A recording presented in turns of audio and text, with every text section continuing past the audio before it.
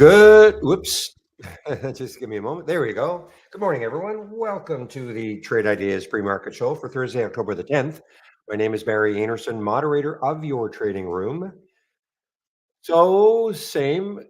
Thank you, Torty. Thank you. Okay. I was wondering what happened to you, Torty. Well, I'm hopefully you're okay. Torty's in Florida. Torty's always the person who always lets me know every single morning, except for yesterday, whether or not you guys can hear me in YouTube. So, okay, guys.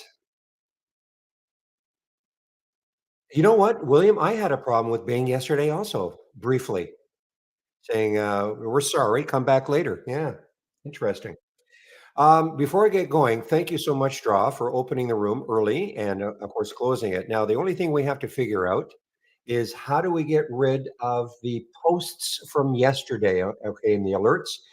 It was pretty simple the other way. I would hit the gear, and there was a little trash box that showed up, and I would just hit the trash, and it'd all go away. So I can't quite figure out how to do that. Otherwise, you see what's happening. We've got all the things from yesterday. So, but I'll figure it out. I'll contact. Probably so simple. I'll contact Sebastian. The other thing is, and this is for the room's rules. I see what's happening. So when we close the room down and then open the room, everything disappears. So I'm going to get him to make sure nothing disappears in the room rules, and also my homepage. Okay, guys. With that in mind,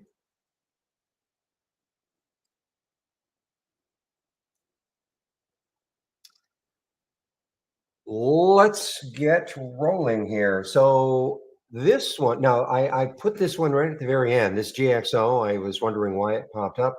So it is something to do with the reportedly mulling a takeover offer or some interest. Okay, so that's the reason that GXO is up.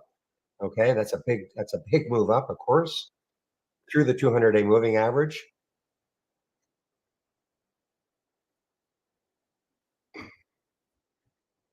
Now, just to let you know, Sebastian, the person who is the developer of the room, he's in Florida, so I'm not going to bug him at all. Okay. I don't. I think he's. Well, I don't think personally. I think he's okay, but it was the servers he was worried about. But evidently, we have a problem because we're able to get up and running in the room. So I'm not going to bug him. Okay, today. I'm sure he's got other things to worry about. So BLMZ, guys, BLMZ trading higher after it was announced that it was selected as the primary animation contractor for an upcoming project. Well, I don't know how more vague you can get, but okay. BLMZ, BLMZ. So when you say what's the in our YouTube room, what's the deal with the money machine? What do you mean by that exactly, Tim? It's not ready yet. Okay. All I can say it's not ready yet. It has to be tested. Have to put it through the simulator first. Then we have to test it with real money. And hopefully by the beginning of the year, if it all works out, it'll be unveiled. That's all I can say. TPST, TPST. Let's take a look at this one. Um, okay, give me a moment, guys. My headline news is not syncing yet. Just give me a moment.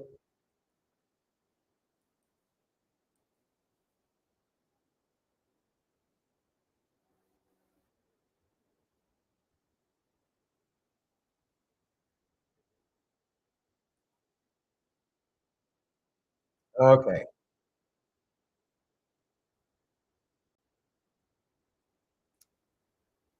So Roche collaboration for lead asset boost TPST. So that's the reason. That is the reason why TPST has moved up this morning.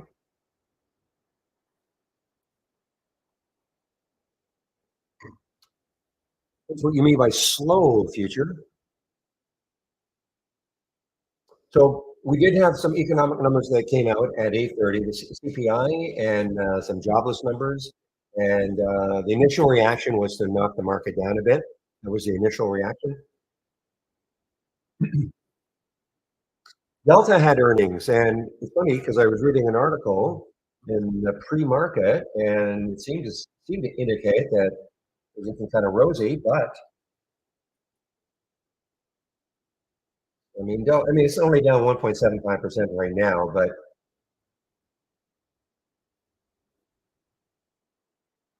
yeah, because I thought they had actually guided that it was going to be okay. But anyway, here it is, Delta. Yeah, this is what I was reading. The current quarter is shaping up to be one of the most profitable fourth quarters in its history. But anyway, it's being knocked down a little bit.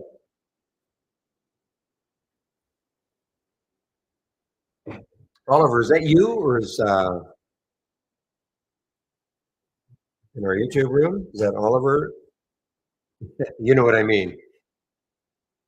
Has it shaken off? I have no idea. There's no volume yet. There's no volume yet for AUR, so I have no idea if it's shaken off anything. There's no volume yet. TWG, TWG. Well, first let's go TXG, TXG. So this is down 27%. Trying to find the reason. This is a preliminary. So this is not an official earnings release. It looks like October 30th, end of the month, but they're sort of putting up some preliminary numbers, and they are weak. So that is a reason so it may as well be. No, there's an Oliver. Sorry, Oliver. I mean, there's an Oliver who posts a lot in our main room, who's been in the trading contest. So I was just wondering if you were in the YouTube room. Oliver. Obviously, Oliver is a fairly common name, so it's not the same Oliver, if that makes sense. So TXG is down. It may as well be an earnings play, guys. Okay, may as well be an earnings play, even though officially it's not till October 30th. Trying to figure out why WULF is not showing up here. How much is it up? Well, it's only up 6.5%. Well, that's the reason it's not showing up now.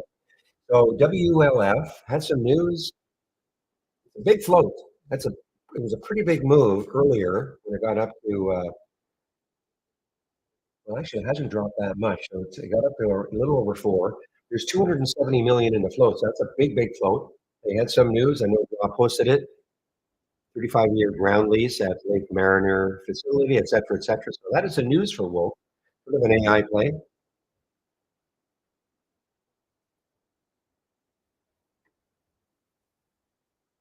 ETWO, ETWO.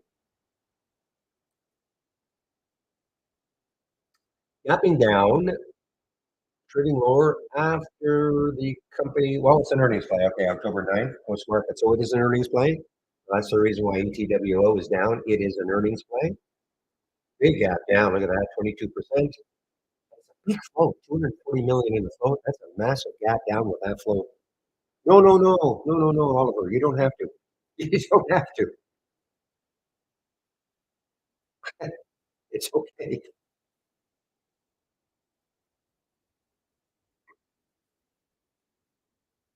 Friday, FFIE happens. I know this was a little bit active yesterday.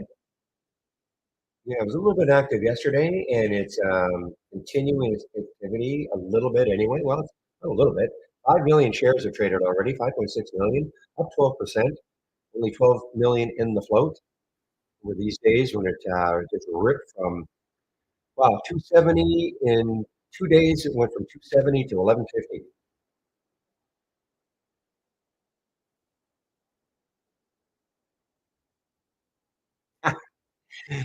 Well, actually, I haven't opened my can of it yet, but let's take a look at CELH before I do that. So UVE, Florida Insurer.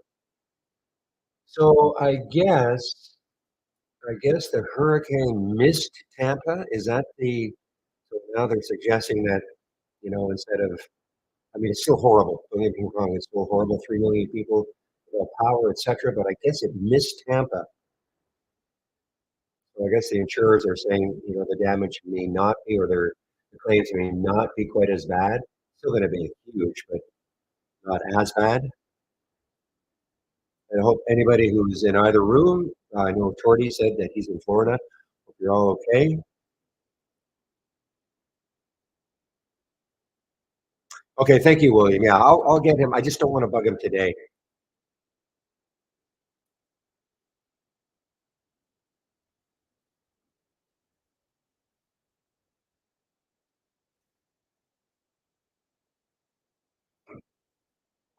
Oh, okay, thank you. So you manually deleted the alerts from yesterday. Okay, thank you.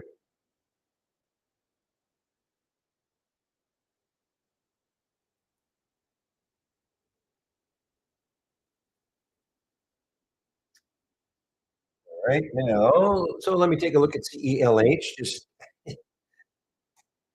Celsius. Yeah, a little bit of a move, actually. Actually, it's a pretty good move for 437,000 shares, up 7%. It is a big float. See if there's any news.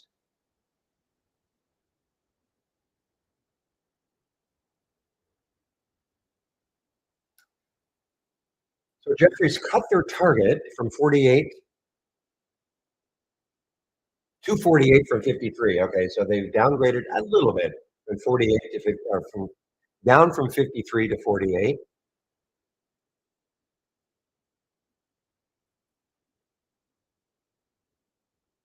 Here we go. Here's a nice Motley Fool.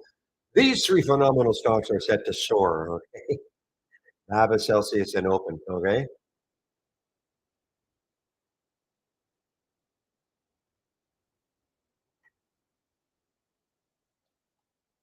Well, actually, CELH is yeah. This is maybe that little Motley Fool. Well, they've been around for a long time, guys. Anyway, Motley Fool. Maybe that little article is helping them. I don't see any other news. They have earnings on the 7th, on the 7th of November. So certainly not an earnings play.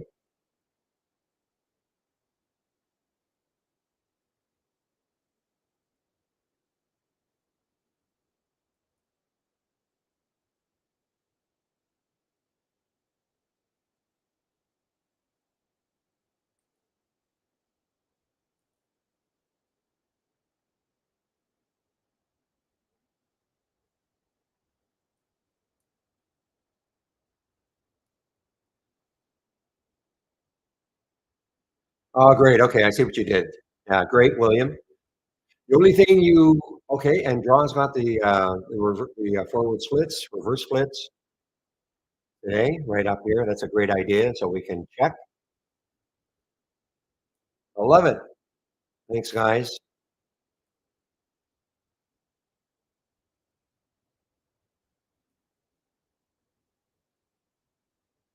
All right, let's take a look at the major sectors right now, guys. I know XLE seemed to be moving a little bit higher this morning.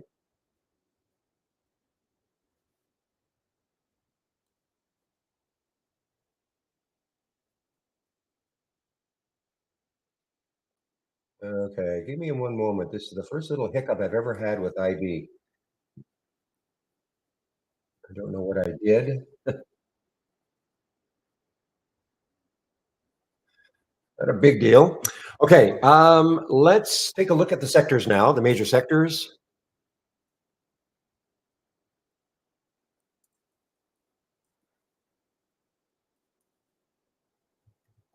and see what's happening.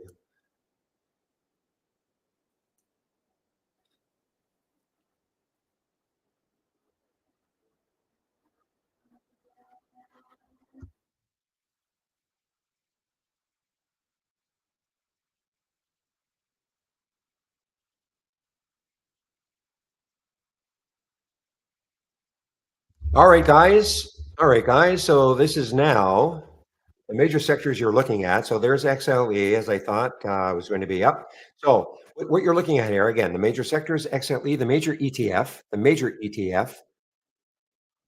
for energy, 90% of them are up from yesterday's close. Okay, the stocks that make up XLE, 90% are up from yesterday's close. Nothing spectacular. OKE is the biggest one.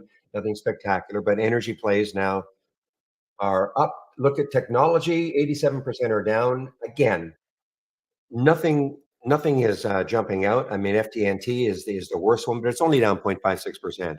Okay. Take a look at FXI. FXI is so the China large cap. So the large so China is and KWEB. So China's having a mini recovery today, guys, after a couple of down days, after the huge move, a 2 week move. Okay. So FXI and KWEB. So we should see some maybe some jumps, excuse me, in a lot of the China plays. Okay.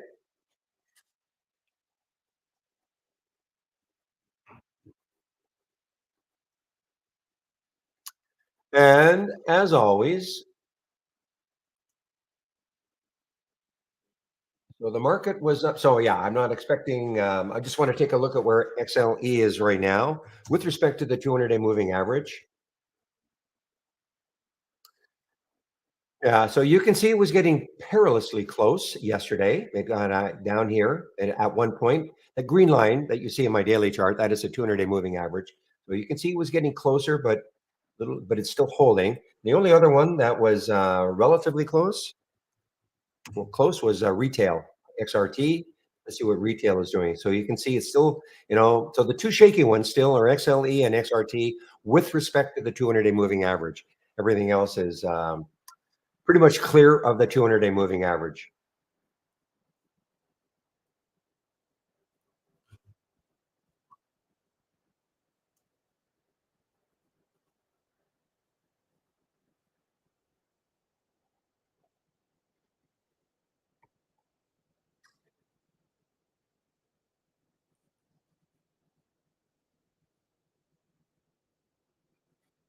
Yeah, EVGO, you're right. EVGO, did I have this on my list?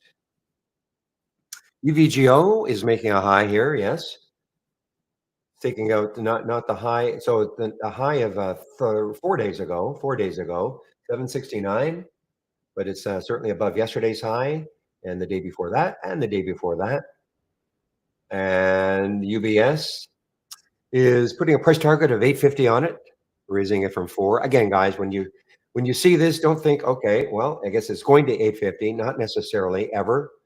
Okay, it's just it's an opinion.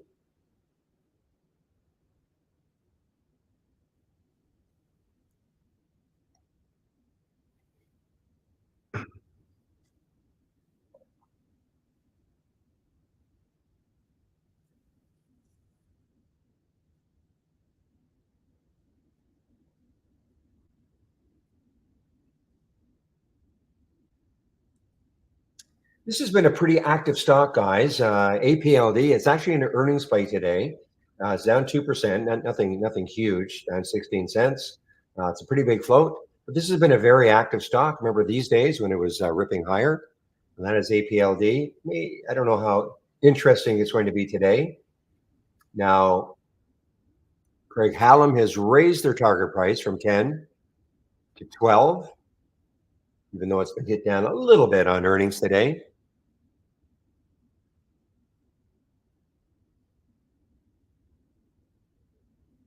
Man, this CELH is having a day here.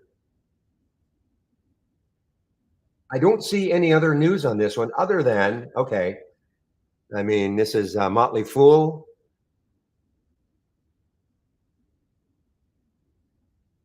That's the only thing I can.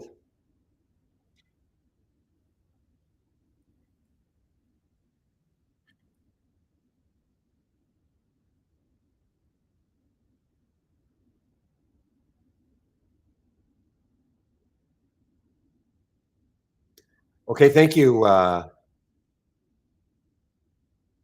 Hmm.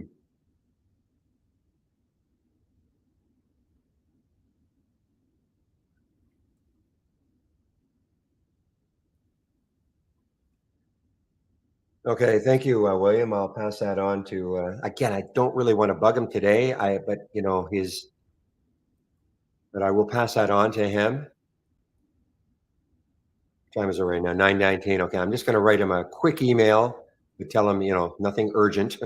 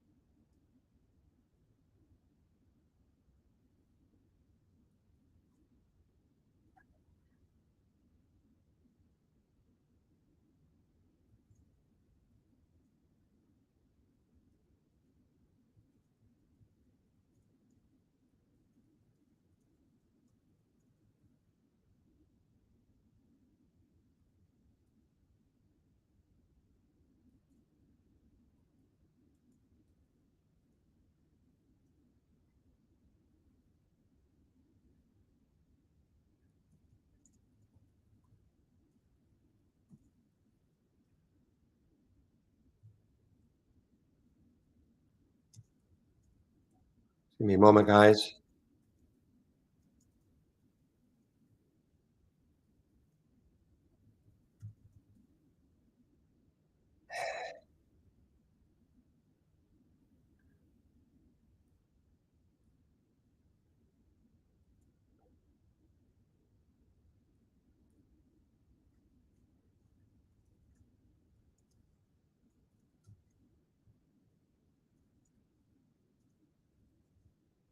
Yeah, this CELH is ripping. Just give me a moment, guys. I'm still writing to Sebastian here.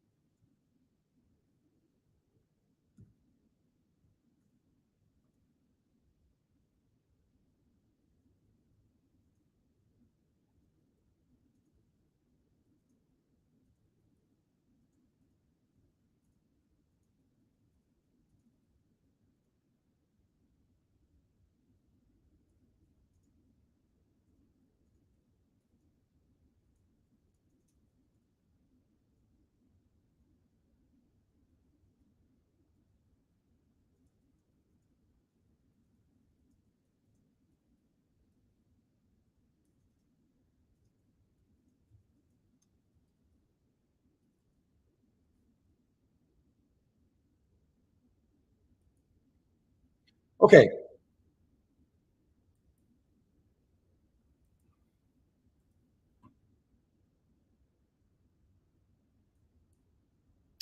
Okay, guys, let's see now. Okay, I just wrote a few things to Sebastian, but I told him, like, don't, there's nothing urgent.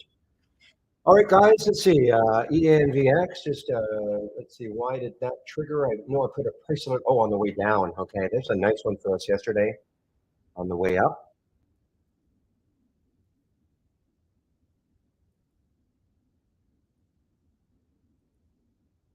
Got it. So in our YouTube room, how is the market today? Well, a little bit weak with the CPI and the employment numbers that came out, or unemployment numbers, however you want to term it, phrase it. That came out at 8:30, so that caused a bit of a drop in the market.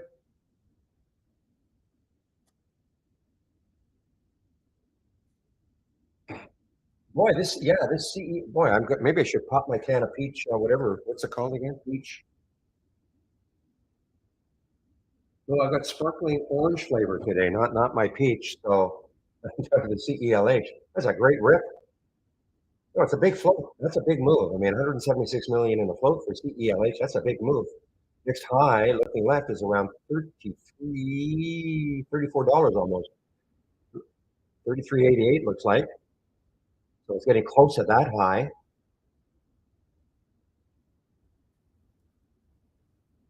Really, on Wall Street bets, well, it has a pretty high short float, 13% short float. I mean, that's fairly high, not massively high, but that is, so that could be a reason.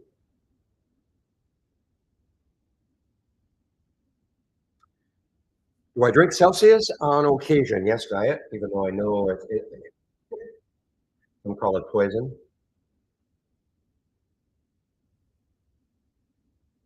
I have one right in front of me. I haven't opened it yet, though.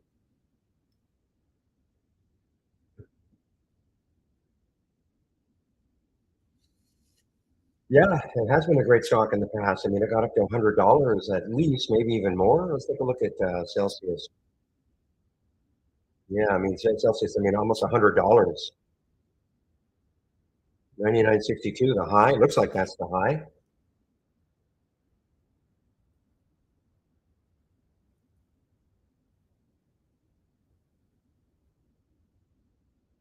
I definitely like it better than Red Bull, which I don't have that much anymore. Yeah, so it's interesting now how this has been rephrased. Okay. So Jeffries reiterated coverage with a buy and a target of 48, but the other headline, they've actually moved their initial target was 52, and now they've made it 48. Still higher than 33, of course. But this is not as nice a headline. You see what I mean? Jeffries cuts their target price to 48 from 53. Now the headline, I don't see that headline anymore. All right, guys. Wow, I got to hurry up. I've got to get my layout that I'm going to use once this market is open, up and running. So give me a moment as I save my pre-market layout.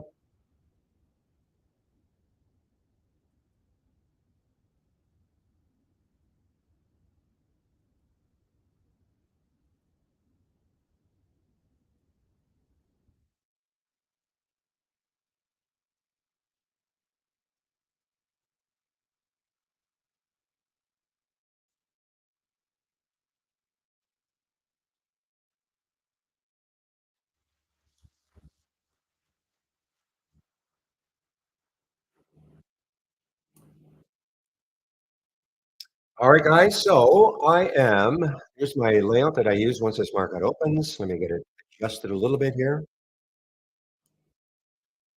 So again, I typically do not trade in the first 15 minutes. I know I made an exception yesterday with that, what was it, PYMD?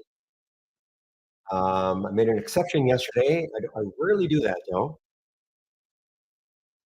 I gotta try to let things settle down a little bit.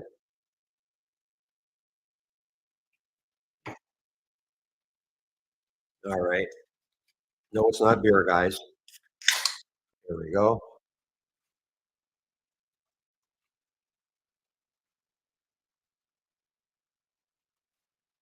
As an homage to Celsius, I just popped one open.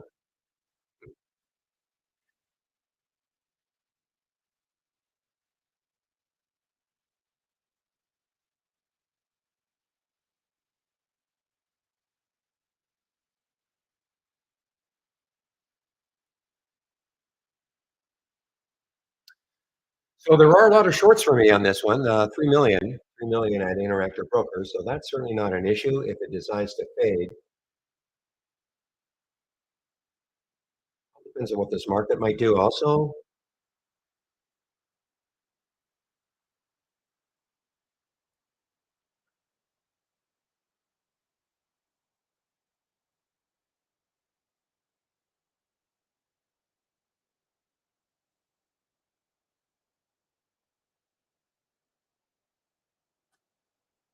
Oh, WHLR, didn't mention this one. I did not mention this one. So yeah, I mean it's up 22%. Definitely a great move.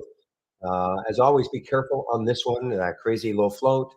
It's had some unbelievable moves in the past. It never got up to $11,000 or $1,100, guys. This was just a remember this is reverse split adjusted. But it has been a very active trader, as you can see. A few weeks ago, a couple of months, maybe a month and a half ago, did get up to around $37. Some volume is coming in. There's really usually we can never find any news on it. All right, guys, market's going to open in about 30 seconds. So let's have a great start, or let's have a great trading day.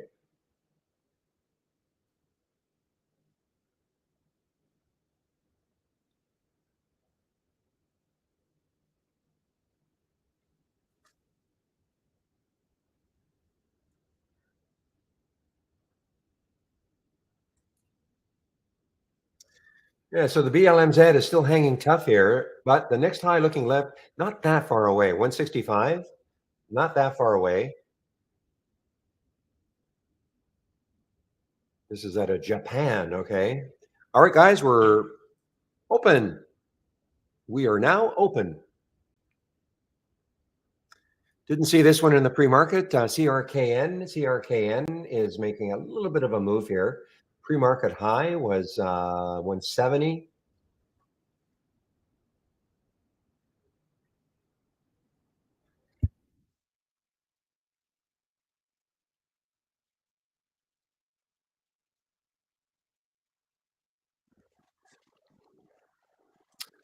So Celsius is okay. There's your drop. There's your drop now. don't know how much further it's going to go down, but there is your drop now for Celsius, CELH.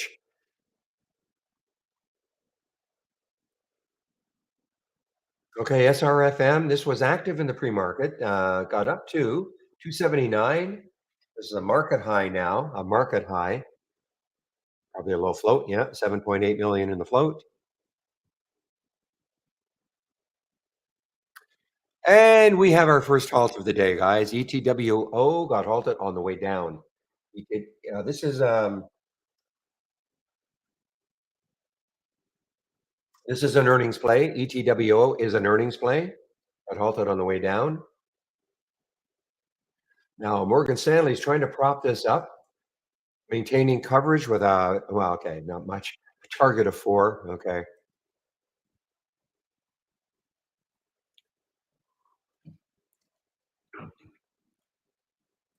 China stock, YYAI, YY. I'm sorry, it is not a China stock. I'm sorry, not a China stock. YYAI, a little bit of a move, then a drop. Okay, in terms of China, let's take a look at KWeb and see if KWeb is starting to. Nope, nope. It had a pop and then a pullback. So certainly not nothing to indicate that China is going to move in a significant way today upwards. Not yet, anyway.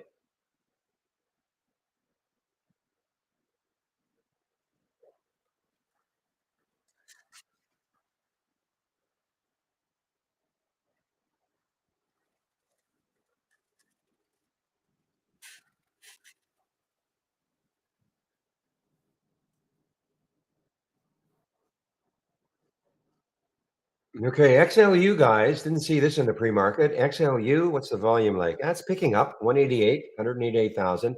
XLU, UBS is propping them up to $11 from 950 price target. That's probably the only news I can see on it. And that's XLU. Again, it's early. It is really early.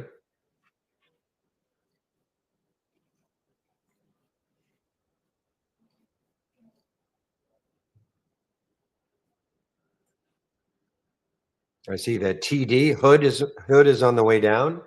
Hood had a great couple of days, but now trying to give it up a little bit here. Okay, Shady is EVGO. I don't see EVGO. Where are you? Surprised it's not here somewhere. Um,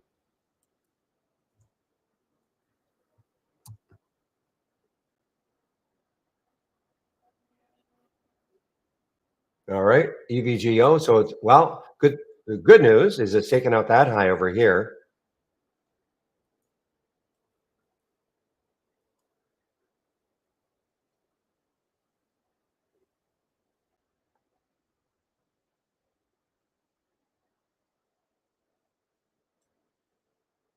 And again, we've had an upgrade for it, 850 and eight up to 850 from $4 by UBS.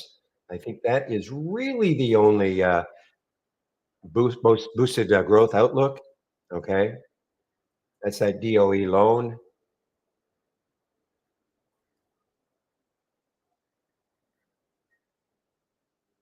That was last week with that big.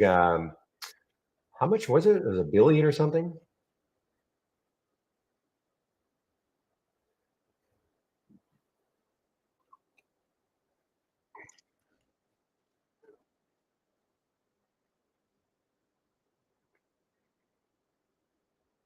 Let's take a look at them.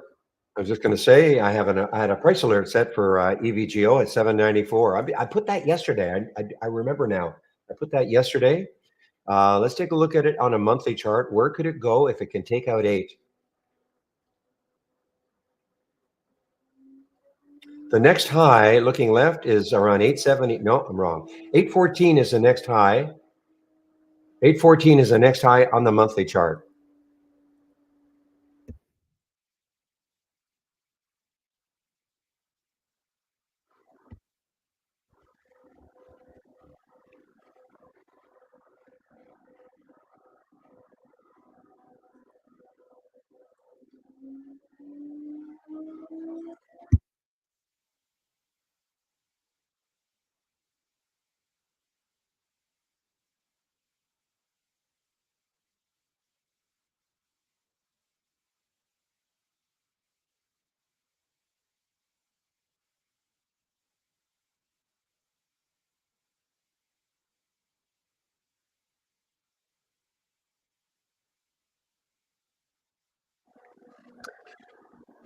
All right. Well, look at this now. So the Celsius, what did it get up to? Got up to 33.85 and then a drop down to a 32. That was a big drop.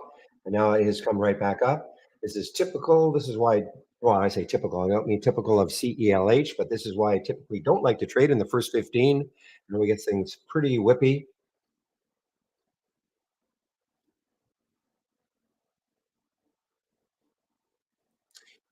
Yeah, DJT. Wow, big move here, DJT.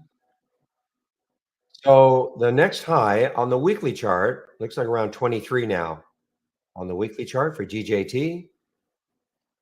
That's a big pop. A lot of volume came in. A lot of volume came in.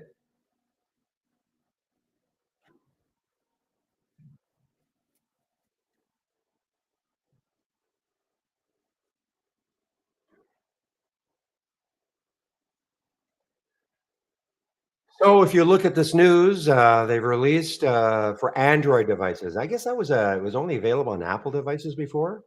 Okay, I think that is the case or was the case. So I guess that's the news on that one.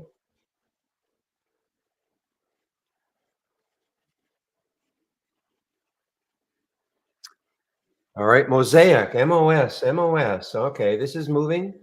Not an earnings play, not till November. Now, wow, look at the room this has got. MOS 26.99. So a little bit of room for the next high on the daily chart.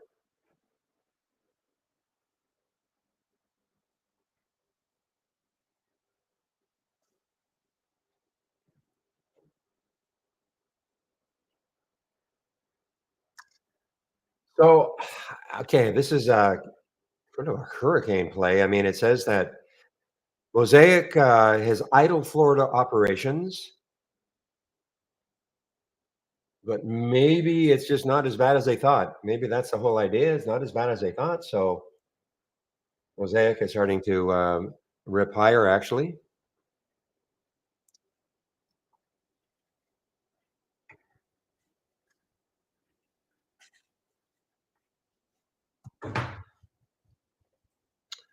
Okay, don't worry. The screen's going to go dark just for a second.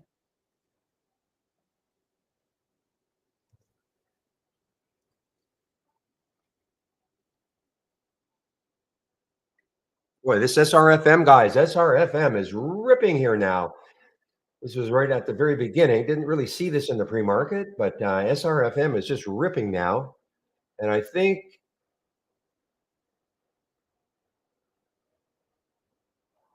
yeah, this has like drones and maybe helping out in disaster situations. I think.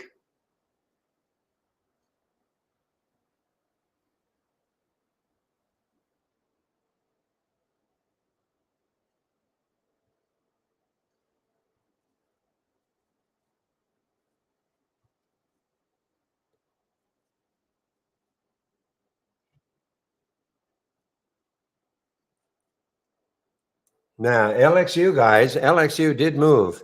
LXU did move. So on the weekly chart, I mean, it's got room.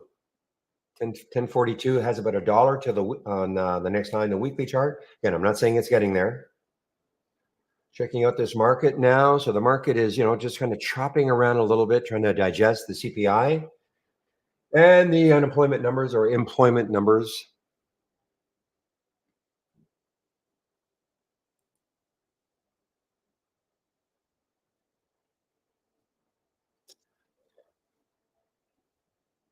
Yeah, Saeed, APL and our YouTube room, SPLD.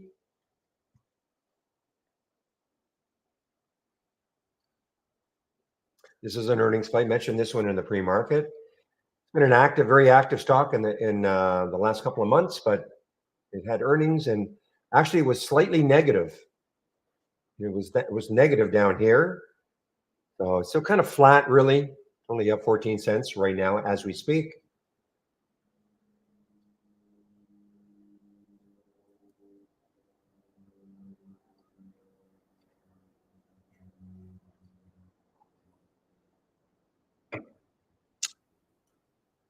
Wendy's. Look at Wendy's. Big pop here for Wendy's for some reason. Yeah, it's not an earnings play. They don't release until the end of the month, but the big pop here for Wendy's and also through the 200-day moving average. Wendy's, that's WEN. And the next high looking left on the weekly chart is 1805. So it's got to get through that if it wants to keep moving. And then looking left, 1844 is the next high. So, I mean, it's got a little bit of room, not a lot, but it is through it's at the 200-day moving average right now. Okay, right at the 200-day.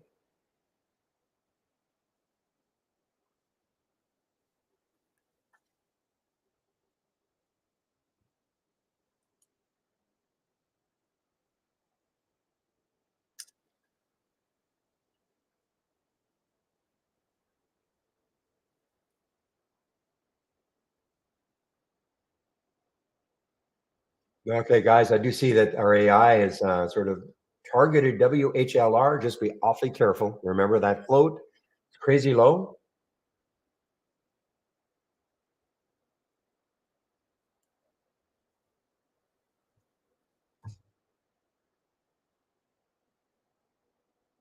All right. Well, I see EV Joe did not take out eight yet. I have a price alert up in that area.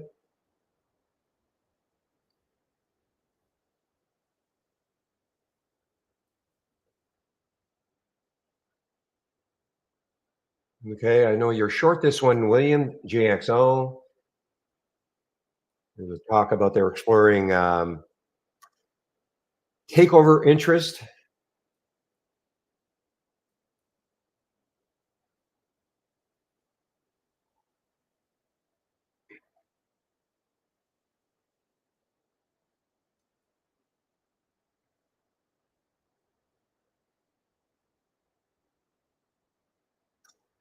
Well, I mean, look, WH again, high, very, very risky. Okay, but WHLR does have some room when you look at a daily chart. The next high, looking left, is 16, so there's a ton of room, but it is very risky. Look at that short, the short, there. Excuse me, the float is under a million. Oh, I don't know if GXO is a short. Dejan in our YouTube room asked. I mean, I don't know. It's a takeover interest. That's the reason for the pop. So I mean, again, when I read a question like that, if you're asking me, should you short this now? I mean, I honestly don't know. All depends. I mean, it hasn't set up as a short yet, in my opinion. It's still kind of it's still near the highs. But if it gets start showing some weakness, maybe.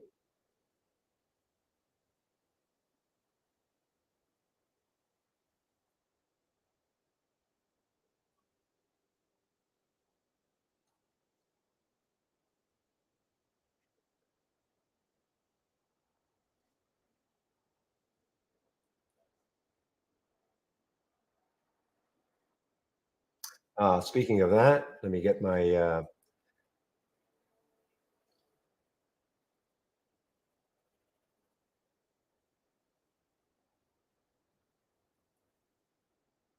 okay. EVGO is coming back now, guys. Boy, it takes out eight. That could really get it rocking.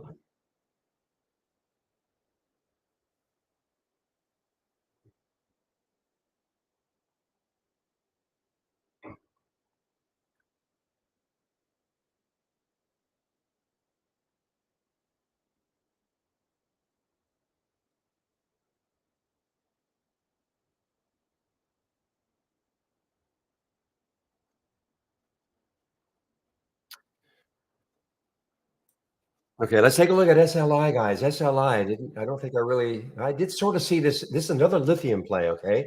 Now, there were some of the lithium plays yesterday. They worked great at the beginning of the day. I can think of PLL, and I think another one is SGML. Anyway, and then they dropped. Let me take a look at PLL as an example. They were really, really good at the beginning of the day, and then they had a quite a bit of a drop. So this is another lithium play, the SLI. I'm not saying it's going to happen the same, but SLI, it's a big float, and it's a big float, 168 million. So that's a pretty impressive move to be up 17%. I almost want to question that float. I mean, that's a massive move with 168 million in the float. 17%.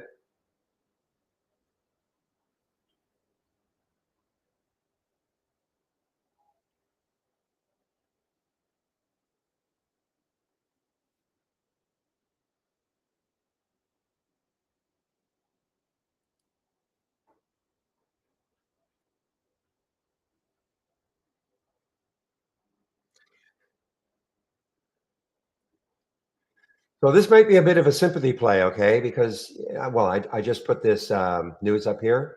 So this is ALTM. This is another lithium play. Rio Tinto is going to be buying them. Okay, so some of the other small lithium plays, maybe out of sympathy to that.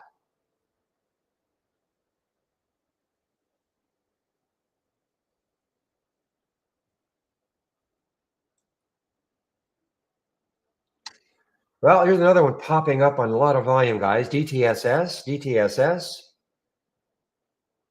This is a China stock. DTSS popping up on a lot of volume coming in.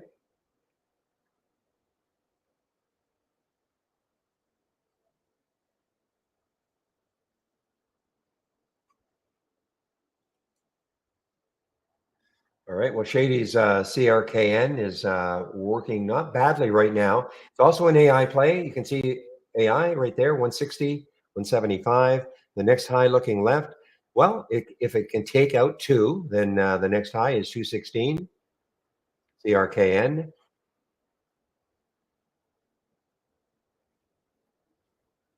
I don't see any specific news on this one. Doesn't have earnings until the November 8th, but for whatever reason, it's moving.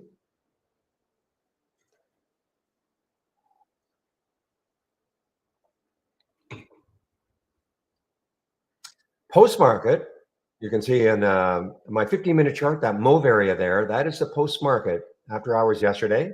It did get up to 214. So the market is now trying to make another new low here. The pre-market low is down here. I'm going to put a price alert there. Pre-market low for the market.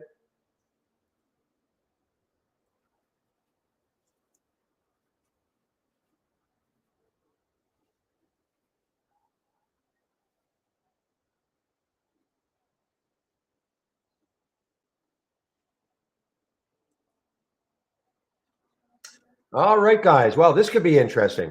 Oh, well, there's the SPY. I just put a price alert on the SPY, and obviously it just took it out. Now you can see right here. You can see it. Green line. It was blue. Now it's green. That means it hit the price target. So we're at the lows of the pre-market for the SPY.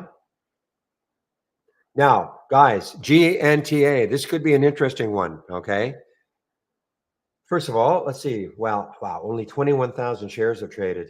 Now that's why my minimum in here has to be 20,000, but normally it's way more. But I'm not quite as enamored with this. But we'll have to see. More surprising things can happen. So there is the halt price for GNTA, 728. This column here is trying to give you a bit of a glimpse into the future as to where it could open. Okay. Now, it doesn't, I notice how this number fluctuates, so it doesn't have to hold. Now, typically they are a 5-minute halt. So if it is a 5-minute halt, this will open at 9:53 plus 53 seconds if it is a 5-minute halt. But the volume really has to pick up.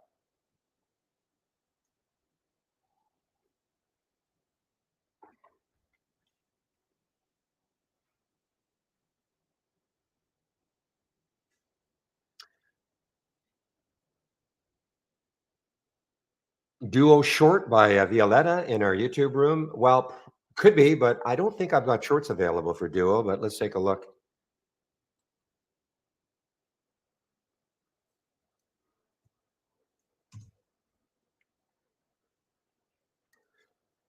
Yeah, I mean, I mean, look, it could be, but I have no shorts available for Duo. So I mean, it's really, I mean, the low of a couple of days ago, 165.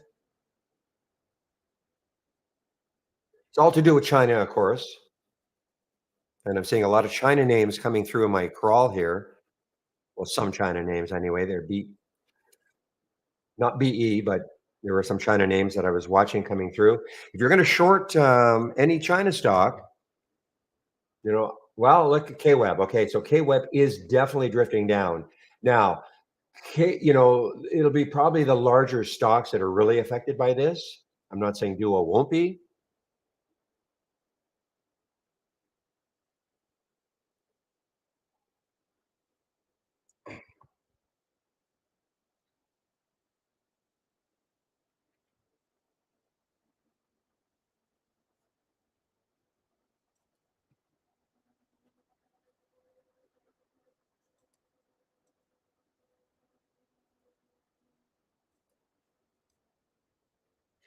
All right, guys. Well, WHLR on the move here, on the move. Again, I cannot, it's up to you, of course.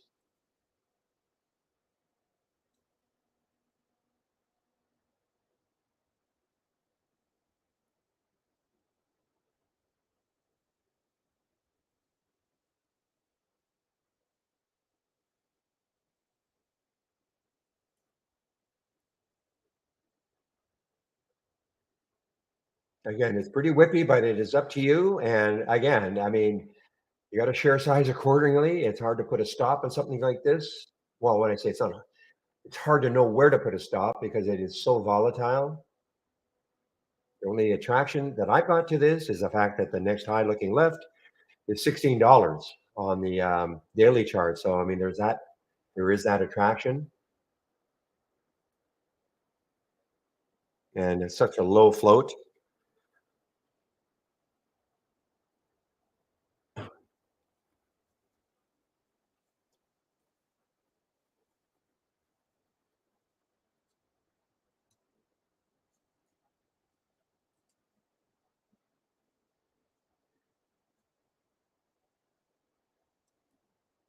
Here's another one, guys, that is sort of moving. ORLA. Problem is, when you look left, look at that next high. For me, it's just way too close. 436. We're at 430 right now. I don't really think I've seen this one before. Canadian company. Where are you out of? My hometown, Vancouver. Well, I'll pay you a visit this afternoon, maybe.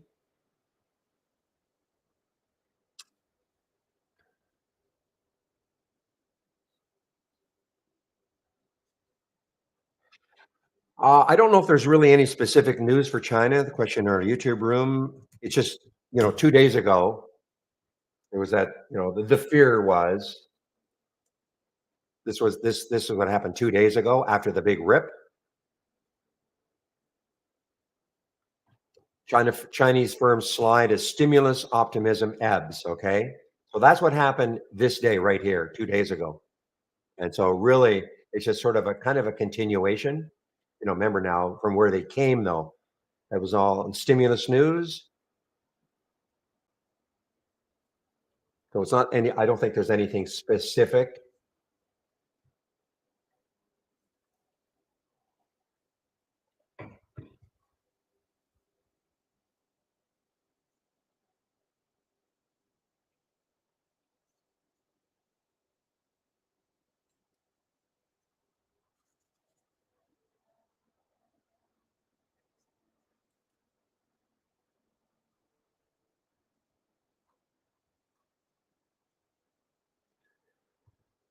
Whew. All right, guys. Now let's see how this CRKN is doing.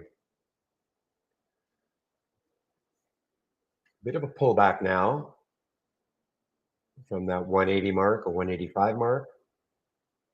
Not seeing a lot of. I'm not seeing a lot of continuation right now on anything. Okay, how that SLI do? Yeah, look at that. I mean, big pop up, big drop.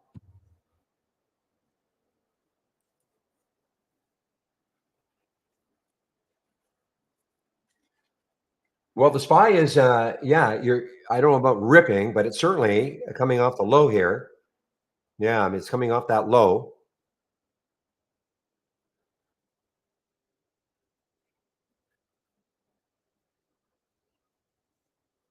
So, I mean, you're right. I mean, you could call this a bit of a rip.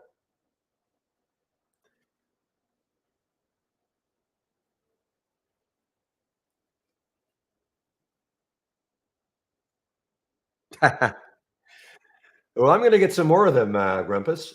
I just haven't had a chance to, do any shopping. So how is that Celsius doing now?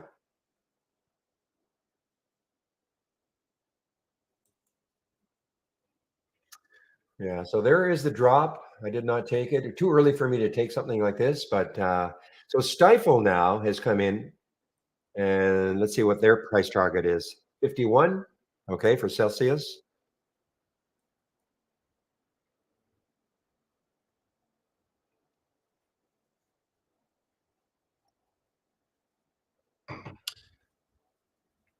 Now, this was a big one from yesterday, a pretty active one from yesterday, TVTX. So it's above yesterday's high. This is interesting to me, guys. TVTX, the pre-market high was up to 1857. Okay.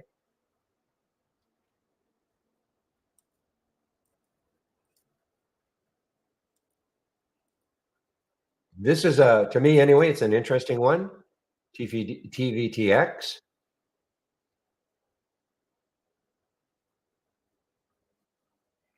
Let's take a look at a monthly chart. Where could it go? I'm going to back this out. I think I did this yesterday and went through this exercise yesterday. So yeah, the next high on the monthly chart, wow, it's way up here. That's right. Almost not quite 20, 1954 or so. So there's room for this one to run on a monthly chart. TVTX, pretty decent volume.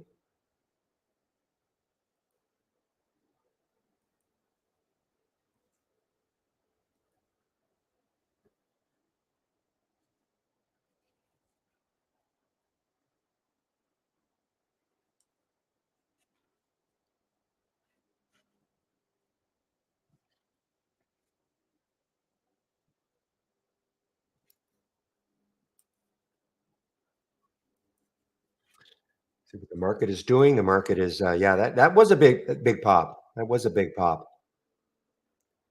Market is still negative, but well, let's take a look. Okay, we've got the SPY's down a little, Dow's down a little, NASDAQ's down a little. Okay, so there's nothing, not like the market is getting whacked here.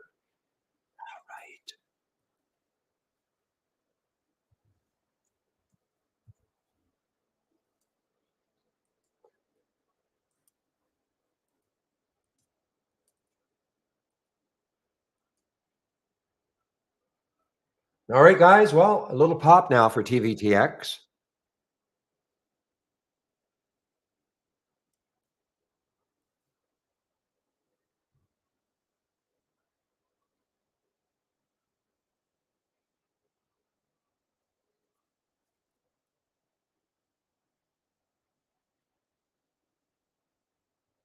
Well, this was a long halt for this GNTA.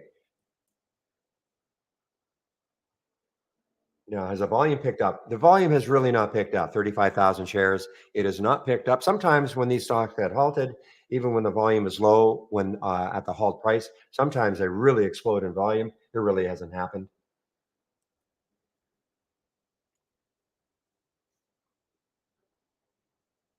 You guys were talking about net. I see net here.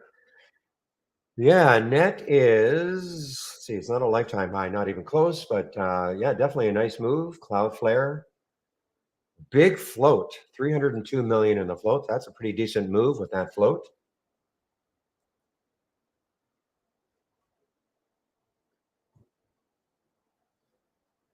I don't see any news on this one.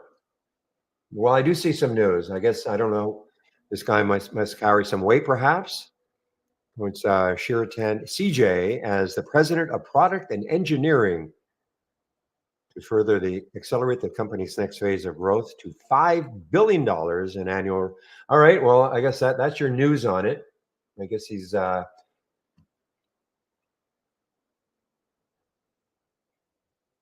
maybe he's well known within the sector. I don't know. All right, guys. Well, again, I can't tell you to take trades, but TVTX.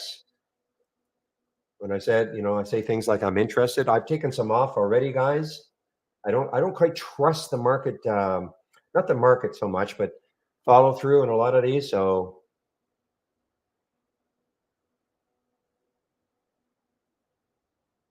So understand, I'm not telling anybody what to buy or sell or when to trade, take profit. All I'm going to say is that if I say I'm interested in something, if it makes sense to you, fine.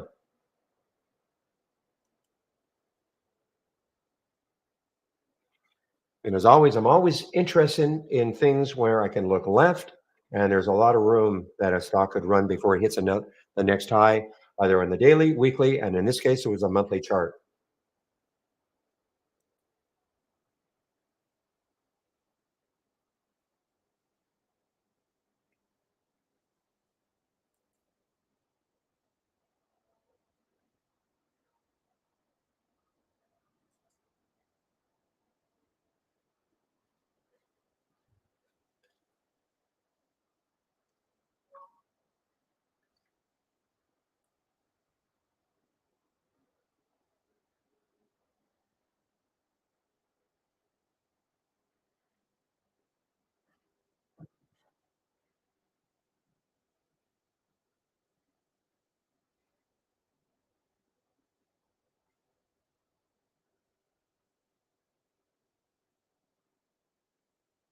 Oh, okay.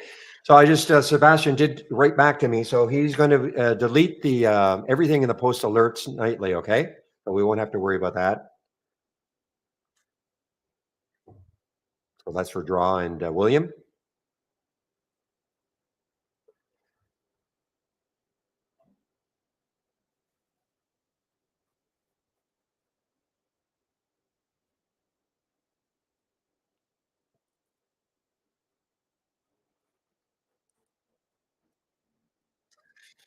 All right, guy. What time is it now? 10:03. So let's take a look at CRKN. Is it doing anything? Yeah, I mean, it's hanging in. That's about the best I can say about it. Hanging in.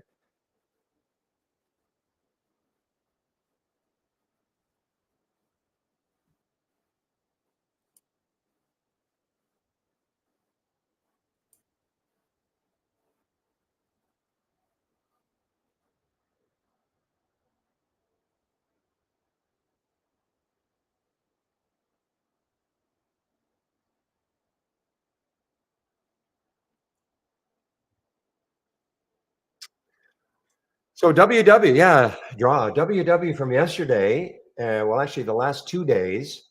And this has been a major move, guys. 80 cents a couple of days ago was the low. Dollar 80 now. Major move, and that's because they're. I guess they're entered the obesity market in a different way rather than the diet, foods and diet and all that. I guess they've got a drug. They're trying to come up with a drug, a pill. I don't know what it is that they're actually coming up with, but yeah, $1.90. So it hasn't $1.80. I have $1.80. I have $1.80 yesterday. Maybe it got was it possible it got over $1.80 in the pre-market? I have $1.80 as the high yesterday, draw.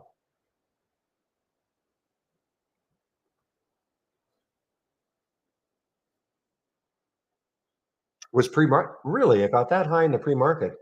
Okay.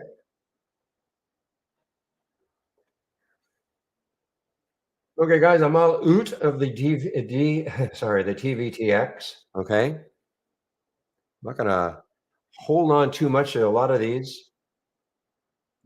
I don't trust the I can a lot of them as continuation plays.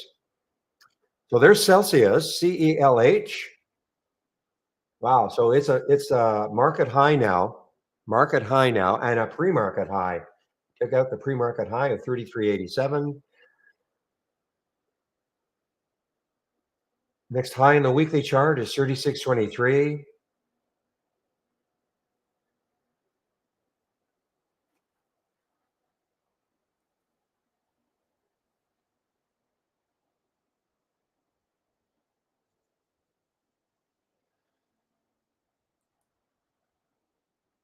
SYM, I think somebody mentioned SYM earlier, symbiotic.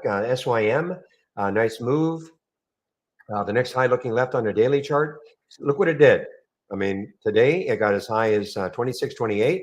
That high right there, 26.30. So that's why I always look left to see where a stock could go because I always fear that the next high looking left could stall it. And so, obviously, if you'd taken it down here, that wouldn't have mattered. But if you're looking at it now, that is the next high. Now, if it can take that next high out, then the next high is 26.97. So that's about $1 away. If it can take that high out, again, I'm not saying it's going to get there if it takes it out, but that's your impediment right now for perhaps moving higher. So I'll put a price alert in that area.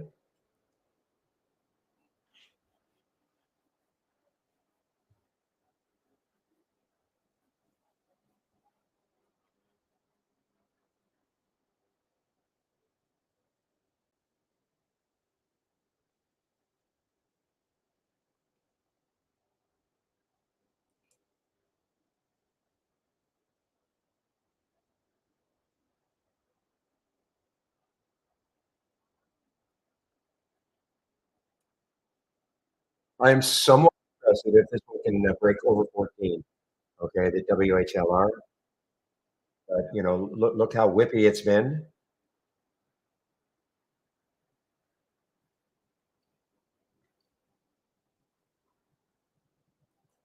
This Red Robin, didn't they, or is it Red Lobster or whatever? I don't think we have them in Canada. So I thought they went filing for Chapter 11, but I don't think it's Red Robin. It's the other one. Is that right?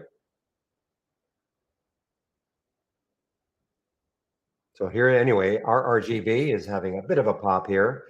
Not a big float either, 14.9 million in the float. So that's not a big float. But again, look left on the weekly chart. What do we see? To me, it's just too close, from 590, 564 to 590. I want to see a lot more room that a stock could run before it looks at that next high. It was Red Lobster. Thank you. Okay, not Red Robin.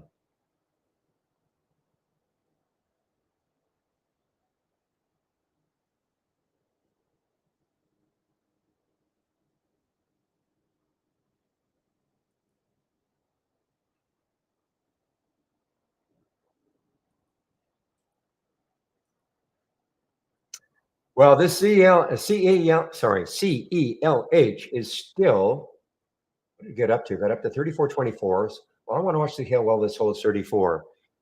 The next high looking left, I think it's getting pretty close. Yeah, 34.17. So it got to 34.24. So a little bit above that high. I suppose if it can take that out, then it's got a shot to that 36 level.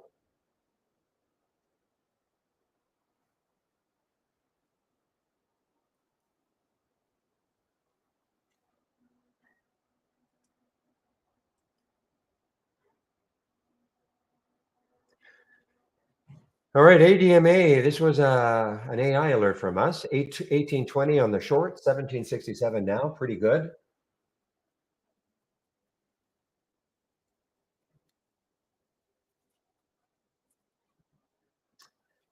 Well, that guy's got his ego must be pretty good right now. This CJI stock is just popping on the news that look at this. I mean, yeah, I mean, that's a big move, guys. 7% with 302 million in the float.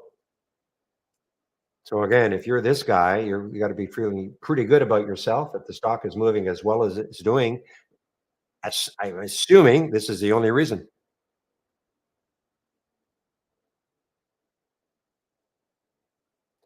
So it looks like he was at Now before. I wasn't sure if he was promoted from within, but I don't think so. I think he was scooped up from Now.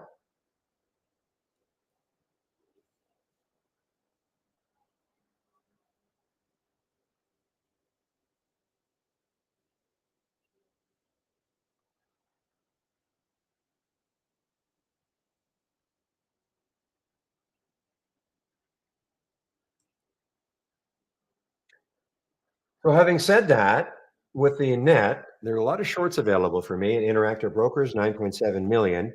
But before I would even attempt that, let's take a look at the monthly chart. So on the monthly chart for net, the next high looking left, so it's above that high. It's above that high. And so the next high I mean, it's got on a monthly chart, it has got still room. And the SYM, put that price alert right there. So again, that has some room to the 27 level, and that's the SYM. And again, the net, I'm more interested in this net though, because look at all the room it's got. If we can really hold this level, 97.89 is the next high on the monthly chart. But it's pretty parabolic.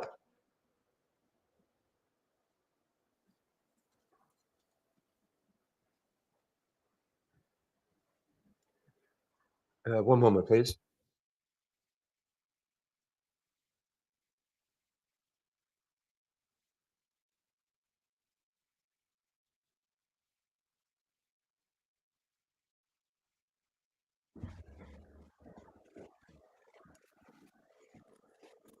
All right, guys. So you see what happened with that WHLR. It got up to 14 again, and then it pulled right back down. So it's tempting, but you've got to size yourself well.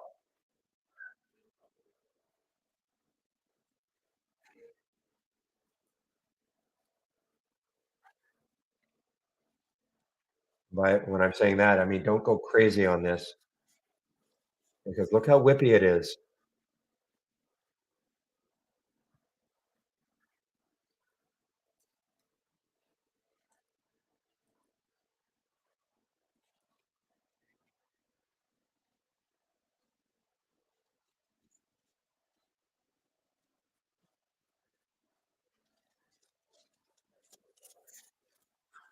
Well, I am eyeballing it. Got to get that bid over 14. I'm talking about the WHLR.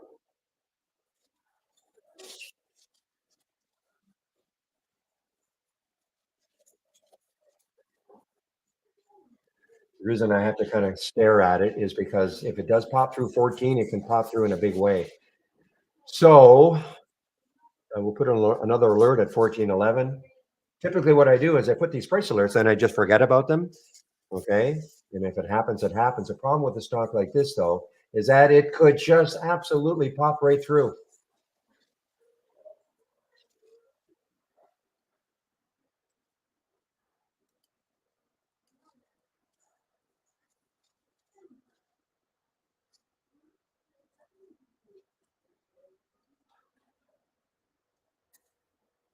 Kind of like that, guys. I mean, listen, just be careful. Okay.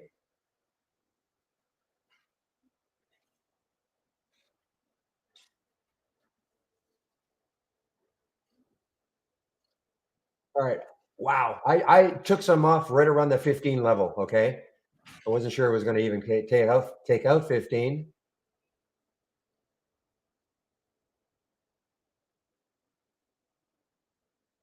I'm talking about the WHLR. Again, very risky, very, very, very volatile.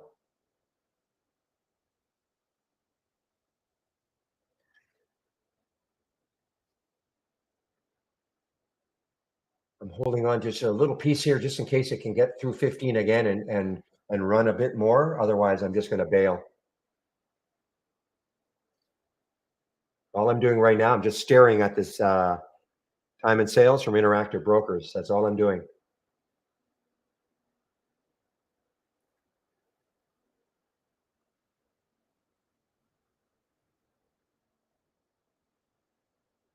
Okay, okay. I was almost going to come out, guys. I'm totally out of it now. I mean, it may pop right through that 15 level, but I'm totally out of it now.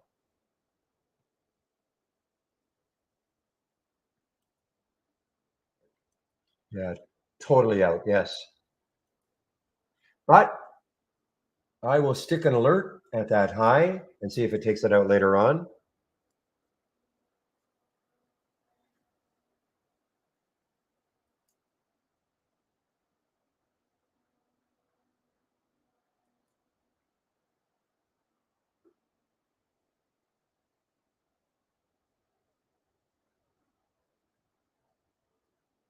Hmm.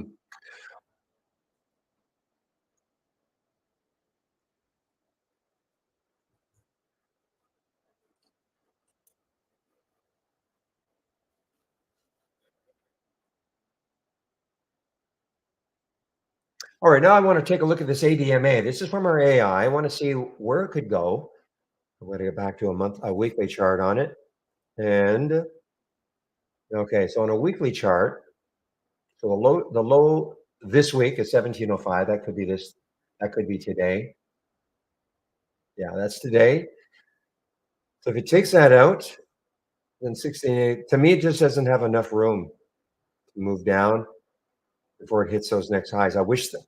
Sorry, the next lows. I wish the next lows were more down at the 16 level as opposed to on that weekly candle at 1691, very close to 17. So,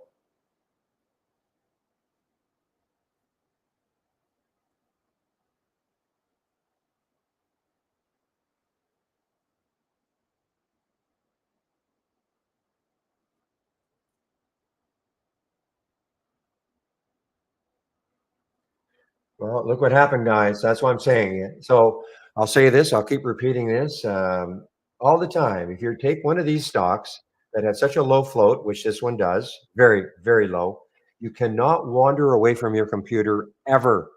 Okay, ever, because these things can drop like $2 in a second. Okay, so you cannot get into a trade like this and then wander down, make some coffee, come back up, and expect that I mean, listen, it could rip higher, of course, but you've got to be paying attention. You cannot leave your computer.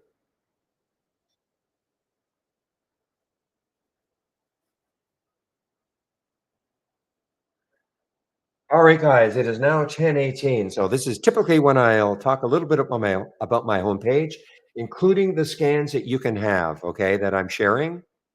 So let's take a look at my homepage.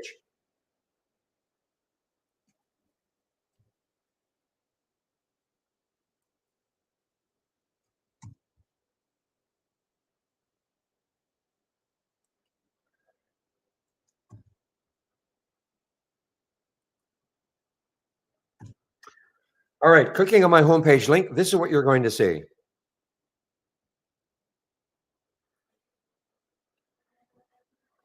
So here's a way in which you can take out a subscription, okay? You can get 15% off, 15% off, first month only, or the entire year of a Trade Ideas subscription.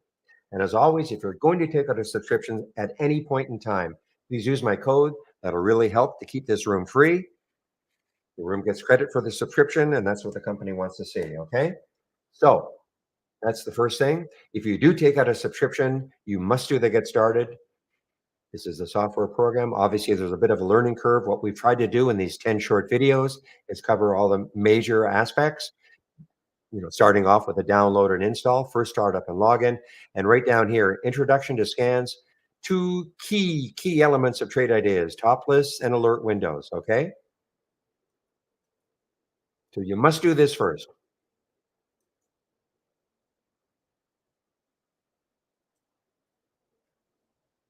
Trading 101. If you're new to trading, this is for you. This is a series of videos designed for people who are new to trading.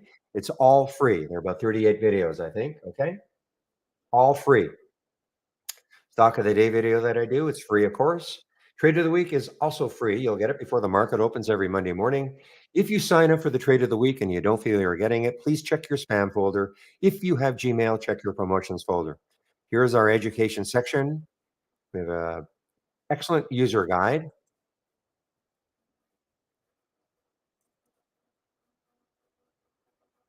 So here's that getting started again. Now, a lot more detail about what an alert window is, what a top list window is, stock races. Okay, you'll notice I'm running a stock race here. I will go over it, but here's how you can create your own stock race with your own set of parameters. Look at CELH, is CELH.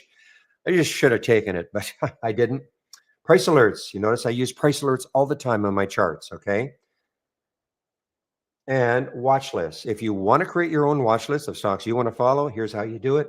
There's obviously more information in this user guide. Like any other user guide, it's got a lot of information. You don't have to learn everything, okay?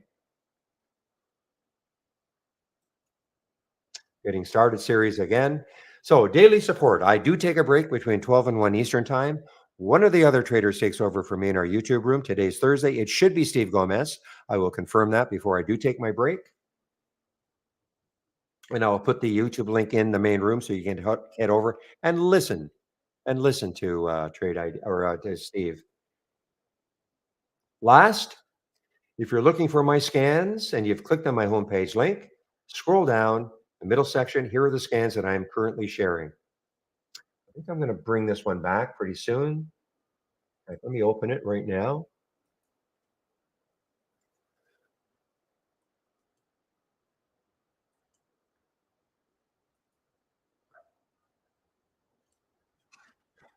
Okay, so here are the scans that I'm currently sharing. Okay, so you click here. So these are the ones that I'm displaying. I'm displaying the biggest scanners from the start of the race is here. Halts resumes is over here. Okay, relative strength leaders is here. Let me expand this a little bit so you can see everything. Relative strength leaders is here, and then the upside movers versus downside movers is here. But I do have some other scans on my other monitors that I have up and running, including the momentum scan, very active scan. I also have a large cap gainers, okay, from the start of the race. I'm going to go over the races, which is right here. And as you notice, I have I have put the I'm going to start watching this one. I was going to wait till next week because I think the gap continuation or reversal scan can be pretty interesting once we get into earning season in a big way. But I just want it right now, and I'll go over this later, okay? But as you can see, there are a lot of other scans that I'm currently sharing. So you can take a look at them, but please don't have them all up and running on your layout. You'll have way too much information coming at you. Okay.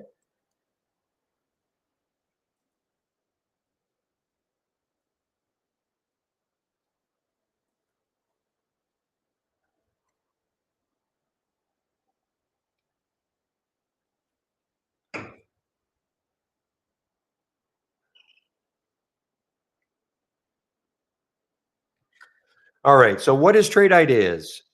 If you're new to this, first of all, if you're new to the rooms, welcome to the rooms. We have two rooms going, the YouTube room and the main room, what I call the main room. If you're in YouTube right now and you want to have a little more action in terms of interaction amongst traders, you can come over into the main room. You can stay in YouTube if you want. It's just not as active. I mean, both rooms see me or see the screen and hear me. It's just not quite as active. So if you click on my homepage link, I just posted that in our YouTube room. And right there, it says trading room. So here's how you can get into the trading room, okay? What I call the main room.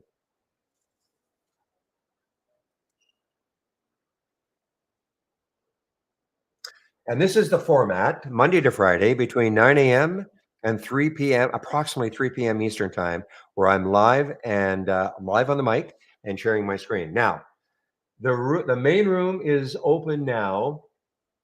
Doesn't have to, but draw now in our main room is starting to open the room at around 7 o'clock Eastern time. So you can come into the main room at 7 o'clock Eastern time, and either William or Draw will keep the room open sometimes till around 4. So because I usually take off sometime between 2:30 and 3 p.m. Eastern time, but William or Draw in our main room will keep the room open until 4. They're not obligated to do this, okay? They're not obligated. I check with them every day to see what their plans are, but they're not obligated to do it, but they do it quite often. How's that? Okay. So what is Trade Ideas? So we are fabulous as a real-time alert scanner. So I like to demonstrate the power of Trade Ideas using this momentum scanner. If I right click on it, then click on configure, and then click on summary. So there are many screening programs out there that kind of claim to be scanners, or we don't claim to be, we are. This is the screening aspect, okay, of the scan. We, of course, can screen stocks, and that's what a top list or this is for. But if you're looking for a real-time alert scanner, you've come to the right place. So in this particular scan, this is what it's looking for. The stock has to be between $1 and $100. The current volume has to be at least 3. That means it has to be trading at least 3 times normal up to this time of day. The volume in the last minute has to be 1,000% of normal, and in 5 minutes, 400% of normal. That's what gives it the momentum. That's why we see these stocks here. If the stock meets all these filter requirements, and it makes a new high for the day, we get a real-time alert. Well, that's why we're seeing RRGB. The last time it happened was at 10:24 plus 14 seconds. So you know what? Since 2 minutes ago, that's 2 minutes ago. So since then, no other stock has met all these filter requirements and made a new high for the day. Okay.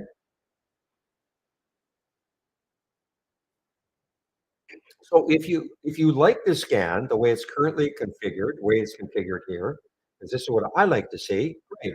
It's called normal on my homepage, but of course you may not like certain aspects of it. For instance, you might not like the price range. Maybe there's a filter in here you don't care about. Maybe you take it out, or maybe you add a filter that you like. Okay, completely up to you. What I'm giving you here is what I like to see, but I'm certainly not trying to force what I like to see onto you. Okay. Now, if you want to build your own scan from scratch, you can do so. This time I'm going to click on search. And again, I'm just giving people a very brief overview of what Trade Ideas is, okay? A lot of people won't ever build their own scans from scratch. They can take my scans. They can go to our channel bar. We have a lot of scans there. But, I just want to tell people who are interested in building their own scans, of course you can. So at the very top here, these are the two most popular real-time alerts that we've got: the new high of the day and the new low of the day. But as you can see, if I keep scrolling down, we have a lot of other real-time alerts. And if I keep scrolling down, when you get to these icons, these are the filters, the screeners that we've got. Okay. Now, if you're looking at this for the first time, please don't get hung up on how many we've got and start thinking to yourself, man, this is way too complicated. I can't possibly learn what all these mean. Well, again, the good news is you don't have to. Okay. I mean, the only reason there are so many, and I think it makes perfect sense, is that when the company started over 20 years ago, I think they started in 2001, maybe 2002. But anyway, whenever they started, they felt that most people probably would not want to have to learn a programming language in order to create a scan. So obviously, then they had to create a lot of different real time alerts and all those different screeners, filters to satisfy the majority of our customers who wanted to combine them to give them the type of scan they're looking for. Okay. So you don't have to learn them all. If you go down here and you look, well, I don't know what that standard deviation breakdown, I have no idea what that means. Don't worry about it. Okay. You can always look, you can always click on it and click on the help. It's going to tell you, but by no means do you have to know what they all mean. Personally, I only use the new high and the new low of the day. And that doesn't mean, just a handful of the filters. I want to have a certain price range I like, a minimum volume. That doesn't mean what I don't use is not good. It just means that for my trading style, and notice here, SYM just made a new high for the day. For my trading style, that's all I need. Your trading style could be very different. So that's why we have something that potentially you could look at and maybe create your own scan. Okay. So people do not share their scanners. Okay. Evan, there's no central repository of all the scans that all of our customers have created. First of all, a lot of our customers don't want that. They create their own scans, and a lot of scans they create. Sometimes takes them a lot of work to create scans, and so consequently, we don't take every one of our customer scans and put them in an area where you can take a look at them. So you can take a look at my scans, of course. Why I suggest that people come into our YouTube room between 12 and 1 when I take a break, because, excuse me, one of the other traders takes over for me from Trade Ideas, and they have their own scans. You can take a look at those. But also here, you click on New and click on Doc Channel Bar. These are all theme-based channels. Okay, they're all theme-based channels, and there are a lot of different scans in here. Just click on the Show More, and you will see them all. Okay.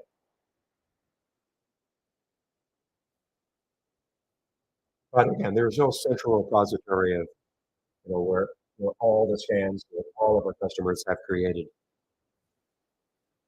Question we get a lot, especially from customers who created their own scans and ask, "Are you sharing these?" Because they don't want them shared. But anyway, that's now there is another. We do have some scans that I don't know how many people actually use these, but if you click on the alert window and you right click and click on configure, These were done a long, long time ago. If you click on strategies, these are a bunch of strategies that were created, I think, when the company started. And you've got bullish strategies. If you just click on the plus sign, these are a lot of bullish strategies. And so if you click on, say, new highs, this is going to tell you what it's looking for. New highs on double relative volume, things like that. Okay. And also bearish strategies is basically it's just the reverse, obviously, of the bullish strategy. So you can take a look at some of these. I have no idea how many of our customers actually look at those, but they were created a long, long, long time ago.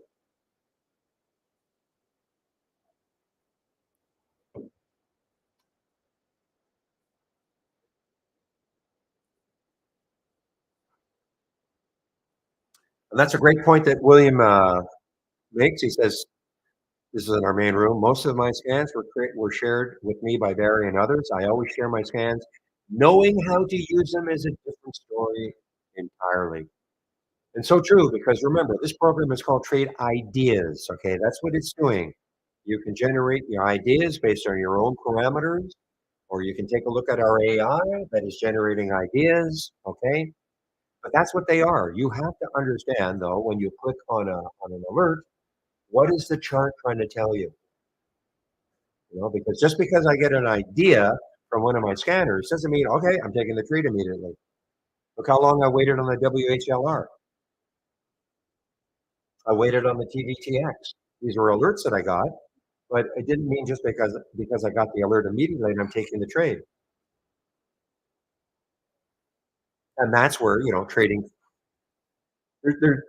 Experience is going to go a long way. You have to understand how to read a chart.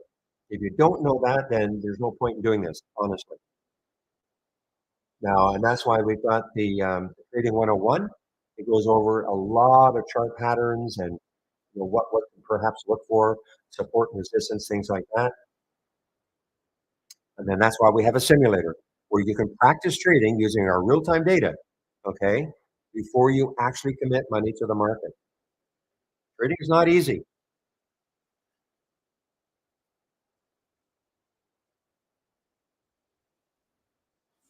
Let me go over this race now, okay? The biggest thing is from the start of the race.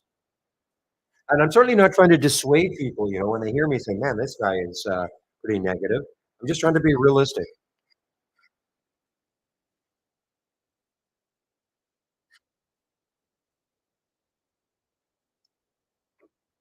So in this race right here,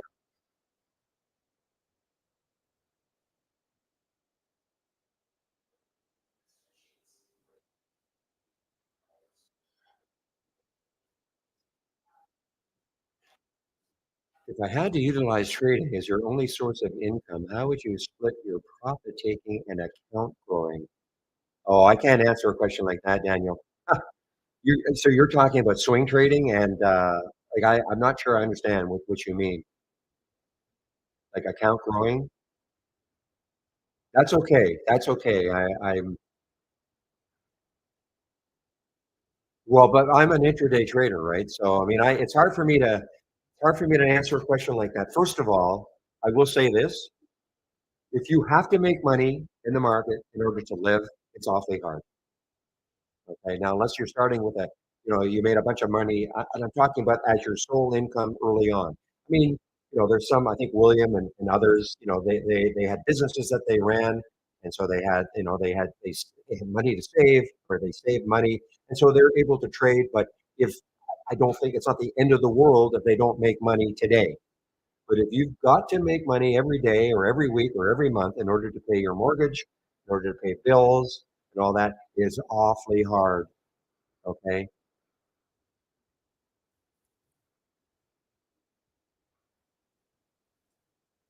And that's all I can say. It's awfully hard because it gets so emotional. I can't imagine.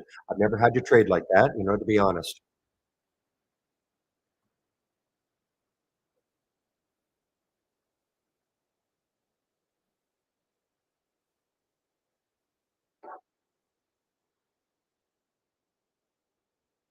And thank you for answering that, William. Okay, for Daniel. All right, guys. So let me go over this race right here. So first of all, what you're seeing, why are you seeing 3.58% for SRFM? Notice I'm running a 4-minute race. Now, as I said before, if you click on my homepage link and go to the education, excuse me, go to the education section and then go to the guide, you'll see there's a whole section on stock racing. All right. So that's how you can set your own stock race with your own set of parameters. I'm going to show you what I'm using, and you can also set the time that you want to run a race. So right now, again, WW, 4.31%. What does that mean? Since the race started almost 3 minutes ago, WW has moved 4%. That's what that means. Not a big number, it's only 7 cents, but that's what that means, okay? Since the race started. Now, at the end of the race, there will be a winner. And look what happens here. There is a winner declared once the race is over. And now you are offered a watch list of the top 10 stocks, top 10 meaning the stocks that have won the most races over the course of the day. So right now, CRKN won 3 races, Brewer won 2 races, etc. Automatically, a top 10 list is created for you. Now, this can be a nice thing to have because now it gives you a watch list. Well, because I mean, a lot of stuff is coming at you in the market all day long. You're in a very active trading room, and I know it can get very confusing. But now a top 10 list is built for you, and you can maybe just focus on this, okay, and forget everything else. So the first thing I would say though is that you don't have to, number one, wait for a race to be over in order for you to click on an alert. You can click on WW, see what's happening. Is it setting up in a style, a pattern that you like? And so you can see the WW just won the last race. So now it went from had won one race before, now it's two. The other thing you can do is you don't have to wait for again a race to be over at all. You can click on DJT right now and see what's happening. If you're the style of sort of a more of a momentum trader, if this takes up the high right there, maybe that inspires you to take the trade. I don't know. Again, for me, I'd be looking left to see it's at 23.45. So the next high in the weekly chart was 23.15. So the next high is at 25. You might look at that and go, wow, okay, well, it's got some room.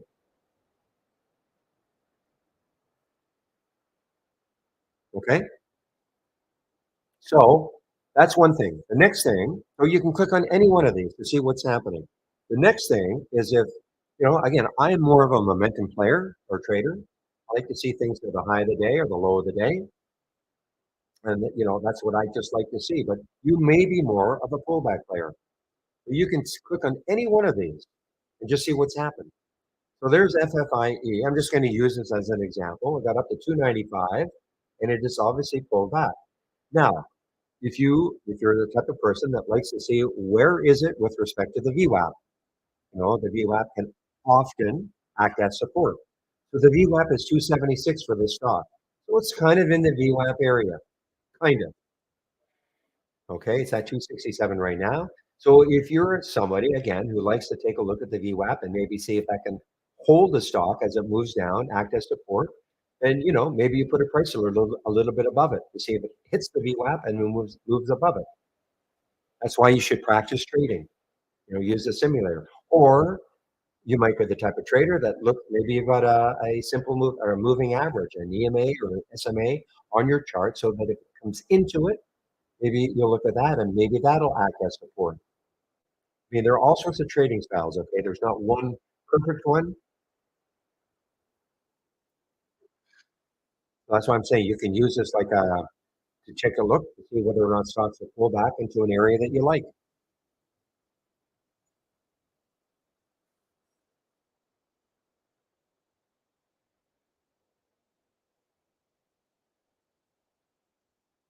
It's not a private room, Devin.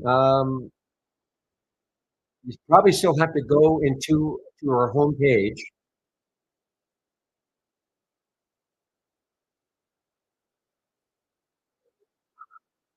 If you click on my homepage link, I think it might be there. Having a tough time getting into the room. So if you click on trading room right there, you should be able to follow the instructions and get in. Okay. So save my link. Okay. Save my link, my homepage link. And then the theory is you're supposed to every day have to click on this to get into the room. Okay.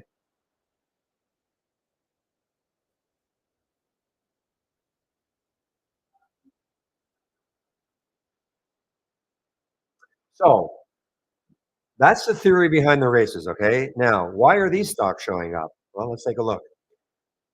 I right click. Notice there's an option that says open top list. I'm going to do that. It will pop on my other monitor. Here is the top list. All races start from a top list window. If I right click on this top list window, notice it says launch real time stock race. So there should be some aha moments right now. You can create your own top list of the parameters that you want and then run the race on it. This is what I want to see. Notice how huge this list is of stocks. Probably can't even display them all on this monitor. So why are these stocks showing up? Well, if I right click on configure summary. So if the price is between $1 and $50 and the current volume is at least 200,000 shares and it's up at least 2% from yesterday's close, it'll be a stock on this in this list of stocks. Okay?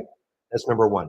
But hopefully it makes sense. If you don't have to be using it. If you want to have your own top list with your own set of parameters, of course you can do that.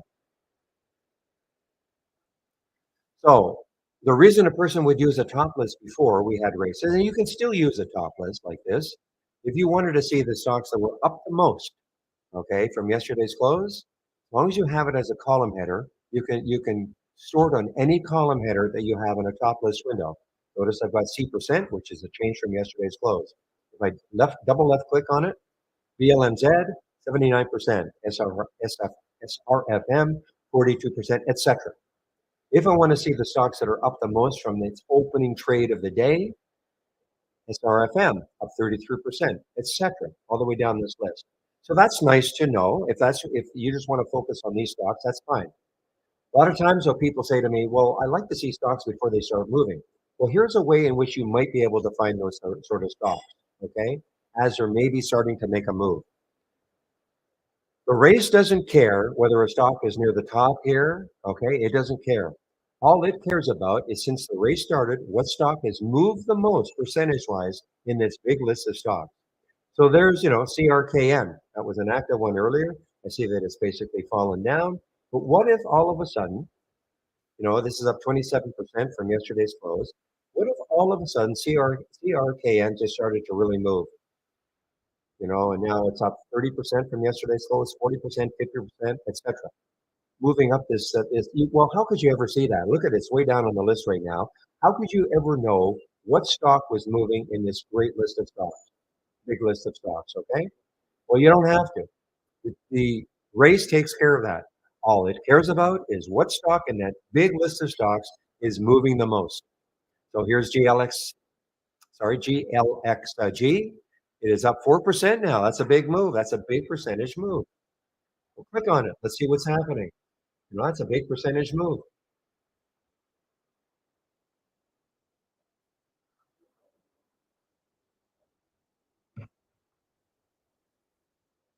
And I didn't see this earlier. I didn't see this stock earlier. It was sitting down here. All of a sudden, it made the pop. Okay. So as you see a stock like this moving, click on it. You don't have to wait for it to be at the top.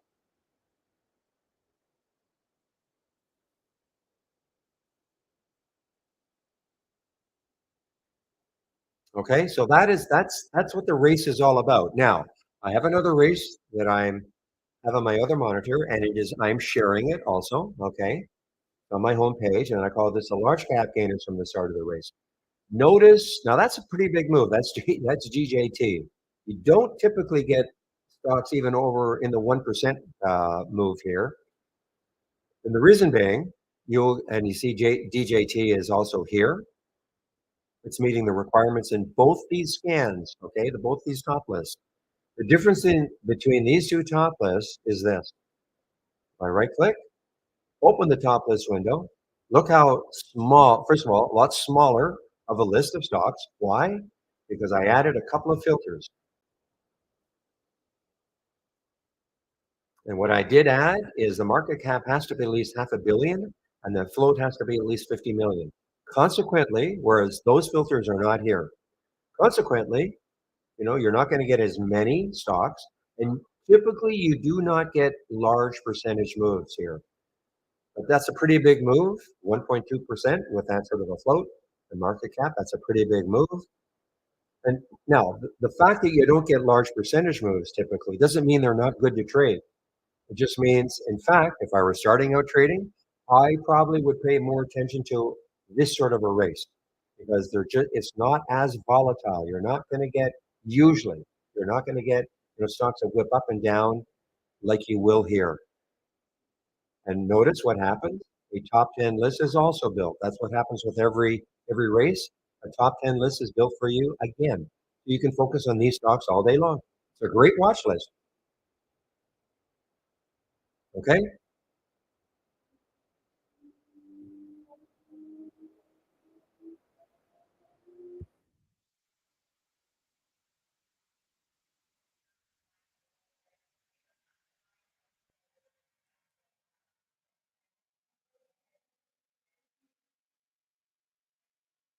Give me one moment, please.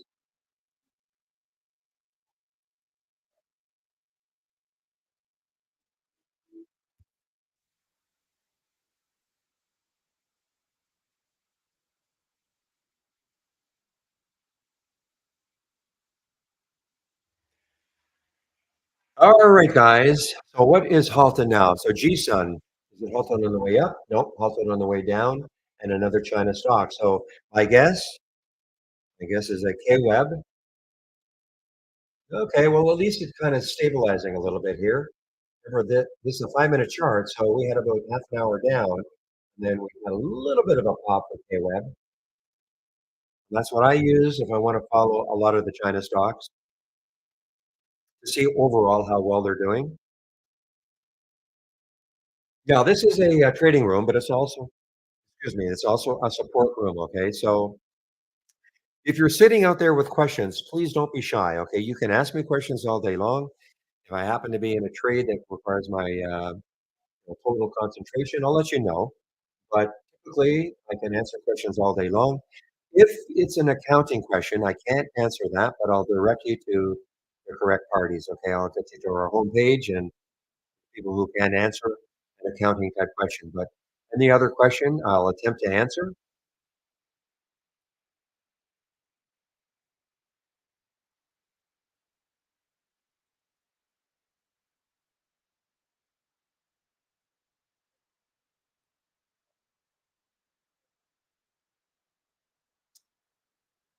Well, Shady, I know you were trying to connect to trade the CVGO. I hope you made a little bit of money, maybe by scalping it if you could. But yeah, this is now just kind of weakening more and more.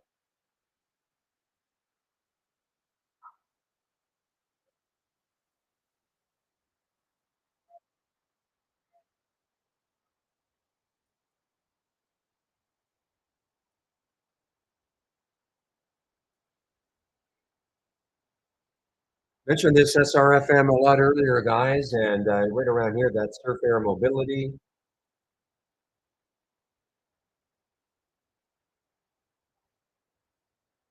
And I think this is a drone. I want to say this is a drone of some sort. Am I correct? Electric Aviation and Air Travel Company.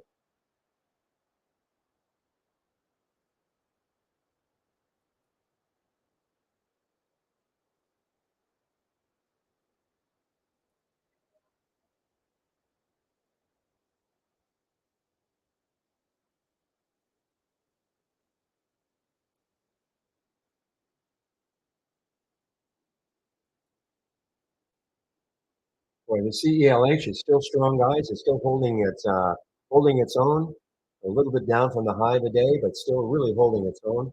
Look at that WHLR. Now, again, if people were listening to me, on that, I mean, you just really have to be super, super careful.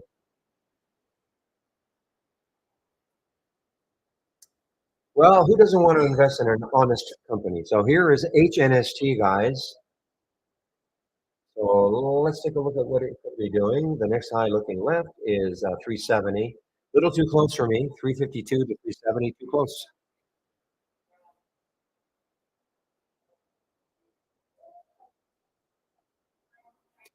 Wow, the shorts are really drying up now at Interactive Brokers for DJT. Yesterday there were about a million of them. Now they're only 295,000. So the shorts are definitely starting to dry up with DJT. I think their news today.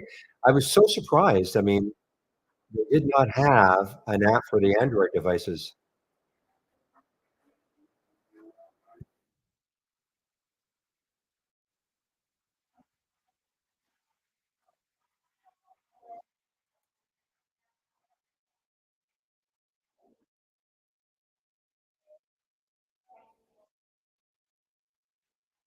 All right, guys. Let's see what time is it now. 10:52. So it's been a pretty fast hour and a half since the market's open.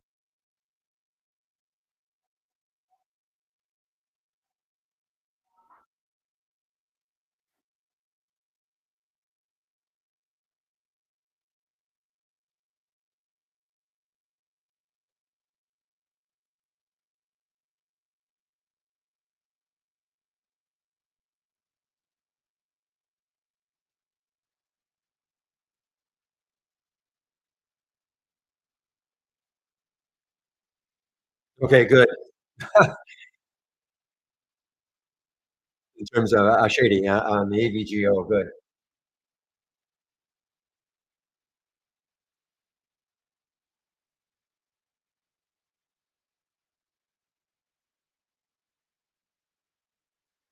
Here's this Maxim guys. Probably no shorts. Actually, there are a few shorts available for me. They did the reverse split a while back. I don't know what day they did it, but they did a reverse split. This is a Singapore stock, I believe, Singaporean stock, MAXN.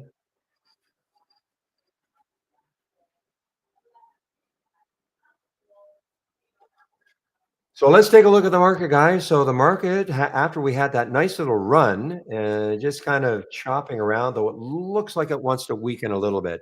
Now, I'm just going to take a look at my economic calendar. Hopefully that did not get deleted. No.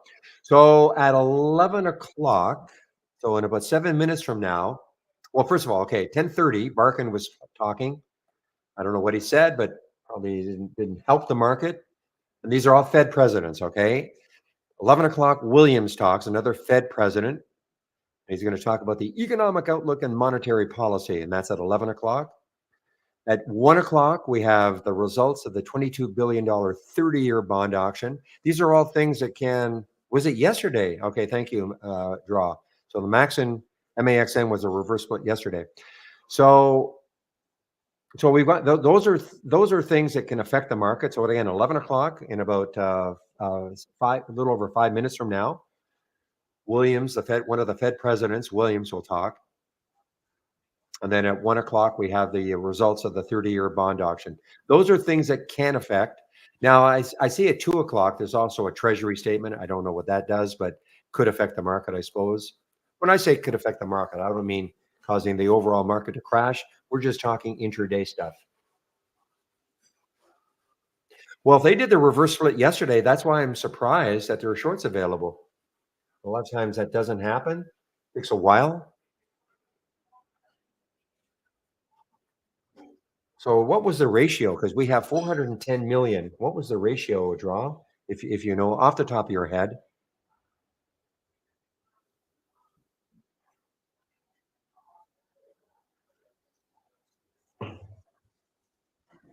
because then what the ratio is, and we have to divide that number into 410. Wow. One for 100. Good grief.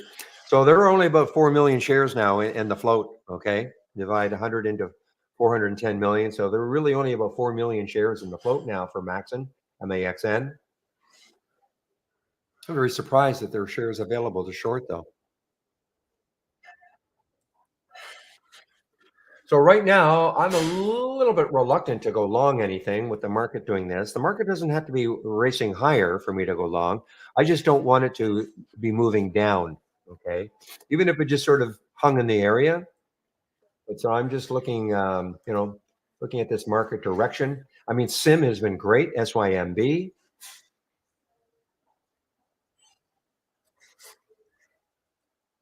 and look at the room it's got. So if you look at SIM 26.97, so it's above that high. So man, oh man, look at the room this one has got. $39 is the next high. I don't really remember what happened here. I don't know if it was an earnings play for SYM, but it just got hammered down.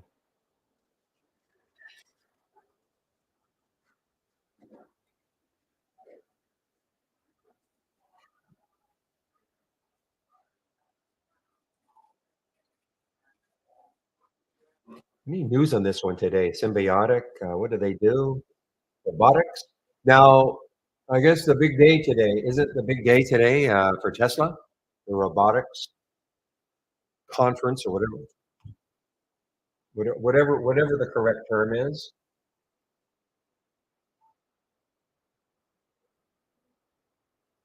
Robotaxi, thank you. Yeah, robotaxi.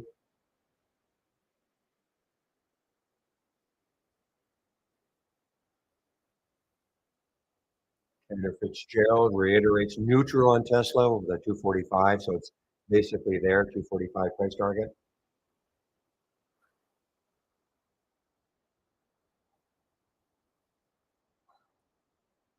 Shoot, just as I was mentioning this one, just had a little pop, SYM.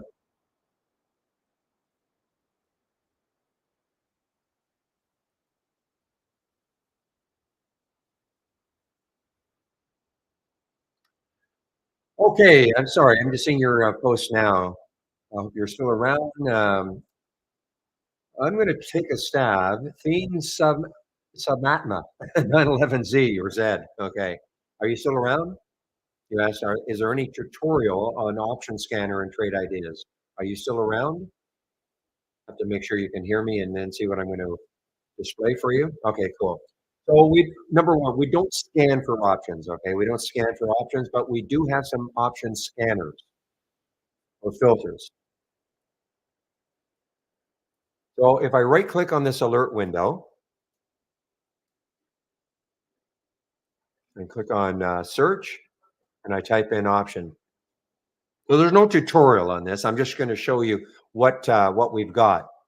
So we do have the put some obvious ones. We've got the put call ratio as a filter, option volume today, put and call volume today. All right. Now option volume, this one on top of the option volume today, that is the average number of contracts over the last 10 days. Okay, both combination of puts and calls, and then using that in tandem with this, the option volume today percent as a filter. So for instance, if you use this one and you put 300% as an example, ratio of 3. So let's say a stock has on the last 10 days, on average, has traded 5,000 contracts. If you use this filter and put it at 300%, for you to see that stock today, it will have to be trading 15,000 contracts minimum. In other words, 3 times the 5,000. So I have been told by people who trade options that using this can at least help you zero in on stocks that are trading abnormally option wise.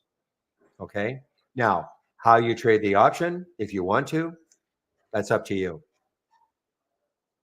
Okay. So there's no real tutorial on it but I'm just showing the filters that you can use.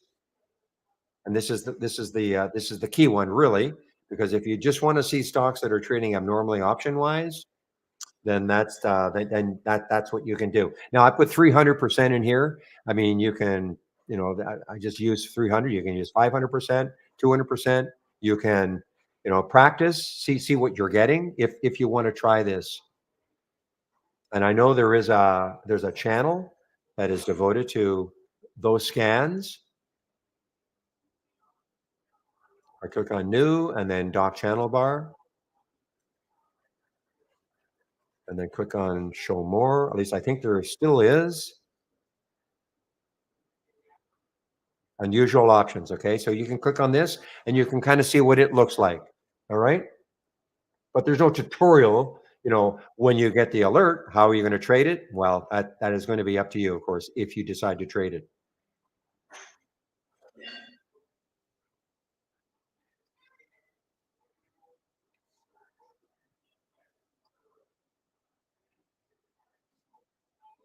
Okay, does that help?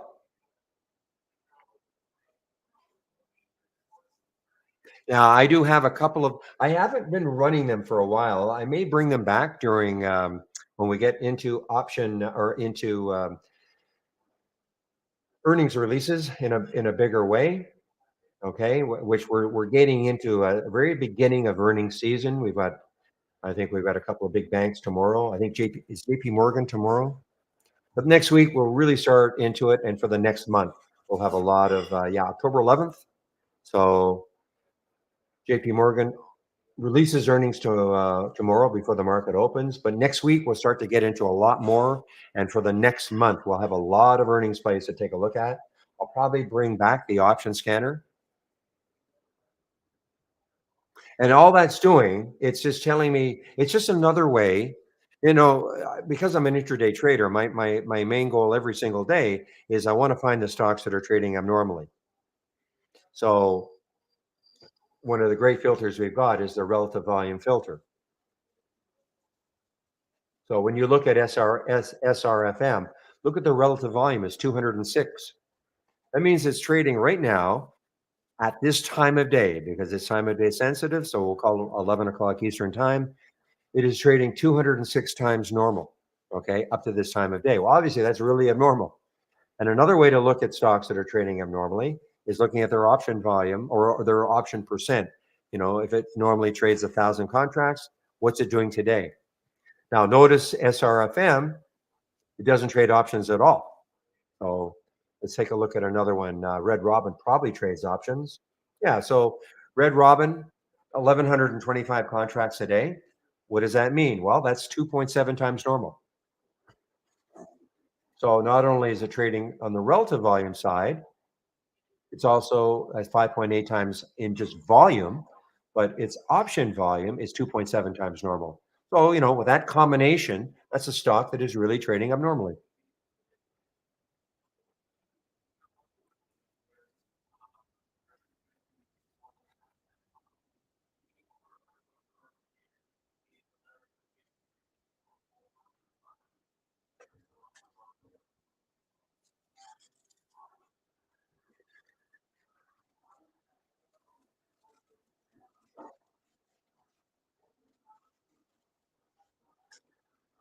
Well, boy, CELH just made. I never got into this one, but made another new high, guys. So again, the next high looking left, $36.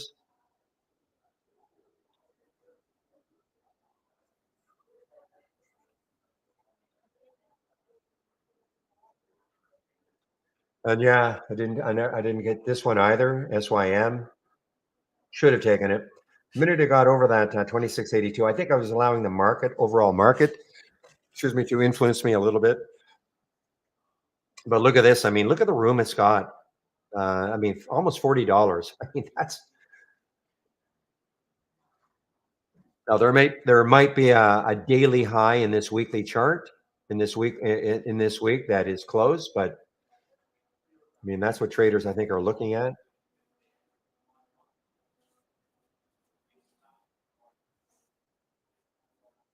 And here it is. There's SYM, won four races. That's what I'm saying.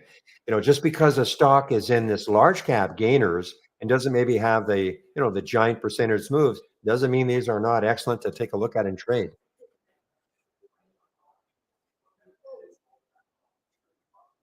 And I'm sharing this race, the large cap gainers from the start of the race on my homepage. And you just click on the scan section, and there it is.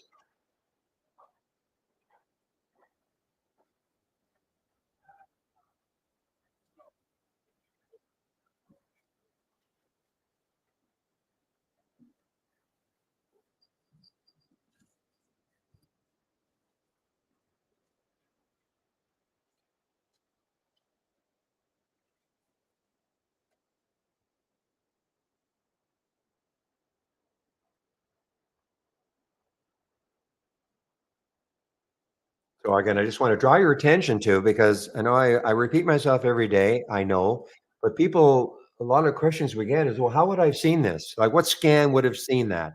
Well, again, here's the SYM in the large cap gainers. Here it is in the momentum scan. Okay. And more than likely, probably would have been in this one too.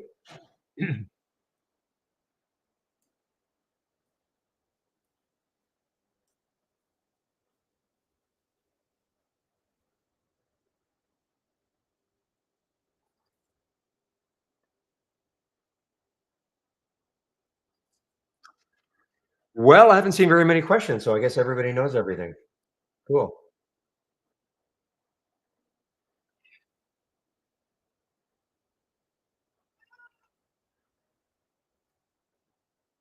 Okay, you might hear a little meowing in the background. Just give me a moment.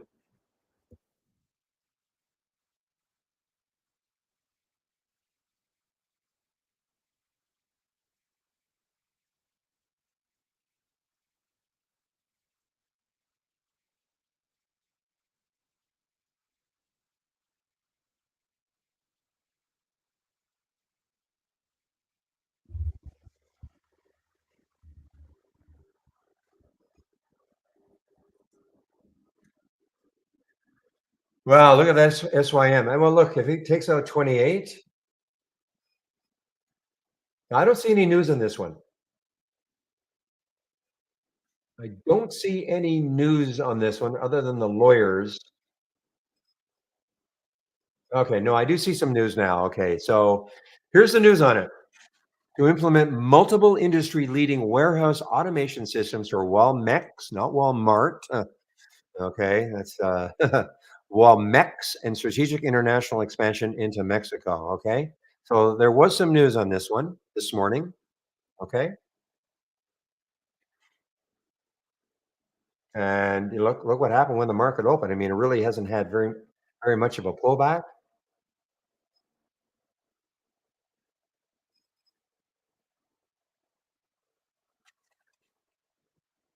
Let me go over the gap continuation or reversal scanner. Okay, I did load it. And let me show you what it's trying to what it's trying to do. Now, this is not the same one as you have, okay? And I may well let me just show you what it's looking for. Oh, it is. Okay, it is. So there are four alert windows in here, four scans in here. There's a gap up and go. What does that mean? That means the stock gapped up and it kept moving higher. When you get the alert, doesn't mean it's going to keep moving higher all day long. Okay, but when you get the alert, it is gapped up and it's made a new high and it's starting to move. Gap down and reverse. That means a stock that is gapped down and then it's starting to reverse. Again, it doesn't mean it's going to keep reversing all day. Gap up and reverse. Well, makes sense. Stock that gapped up and now it's starting to reverse. So for those of you who would like to maybe play tops that are starting to move down, that can be something you might want to take a look at. Again, doesn't mean it's going to gap up and then reverse all day. And then the gap down and go, the stock that gapped down and it kept moving down. I know I'm repeating myself, doesn't mean it's going to keep going down all day. So that's what they're looking for. Okay. And the way it's color coded and anything in yellow or brown, these are the ones moving down. The possibilities are short. And I only loaded this one at 1014. Here's there, possibility to and if you see it in green or in light blue, these are suggestions to maybe go long. Okay. Ideas. Now the other one I have there because the issue with this is that you won't get an alert unless a stock either makes a new high or a new low for the day. So the problem can be that you get it too late. Can be. And so what I did was I revised this. I had another scan and I said, okay, how about if it makes a new 5 minute high or a new 5 minute low with the same idea.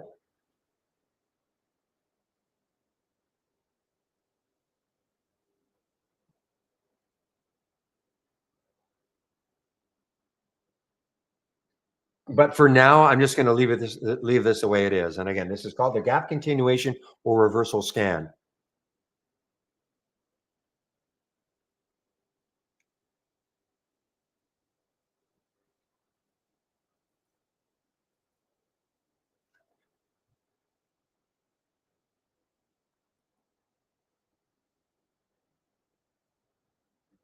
Is it really? Okay.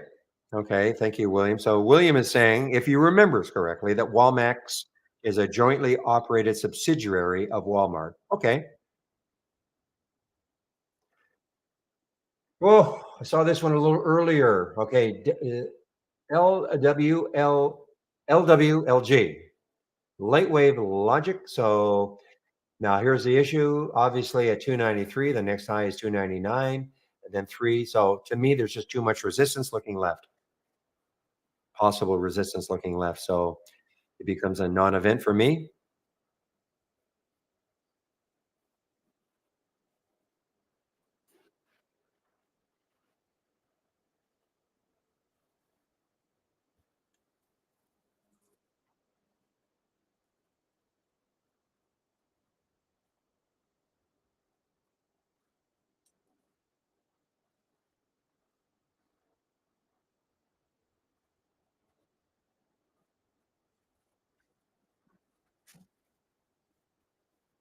That I doubt, Michael. I'm just looking at posts that Michael put in our YouTube room.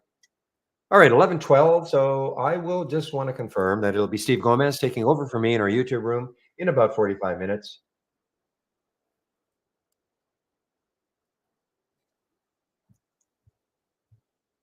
Sometimes he and Andy switch off. That's why I always have to do a little ask him if it is him.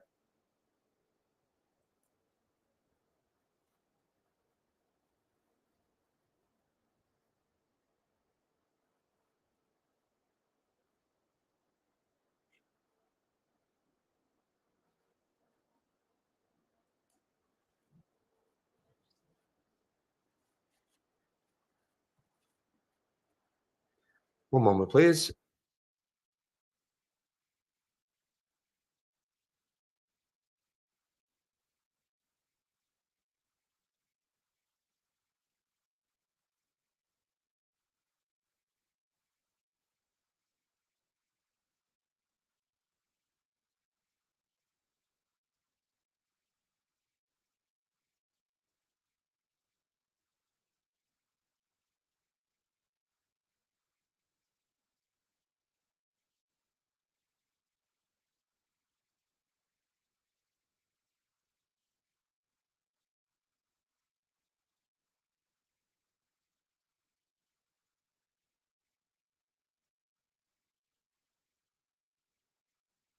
All right, guys. Sorry about that. I'm now back again. Okay, look at the market, guys. Look at what the market's trying to do, perhaps. It's getting out of this area. So what I'm going to do is just pick a price alert up at the high right there, which is the high of when it bounced. So it's having a nice little recovery again. Yeah, as Shady said, GJT is probably I mean, a nice, nice trend. A lot of other stocks just did not have this sort of a trend. And again, looking left, 2315. So it's taken that out.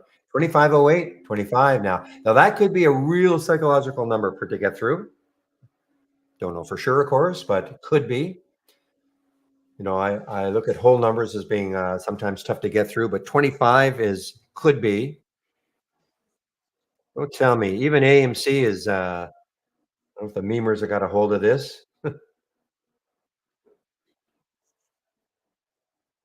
I'm just noticing it down here. Well, Graz, if you took that SYM, now I have to put an alert just at the high here, 2810, and see if it takes that out. You see how it's basing nicely. People ask, well, how would I know how to take a trade like this? Now, look, just because if I take this trade, and there's no guarantee it's going to work for me. But I will not feel like I'm chasing it. Yeah, it's near the high of the day, and if it pops through the high of the day, that to me wouldn't be bad. I'm not gonna take a trade though if, if it's just been parabolic up, but it's, for me, it's basing a little bit just underneath that whole number.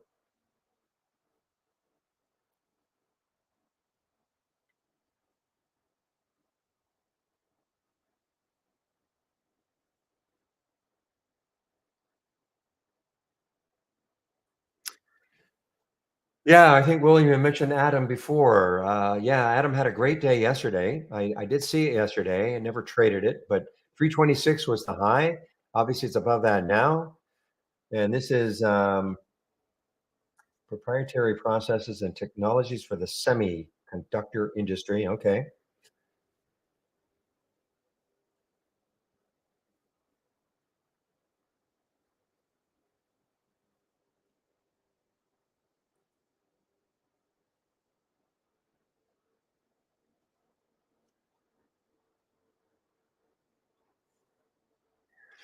Well, guys, look at the room now. This red line. Now, I hate having to explain it like this, but that red line actually represents the next high on a daily chart. Okay. So this has got some room. LXU has some room. Now, if you're wondering, well, how did that red line appear? You have to click on an alert from a multi-strategy window, which is crazy, I know, but well, that's what I did. I clicked on the LXU here, and that's telling me the next high is way up there. So this becomes interesting to me. Give me one moment, guys. I'll be right back.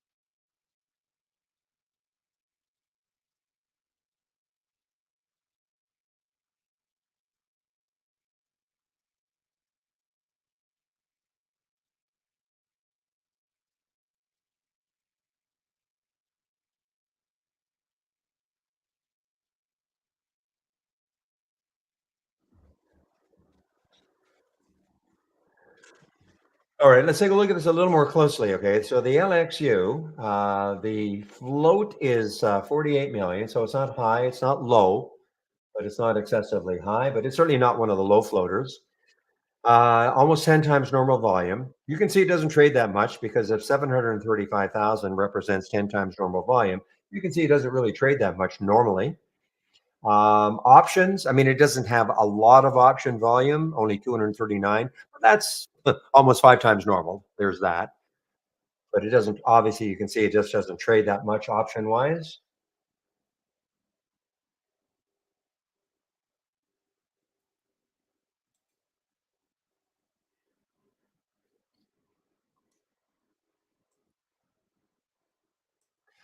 All right, I'll stick an alert around the high of the day and see if it takes that out.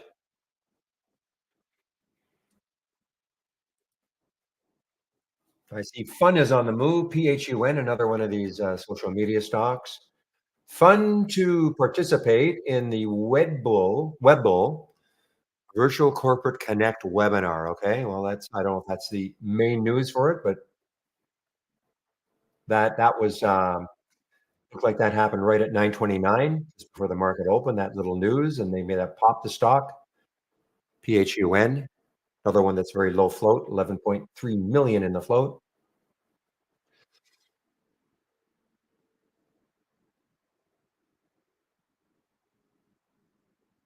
Why do we have stops, guys? Well, I'm looking at the two trades I took today, the TVTX and the WHLR. Look at them now. What if I said, they're going to come back? Look at this. Look at them now. Look at TVTX now. It was a nice trade for me early, but look at it now. And then the WHLR. I mean, that's why you've got to have stops, in my opinion. Stops, meaning where am I going to get out of the trade if it's not working for me? In case you're unfamiliar with the terminology, not every trade's going to work. In fact, 11:20 right now. Maybe what I'll do a little bit of money management. Anybody who's new and not heard this before, I'm sorry if I'm going to bore the people who've heard this over and over again, but I think it's if you're just starting out trading, I don't I don't teach trading as such, but the one thing I will preach is money management. Let me just bring up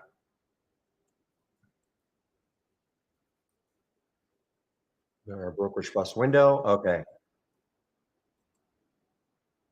So what you're seeing here, this is the brokerage plus window. Okay. Here's how you can practice trading. You need our standard service. And you have to be using our downloadable application. Okay. And it uses our real-time data, our real-time data. And so in order to load it, all you have to do is just click on new and then brokerage plus. This window will pop up. You may have different column headers. It might look a little bit different, but if you click on positions, this is what you should see. Again, you may have different column headers, but this is the principle of it.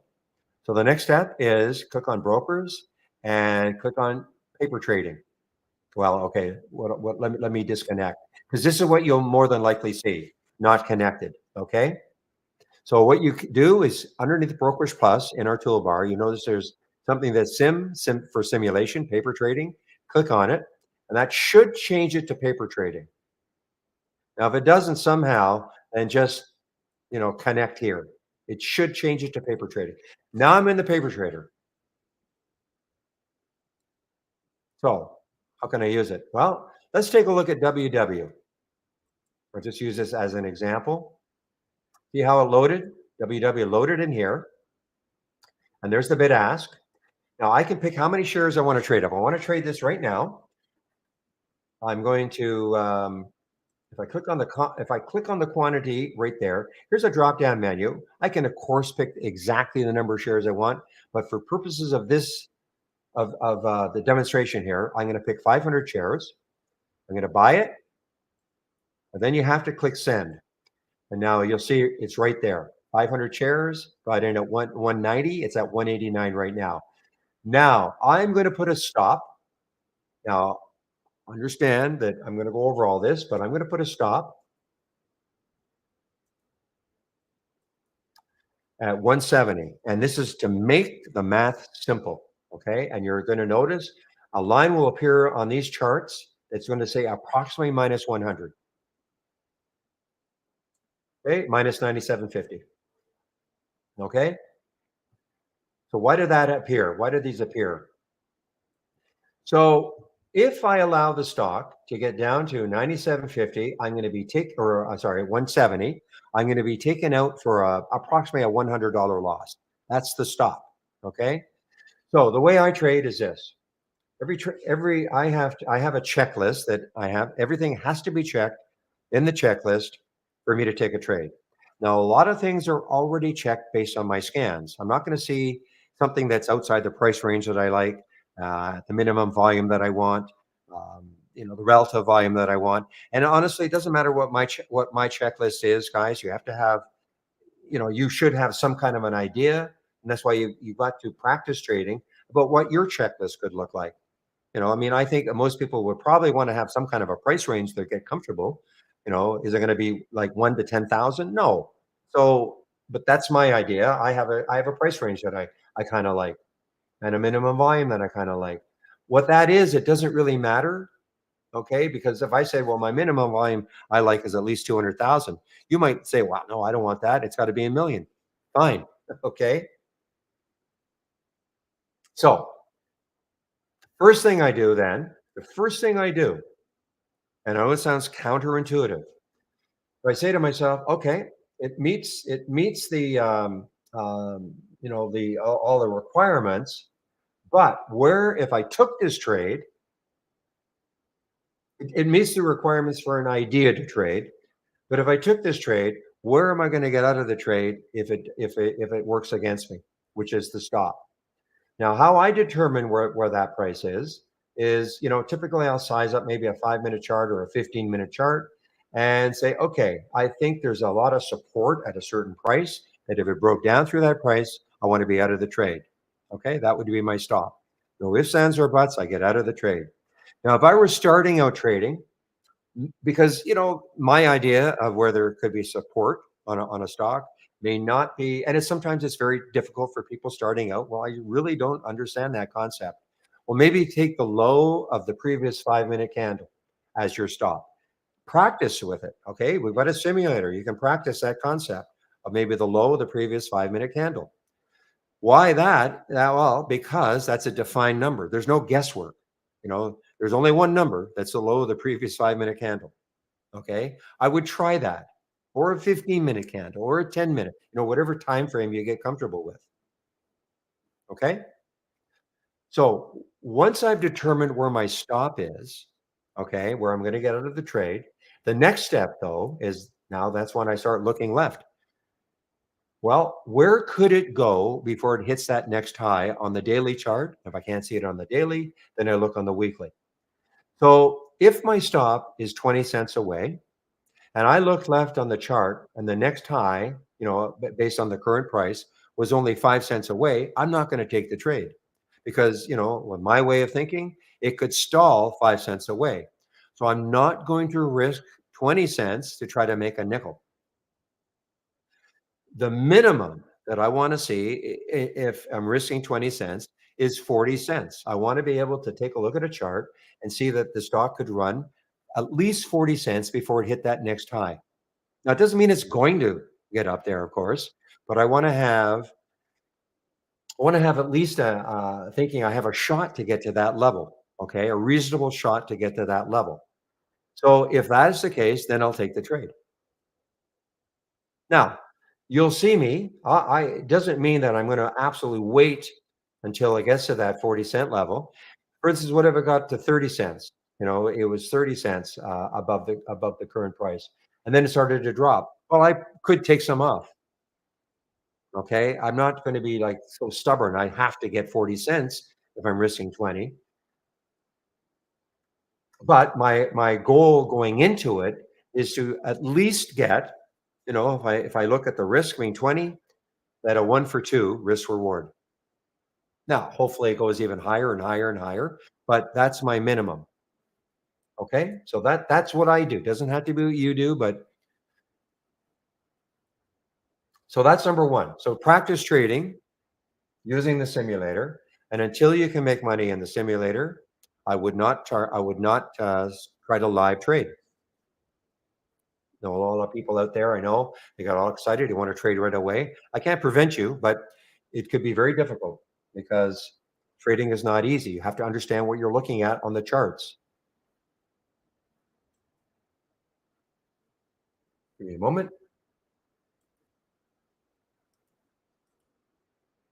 So, so that's number 1. So practice trading, and until you can make money in the simulator, I would not try to I would not live trade. But I can't prevent you, but that's my advice. Now, people say, well, how long is that going to take? It's an impossible question to answer. Everybody's different. How much are you willing? How much work are you willing to put in? Smart work, okay, smart work. Are you willing to put in? I use my golf analogy. When I used to be a pretty big golfer, I'd see people on the driving range, and they're just practicing the wrong thing, or for 2 hours. I think, well, I put in 2 hours of practice, but they don't have their mechanics down. And so, it's not the time necessarily, but it's how smart your practice sessions are.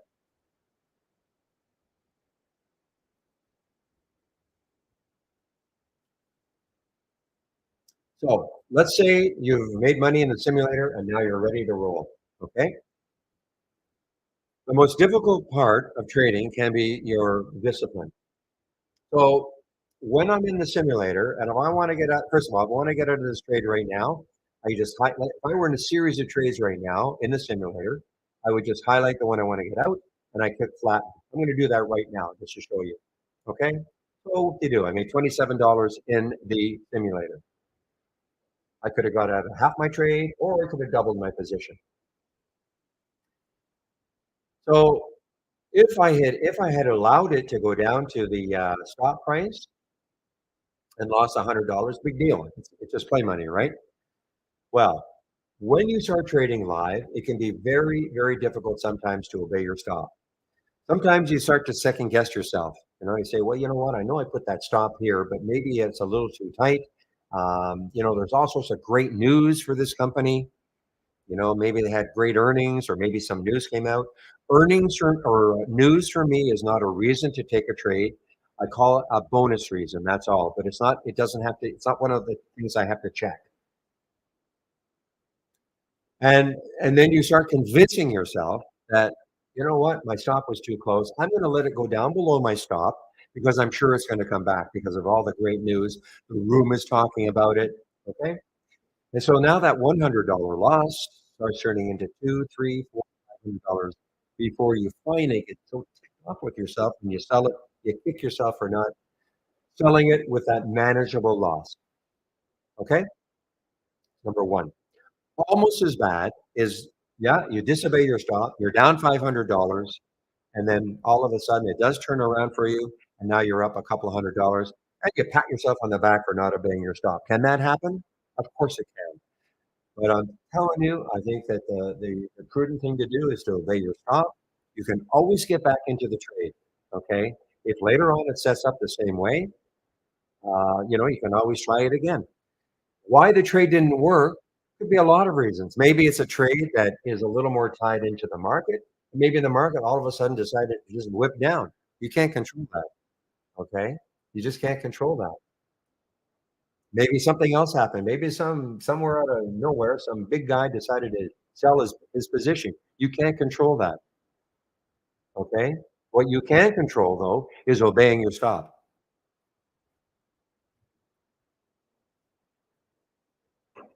Now, the only thing I did not go over is why I took 500 shares in this stock. Okay, I know I wanted to make the math easy, but hopefully it makes sense though that if you've got a $5,000 account, you probably shouldn't be risking $1,000 a trade. So in the simulator, what I try to do is demonstrate risking $100 a trade, and that's why I took 500 shares and I put the stop 20 cents away, just to make the math super simple. 500 shares times 20 cents if it gets stopped out is $100. Okay. Now, I do not, the way I trade is I do not vary the amount I risk by any great proportion. In other words, I'm not risking $1,000 one trade, 500 the next, 100 the next. Okay, I try to keep it within reason to about the same amount every trade. Now, one thing I do, if I make a couple of really good trades at the beginning and I make, what I consider maybe a significant amount of money for me, then what I do is I will start to, if I decide I still want to keep trading, I will reduce my risk going forward. Okay, so if I was risking $500 a trade, I might reduce it now to 200. Okay, for the next trades if I want to keep trading. That's what I do.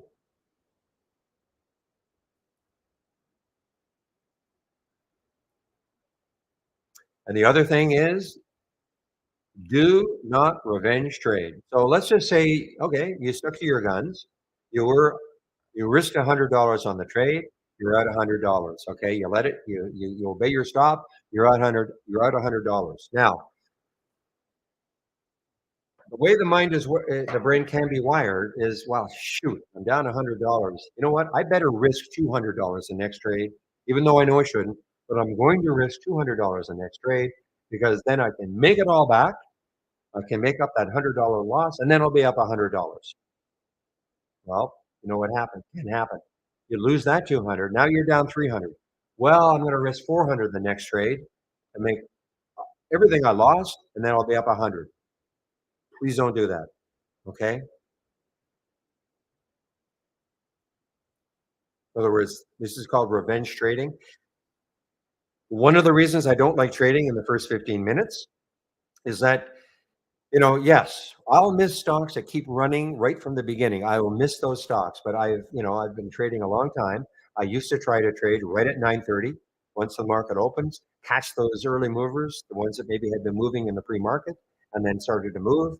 And I was just finding personally, I was getting stopped out way too many times. And so I'd be down two or three trades right off the bat, putting myself in a really bad mood and then trying to revenge trade. I stopped that years ago. Listen, if you can find a way to trade those early movers and make money, go for it. I just really decided, I'm not going to beat myself up for missing those early movers that keep moving. I can wait 15 at least. And quite frankly, I'm finding great trading setups later on in the afternoon of those, well, the ones that were really moving and then they pause for quite a while and then they start moving later on. So I'm in no rush to get into trades. Now, another thing I like to do is I've got these two columns, and these are just columns that you can add. Notice I've got the distance from the exit price, and I've also got the max P&L. What that is telling me is that with the WW, if I'd got out at the very, very top that I could have when I was still in the trade, I would have been up $42. Okay. When I got out of the trade, I made 27. Not a big deal. The distance from the exit price is also telling me, all right, since I got out, what is this stock doing? Well, you can see it's a nickel above where I got out. I got out at 195. It's a nickel above. Not a big deal. But what you wouldn't want to see is maybe a max P&L of 500, and then you get out with only a $27 gain, or worse, a loss. So, and the other thing is, I mean, if you see the distance from the exit price, now it's a $1 or $2 difference. Now you start to think to yourself, maybe I'm not managing my exits well enough. Now, listen, nobody is saying that you're going to get out of the absolute top penny, okay, of any trade, but you certainly don't want to allow a big gain to turn into a very minor gain or worse, a loss. So, you'll hear me say all the time, I'm taking some off, I'm taking some off, I'm taking some off. And, how much I take off, it's not a set amount. In other words, it's not a percentage. It's how I feel about the trade. Was this sort of like the WHLR that I knew could just have a quick drop?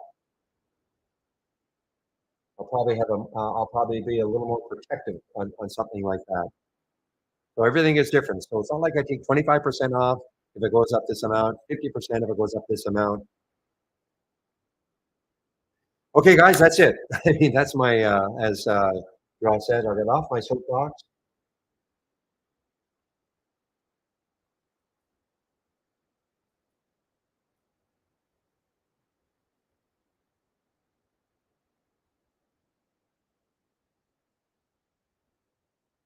All right, I am keeping an eye on the LXU. Okay, I want to see if it gets back over 60 again, 960 again.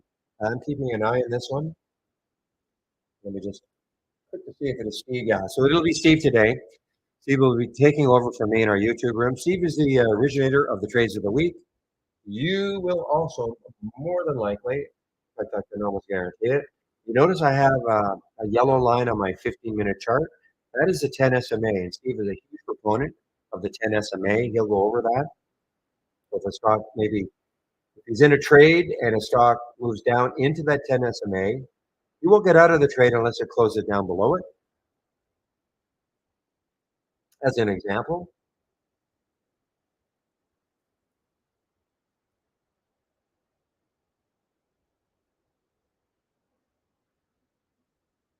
but you can ask him questions about that. He's actually got a. In fact, I think I've even got one. Maybe I'll.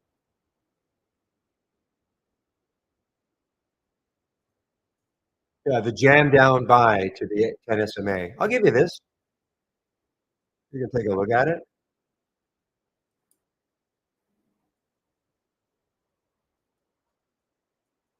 And in order to see what it looks like, all you have to do is load it and then load it and then right click and click on configure and then summary. And it's going to tell you exactly what it's looking for. Okay.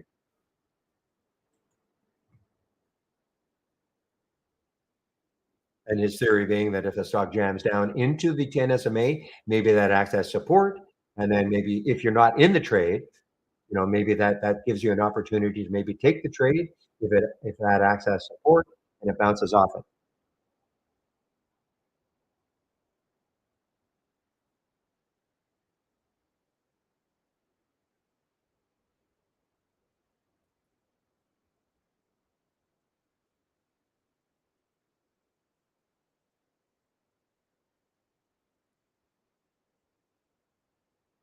So you don't beat yourself up too much. The question is, got out of a trade too early. I mean, that's basically what you're saying. It's very difficult. We all have. I don't care how long we've been trading. We all have that issue. We think, man, I left a lot on the table, all right? So it's difficult. Especially when you're looking at your P and L and you're thinking, man, I better take some profit or get out of it because I don't want to lose money, and then it keeps moving in the direction you want. That's what I'm trying to say on that brokerage plus window to have the distance from the exit price and the max profit. Maybe have those up just to kind of check to see how good are your exits.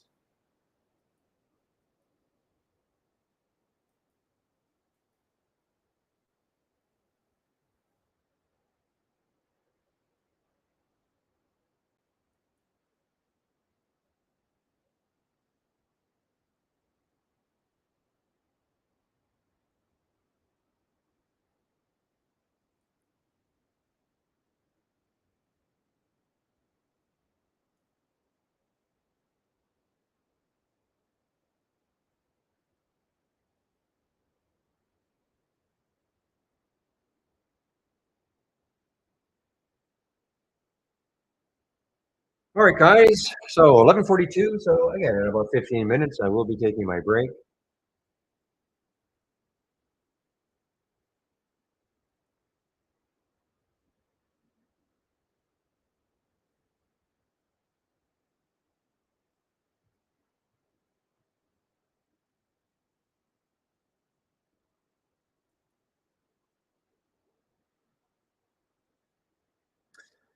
So this China education stock, it's not doing too badly. Let's take a look at KWEB right now and see if KWEB is rebounding at all.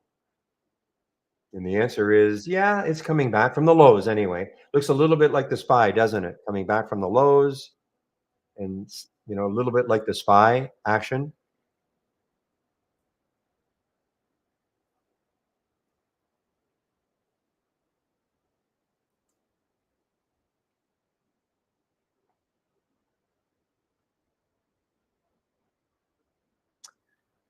So if you're a bit of well, what did it get down to? Not quite. So there's the VWAP for DJOT, okay, 2307. Now it pulled back, didn't really pull back that close to the VWAP. Would have been nice if it pulled back more to the VWAP, because then you could have said to yourself, well, okay, let's see if the VWAP holds as a support area and maybe it bounces off that.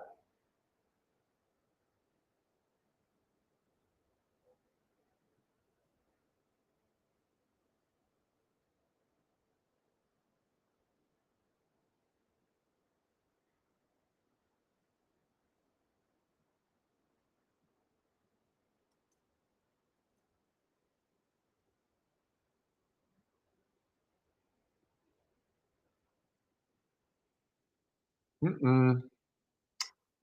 Uh-oh, I think. Shoot. Unfortunately, Trade Ideas just froze up on me. Yeah, it just froze up on me, guys. So I may have to get out of it and come back. It's not a big deal. The problem is, well, problem, but I mean, I'm going to have a top 10 list. It'll start from scratch again, but it just froze up on me. And I don't think there's any way around it. Yeah.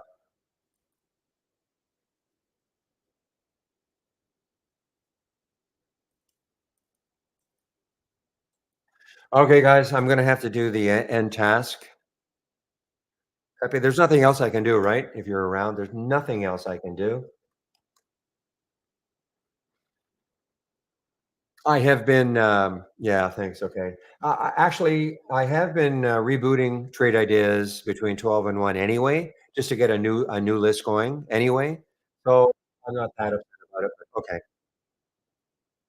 about 15 minutes early.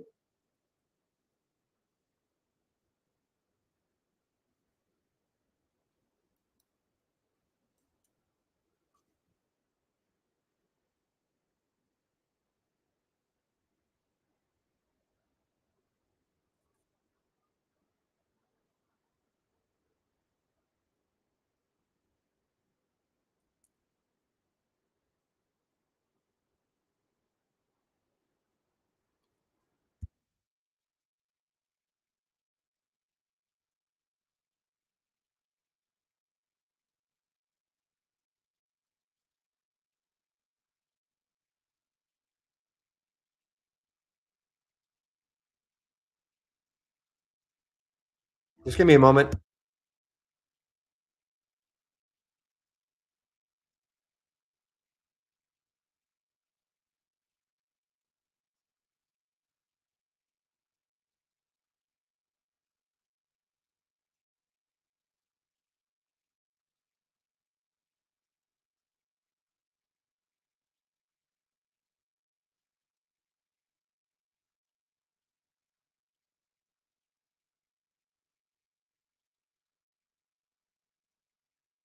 Okay, guys. Again, not the end of the world. What happens though? I lose that original top 10, but I've been doing this anyway. Okay, rebooting TI between 12 and 1 when I'm on my break because I actually thought, you know what, it's nice to have maybe a top 10 list for the afternoon.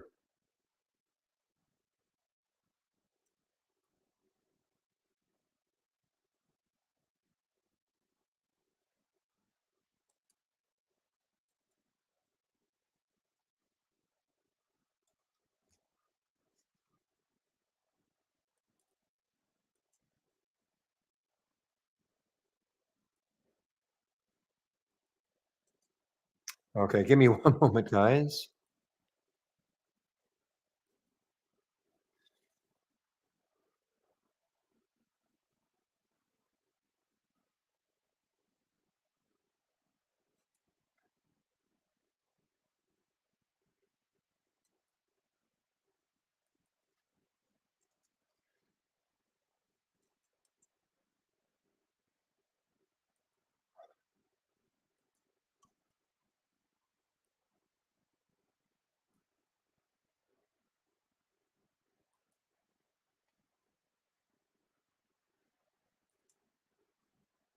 All right.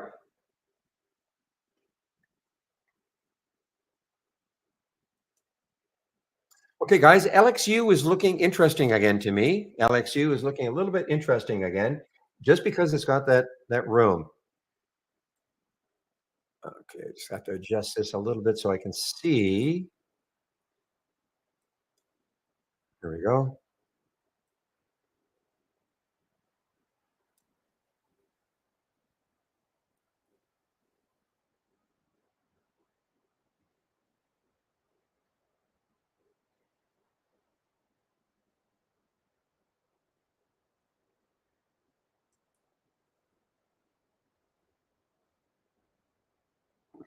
So SMR, see, it's having a bit of a rebound day today. I mean, it had a down day yesterday, then actually fading a little bit over the last few days. But there it is at the high of, I'm sorry, yesterday's. Actually, it's got room. Look at the room it's got, 1268. So if you're a fan of SMR, you certainly have enough room. And I think, let's see what NNE is doing. Is it doing sort of the same thing? Yeah, NNE is doing the same thing. Not as much, well, actually, yeah, about the same amount of room. Okay, 1854. And then OKLO, what is it doing? Is it doing the same thing? It's doing it kind of, but not quite as dramatic.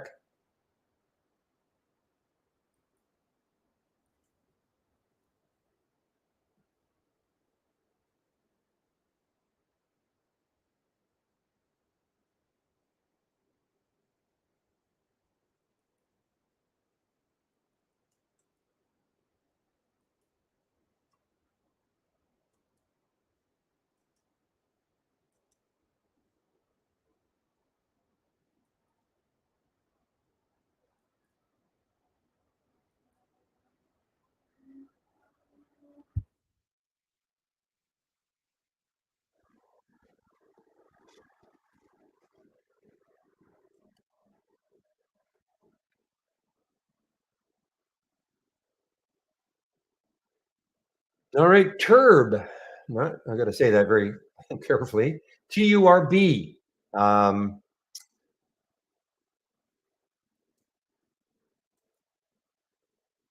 well, I don't know what's happening with this one, but yeah, good volume. Out of España. I didn't, not too many Spanish stocks, guys. So Spanish companies, I should say, that are in Valencia. Not too many Spanish companies listing on the US stock exchange, but yeah, look at this one, TURB. I don't think I've ever seen this one before. Actually, it's had a great week. 5 million in the float. Probably had done a reverse split at some point, maybe. You caught that, did you, John? 1 million. So what do they do? A 1 for 4 reverse split?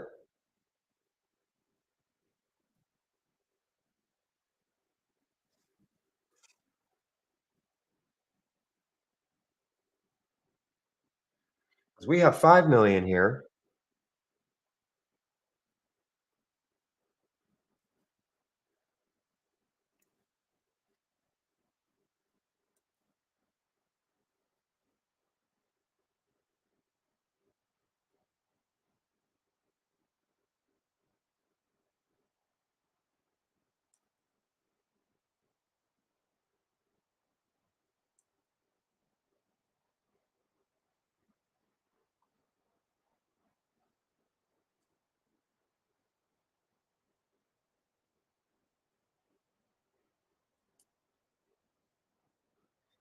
Well, this APLD has been kind of all over the place now. It has now gone positive again, only by 15 cents, but this is an earnings play.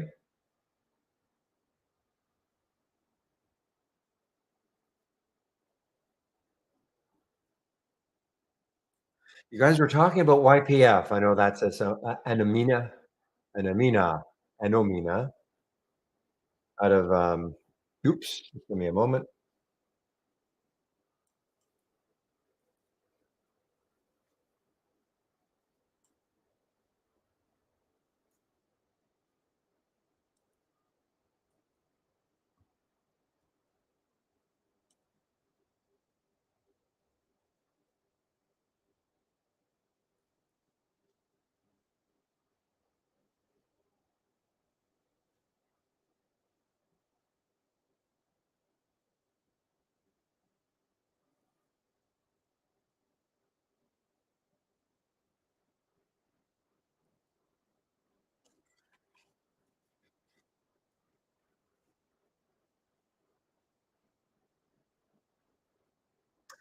Well, I mean, the market looks like it wants to go higher. All these little blue lines here. I haven't really talked about the go no go in a while, but the blue lines here indicating some strength.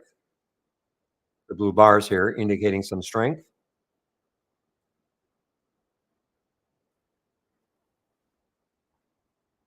The reason I haven't talked about it is I'm not getting too many questions about it. So,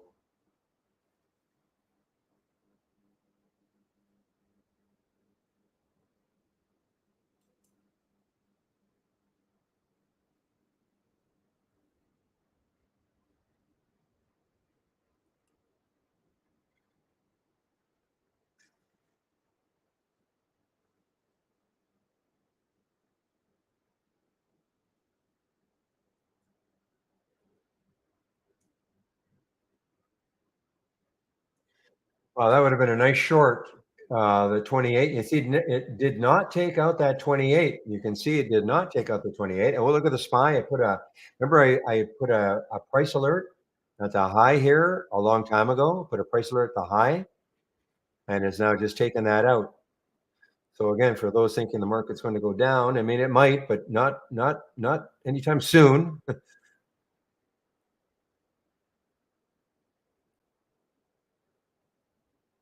Well, I shouldn't say that. I mean, who knows what can happen in the next 2 minutes? But I mean, the SPY is almost.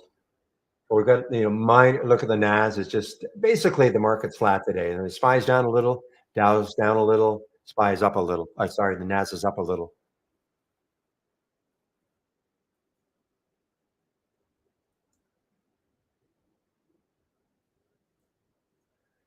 I like this one. I mean, I do like this one. It's just not super active. I mean, talk about the LXU. Let's check to see what the float is again.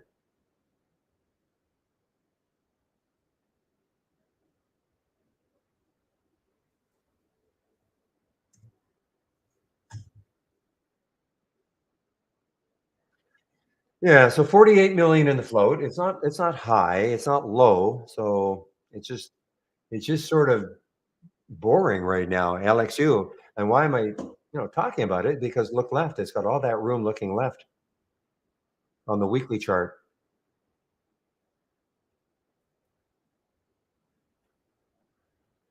And as we said before, there's the high. There's a daily high also, which is the high of the week right there.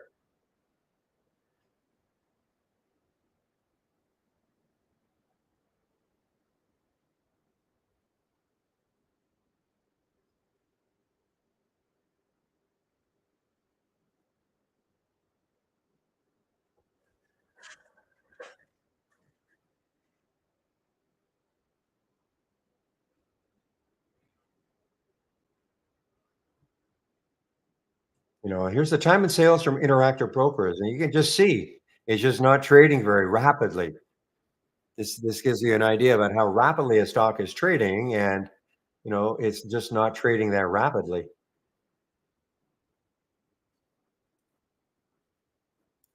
I mean, now, okay, now we're starting to get maybe a little bit of action. Somebody just bought 1,000 shares.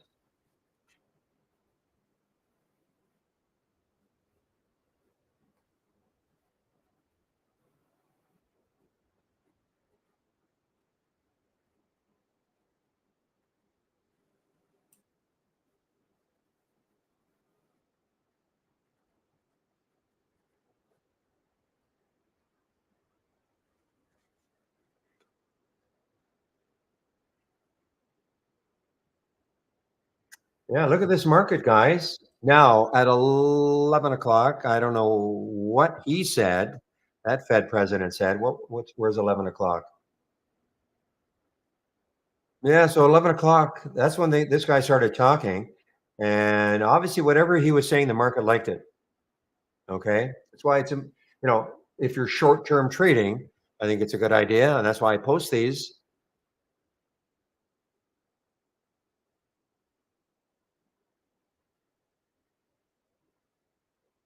So I post this up in the alert section here, guys. Okay. The economic calendar. So at 11 o'clock, this guy was talking.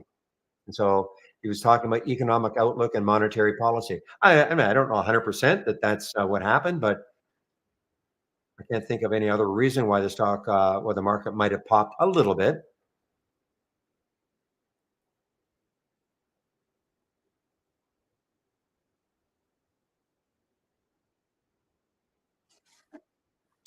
Whoa, 11:59. Just give me one moment, Steve. You've taken me by surprise. Okay, guys. So Steve is in our YouTube room right now. Just give me a moment, Steve. Okay, Steve is in our YouTube room right now.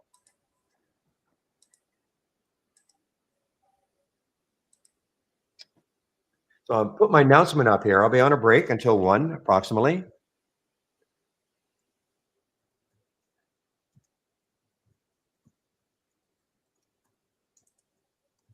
Okay, and the next thing I have to do is put the YouTube link in the main room. So you could head over and listen to Steve. So just give me one moment.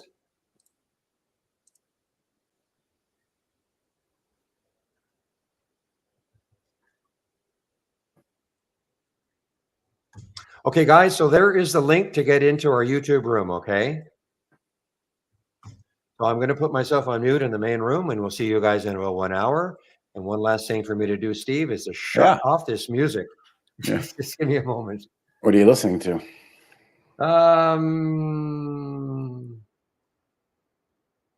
Alt 80s. Did you like Alt 80s? Did you like Tears for Fears in the 80s? They had a couple of songs. I know. Don't slam me. I mean, I didn't mind it.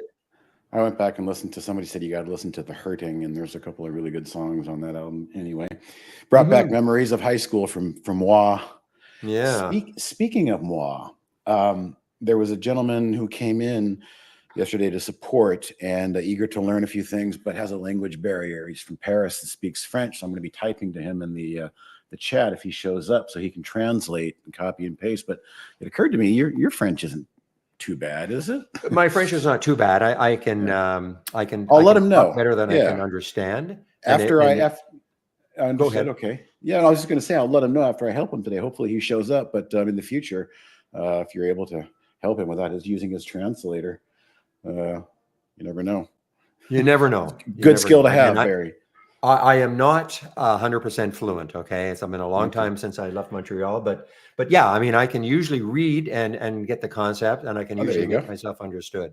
There you go. I like it. Okay. All right. Enjoy your hour.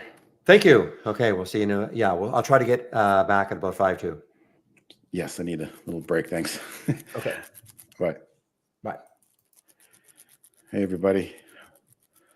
Hello, Fantastic Waves. Okay, that's you, Jean-Pierre. That's him. Fantastic Waves. Bonjour. So, why don't you? I will type.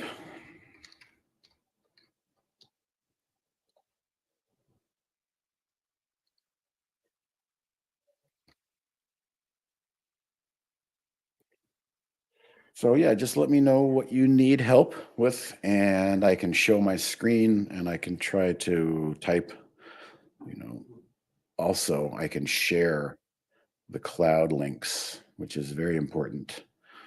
So I can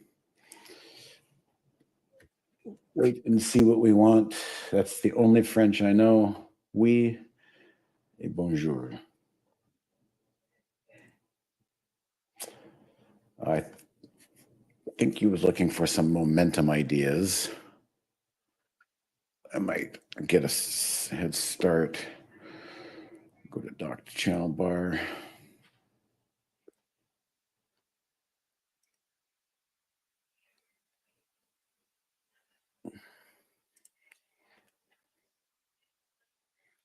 Hmm.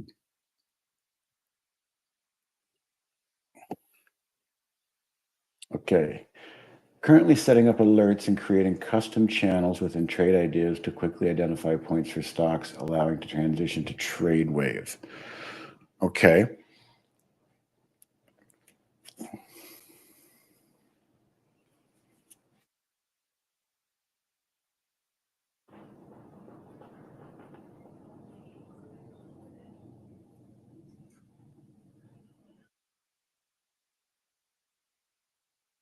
Hmm.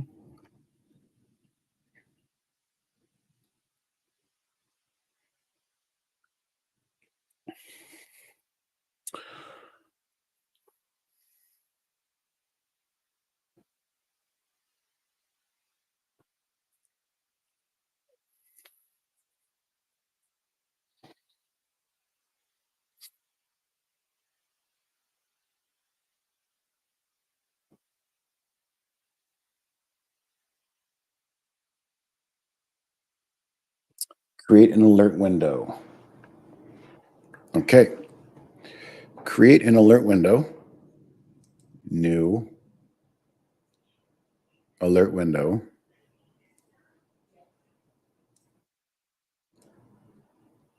Everything is here.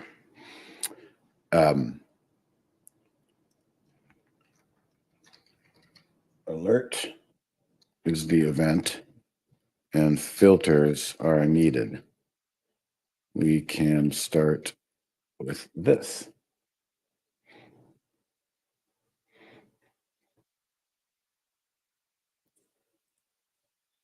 Relative volume, very important. Relative volume of 2 means 2 times normal volume for now.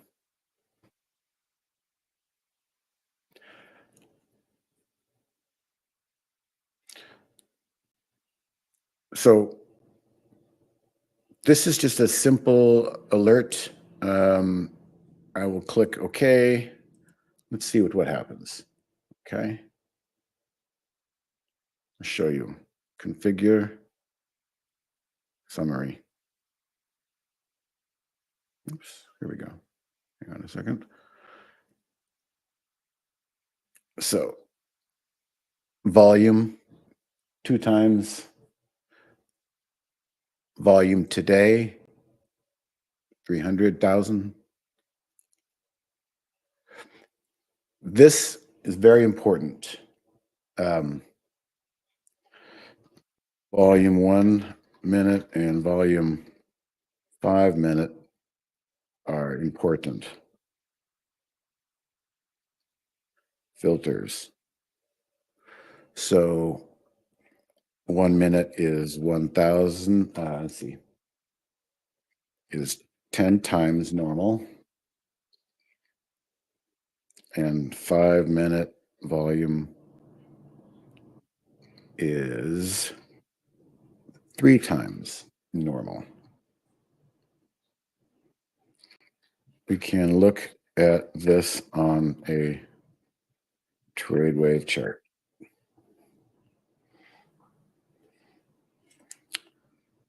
Relative volume is ratio. So 3.0 is 3 times normal. Okay, and this right here, 2% yesterday. Okay, so let's click there. Now we're ready for TradeWave.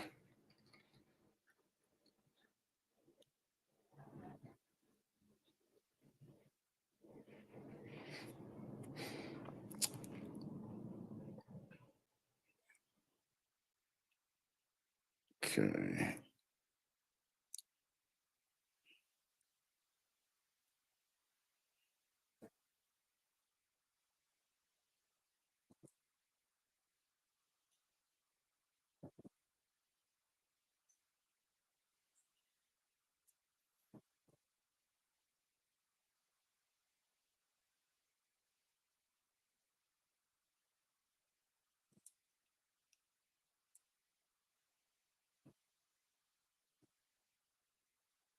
Okay.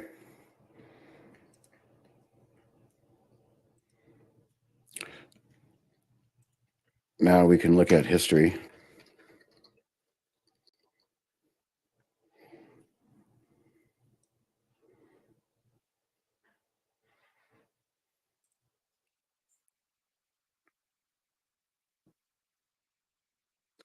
So menu history today.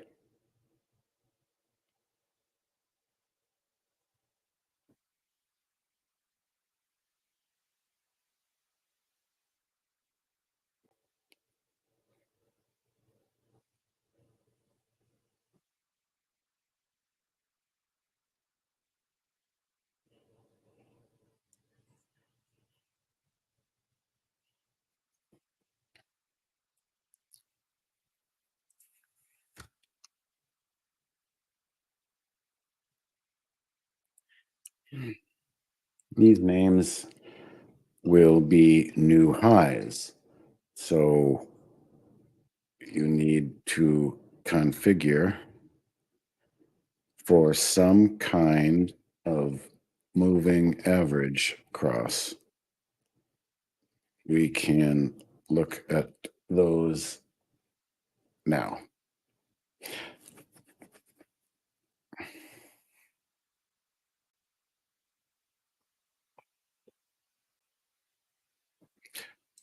Okay. New alert.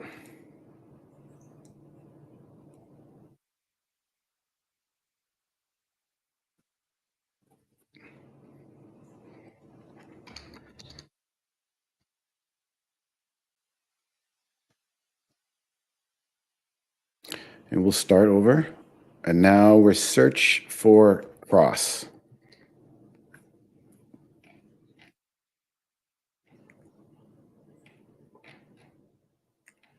So we're going to want to use one of these. I'm going to use 15 minutes. Okay.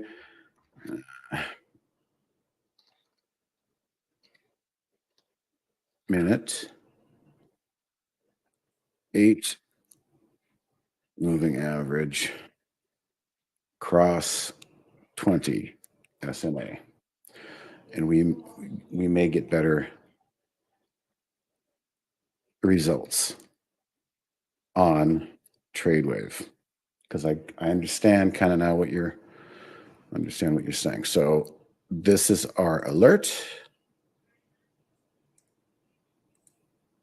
Add. Okay. Now we need filters.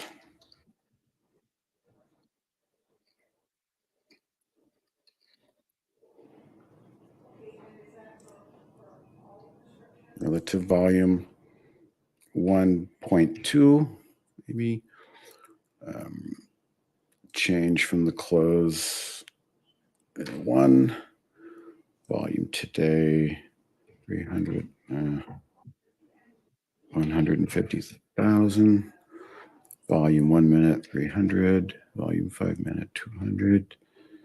Price $5. Maximum 100. Okay. Let's see what we get.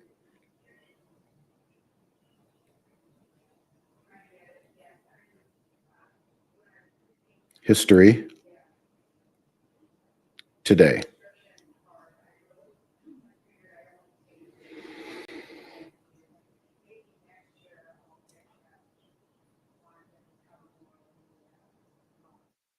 I'm going to add one more filter.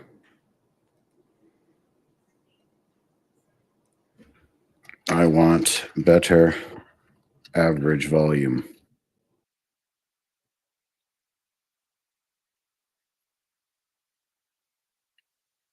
Three months. Average daily volume of at least 350,000. Okay. Yes. Okay.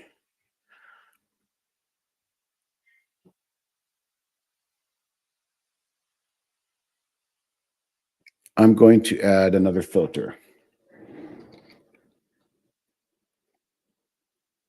for a strong daily chart in uptrend.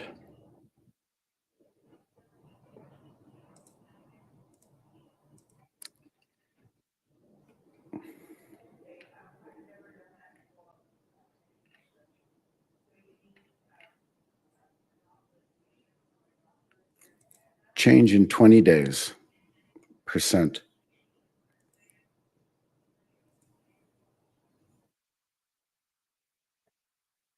5%. Let's see if this helps.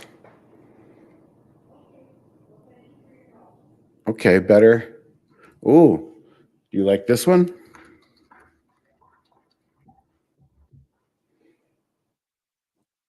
There is the buy signal right here. TradeWave is using moving average cross.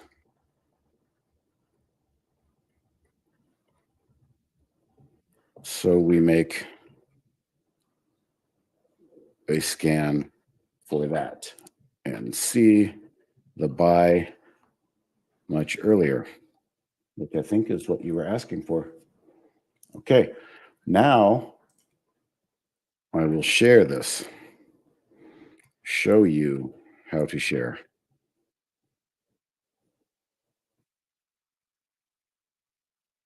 Let's look at more history. Oh, we don't have much more history, so only one stock. I need to make filters more open. So we'll do 1 minute volume, 200, and 5 minute volume, 100 normal.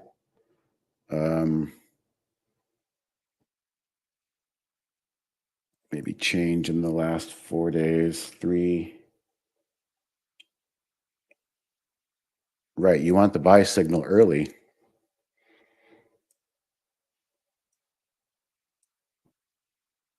Here's more ideas. How about this one? Look at this one. This is good. The stock is strong, and we have a good one.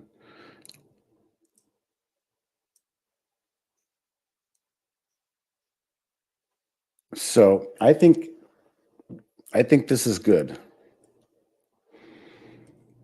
I'm going to share this with you.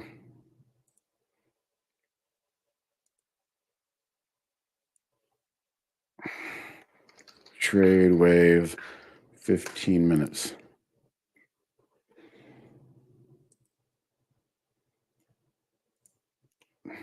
You can experiment with many settings to try to make better. So here is how I'm going to share. Save and share, copy. Here is the cloud setting.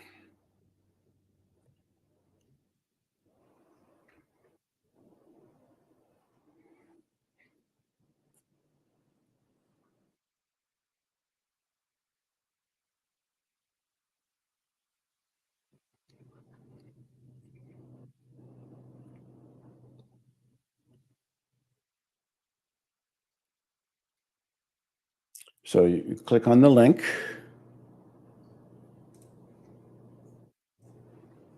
And you have this.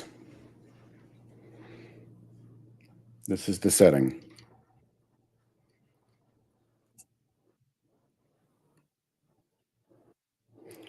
So copy.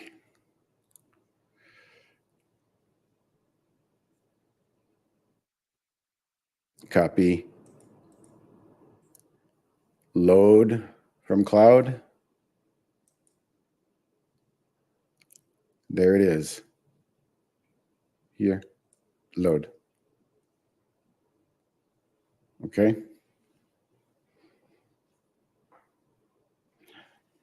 Yes, I think this is a good start. Using this event of 8 and 20 cross. You can try 5-minute instead of 15-minute. We can do that now.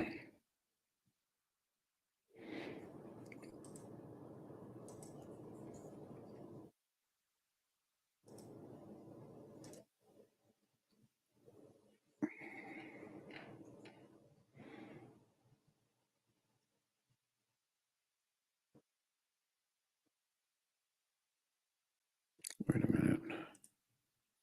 Above, okay.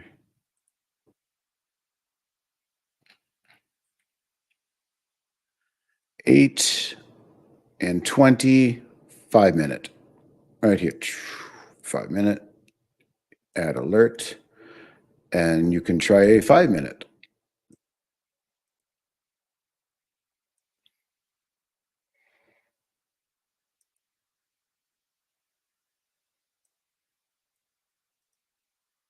Time frame, 5-minute.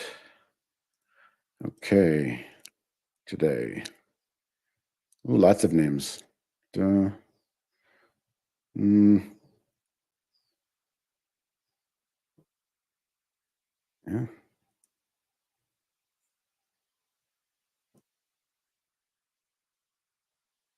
I like 15-minute better.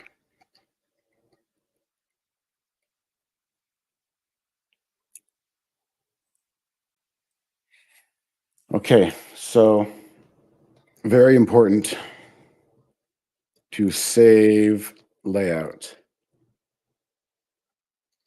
like this. Hmm?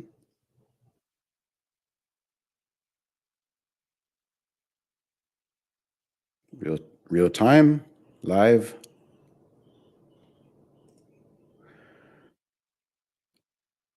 File.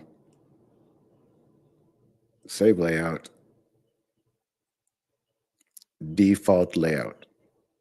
Save. Okay.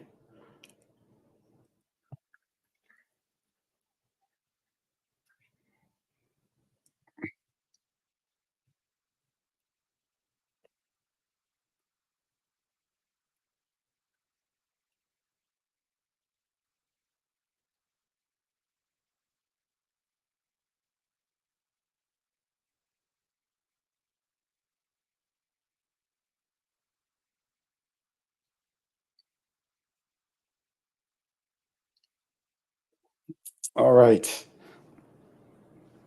Anybody waiting any patient turn for a question in between? If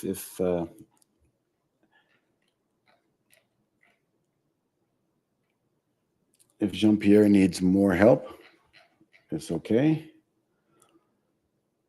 Yes, before and after this hour.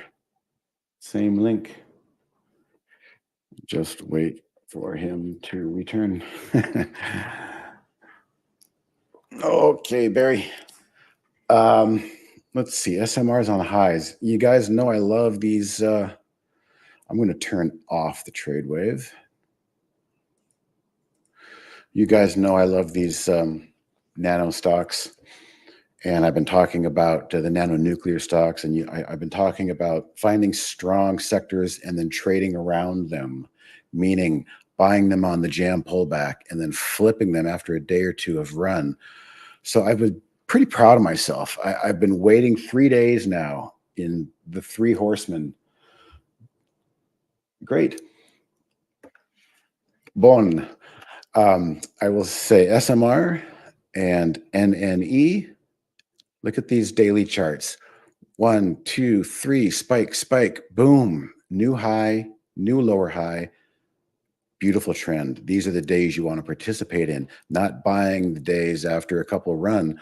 I'm looking to do a trade around, and the trade around is finding strong sectors, fading out after they run to highs, selling your profits, sitting on your hands, waiting, waiting, waiting, and then finding a spot where they start to dig back in.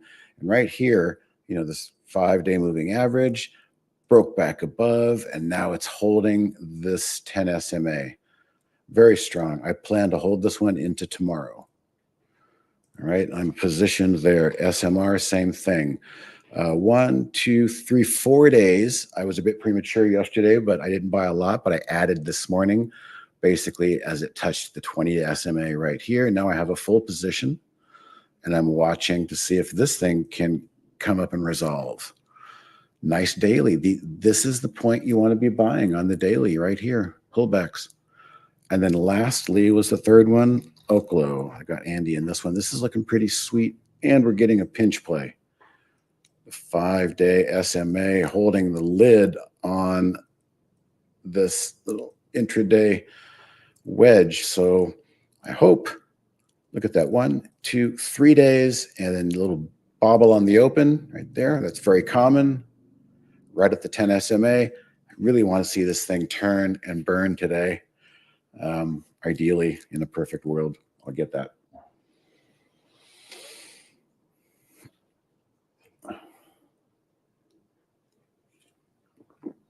All right. Does anybody have any questions or anything they need help with? I've also been sitting strong in the DJT media stuff. I think this is actually just kind of becoming a proxy for the polls lately, but whatever. Looks like NNE is the strongest of these three.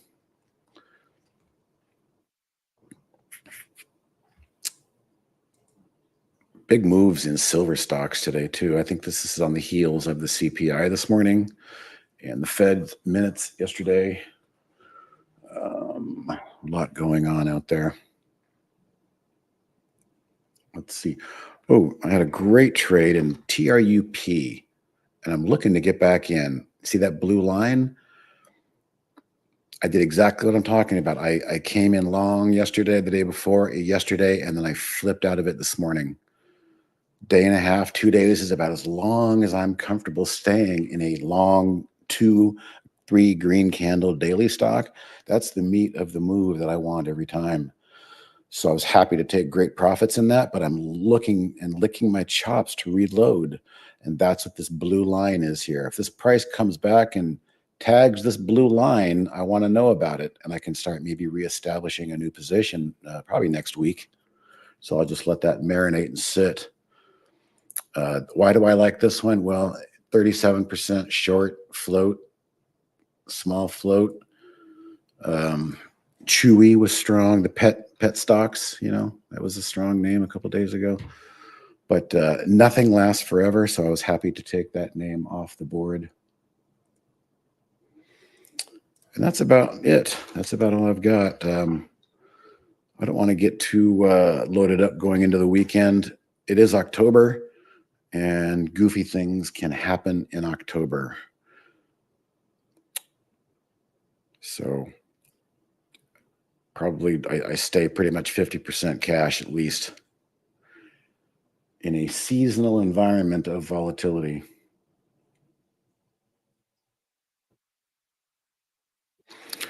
So I'll talk about whatever you guys want to talk about. We look at the markets again. Markets strong, not an all-time high. Nasdaq hit it, retreated as I'm speaking. Tech Nasdaq's been leading the way. Ideally, obviously, Nvidia certainly has a lot to do with that. AI stocks, I don't know which ones are. PLTR apparently is a really strong AI stock. They're an expensive company that saves enterprises a lot of money just by analyzing their data. Boy, if I remember this day too, they gapped down to 21 after earnings, and they've doubled since then. But these are the charts you don't look at. You go, oh my God, I've got to get in on this because this is parabolic. If you're buying new highs and all these moving averages are fanned out like this, you're probably late to the party. IWM is the small caps. This one is kind of lagging.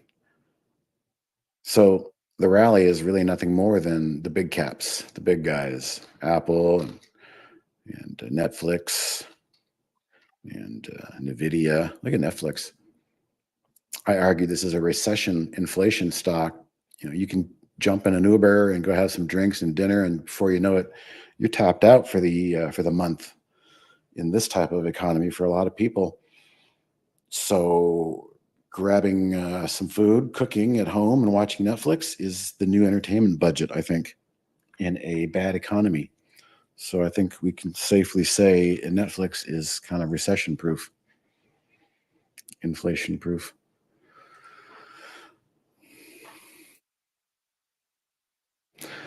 Again, like I said, it's Thursday. I don't want to, as a swing trader, I don't want to start taking on too much risk into the weekend. So I've kind of got what I want.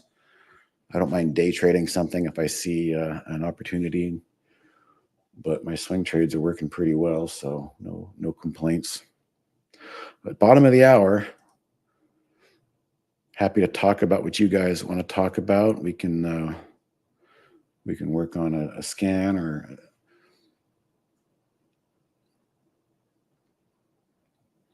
anything you guys want.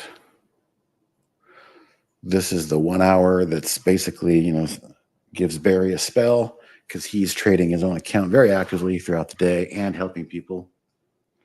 But when we come on here at noon Eastern, our primary focus is not trading. Our primary focus is helping you guys and making sure everybody gets their questions answered because, we'll get phone calls, we'll get chats, and some of the questions are they're too detailed and too visual to discuss over the phone or in chat. So we send you guys here, and even, as you can see, even with a language barrier, we can help because visually is really what is needed to kind of help, make it click, turn the light bulb on for our users.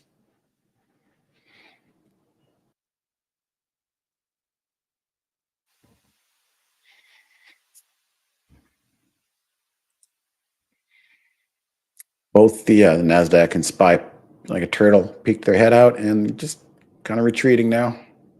Nothing wrong with a midday retreat. It's just a market breadth. But, as I was saying earlier on the podcast recorded with Michael this morning, if you're trying to short this market, you're having a hard time. This is a market. It's pretty obvious. You put your canoe in the water in the river and you watch which way the current floats the front of the canoe and the bow downstream, and that's the direction you want to go. You don't want to be a new trader and go, this market's been up enough. I proclaim it's time to start shorting. That mentality will eat you alive if you're not careful, because the market doesn't care about your position. The market's always right, not us. So again, I'm just monitoring this one position here intraday. Daily, it looks sweet. But we still have to go to the close. We got 3 hours to go to the close still. I'd like to see this beautiful 10-day trend hold on this 10 SMA. Do not be the person buying these candles. You're just asking for this. I was the person selling this candle, and I've been waiting and sitting on my hands for this. So this is my reload. But when we look over here and zoom in, I don't like this at the moment. That's not helping things. I need this to get back above this blue line pretty soon to show me that the buyers might be back in control here. Here's another high for a silver miner. Something really shifted this morning. These silver miners got shot out of a cannon, and I did not participate because they've been just disappointing me lately. I was really close to pulling the trigger on FSM, but I didn't. And we're talking, it was this morning. It's right here. So yeah, I would have suffered this and gotten upset, and now it's up. So I'm just going to let the silver miners be. I'm going to keep my risk to a, like I said, a minimum 50% cash position going into the weekend.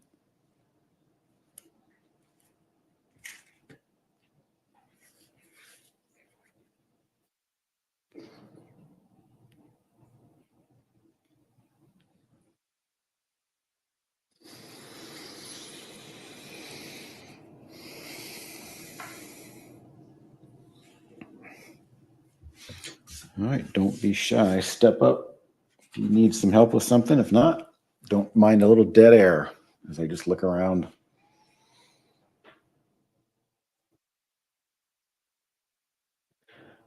This was making noise this morning. AI stock, SoundCloud. This is my watch list over here. I used the heart symbol on the chart to add these names to the list. To take them off the list, you have to go to your account settings on the web to do that. Patrick, what's up? Patrick knows what I'm talking about with the miners. They're just crazy. XLE, huh? Let's see what the XLE ETF is looking like. It's looking good. And it kind of bolsters, as I called it, the three mini horses, the mini nuke horses. Nano nuke energy, small modular reactor. And I don't know what that stands for. Oklahoma, maybe. Santa Clara, no. That's a sweet looking daily chart. Now, the only thing that's wrong with this one is it's double. It's a double. This thing has doubled. And so there comes a point where the 10 SMA doesn't hold momentum, and a stock that's doubled, it might want to give some more back.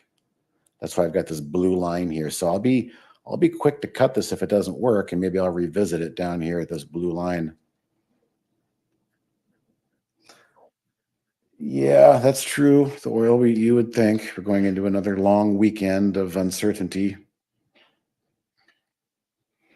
Keep screwing around with this stupid thing. I've actually got an offer to get me out of it. I don't want to trade this thing. It's just so thin. Get me out. Because I chased that green bar yesterday a little bit. Okay.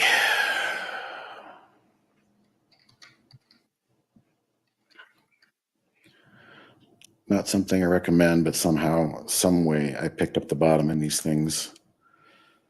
I've got the warrants in DJT at 9, and I've got DJT, the common, at 13. And I'm not giving them up.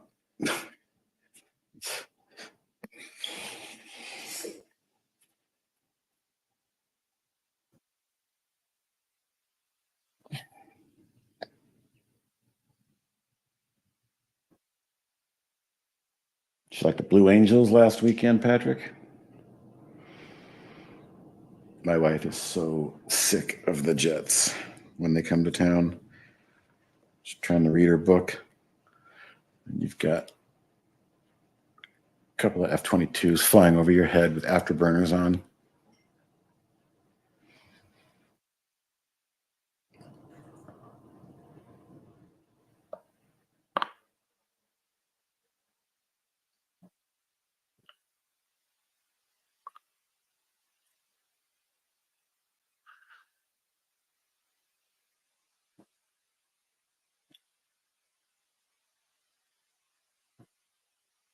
Yeah, if you're at UTC, you get a good view. That's where I live.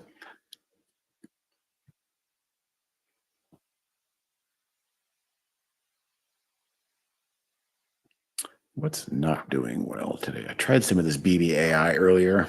Had to give up. Plug was the trade of the week, and it hasn't done much. Very unfortunate. These alternate energy stocks, you know what? They might be being outshined by the new kid on the block, the new alternative energy stocks, the nano nuclear modulars. I know I mentioned them a lot, but I'm pretty positive on the story. I think we've all seen how crazy NVIDIA went just trying to build processors to mine Bitcoin and now we're talking about AI. Where how are you going to power this stuff?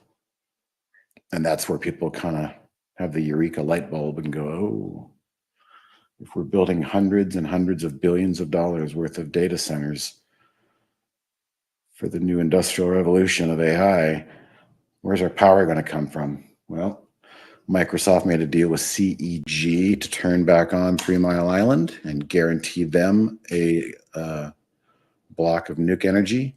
And I think there was another power plant that's also doing the same. Can't build a new power plant, and there's only so many you can try and turn back on. So the modular, build it in the factory, ship it out, drop it in the ground, turn it on, is a much shorter time frame than building a whole site to power a city.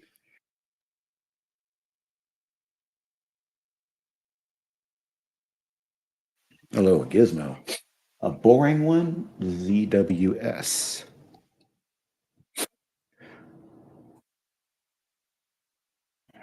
Water solutions, that has my attention.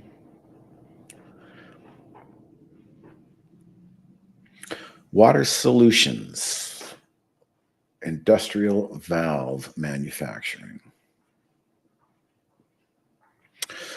So I always kind of like to know who they are, what sector they're in, what they do.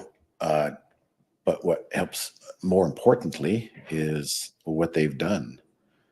This thumbnail shows us that they're breaking out here on the weekly chart, which is nice. And we can tuck that thumbnail back. And a big volume spike here. Not sure you probably are aware that must have been a big news day back on the 20th. Acquired. Okay, shares acquired. That must be the big news. So having that backdrop, all I can do is look at the chart, and the chart looks strong. However, I will tell you that after this breakaway here, it's almost like somebody knew something, right? And then here's the big volume bar. The 10 SMA was holding. It was holding. It was holding. But all of a sudden today, we're trading under this 10 SMA and under this 5 SMA right there.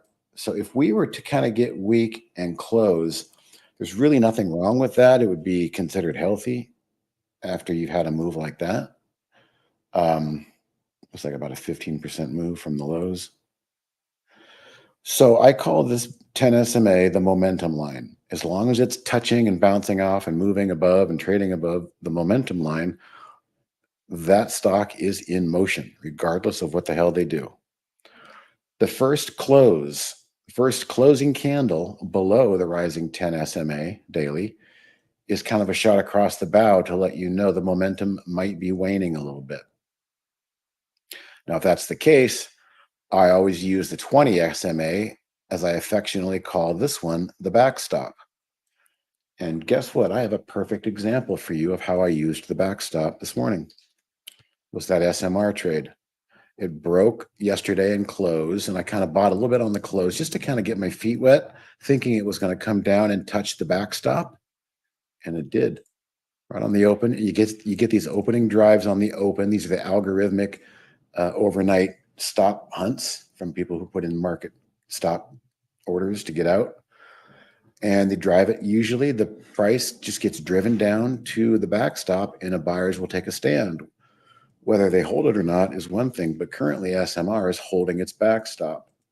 So for you in ZWS, what you really need to see is if it does kind of flounder around a little bit, it can even go sideways, but this 20 SMA should come into play and kick the price higher. So if it doesn't, you would have a closing candle I would say the first closing candle below that 20 SMA, you might want to just evaluate and reconsider, because that's when trends start to break down and things start to get sloppy and range bound. Uh, I try to keep my rules as simple as possible. That's why I use simple moving averages. The 10 is the momentum and the 20 is the backstop. Once they've broken those, it's just kind of a crap shot. You're guessing at some of these charts. So I hope that helps, Gizmo. Don't know where your entry is or what you're thinking. If you're looking to get an entry, you could look to bid into that spot at the 20 SMA as an entry point. But when they trade in between here, it's kind of no man's land in my book. Even though I nibbled SMR yesterday, and I did that purposely just to get it on my radar for the open today. Oh, good. All right. Glad that helps.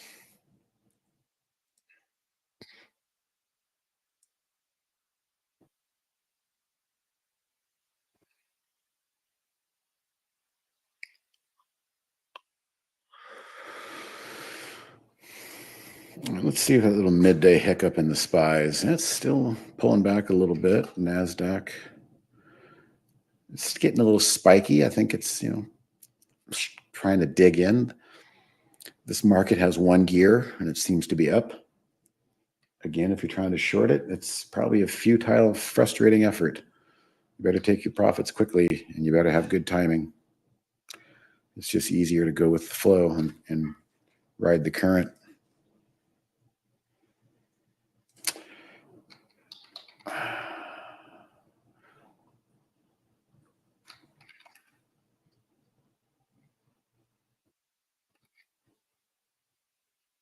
Oops. Big spike in XLF there to the downside. Banks may be getting a little nervous about something. IWM again as well. Small caps.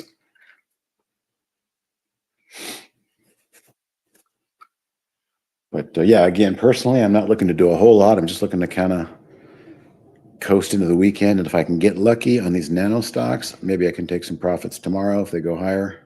If not, I'll just manage them accordingly. But it's like you keep going to the same well until it doesn't work anymore. And that's the trick, is understanding when the well isn't working anymore and quickly moving on to another tactic or another group of stocks to trade around or focus on.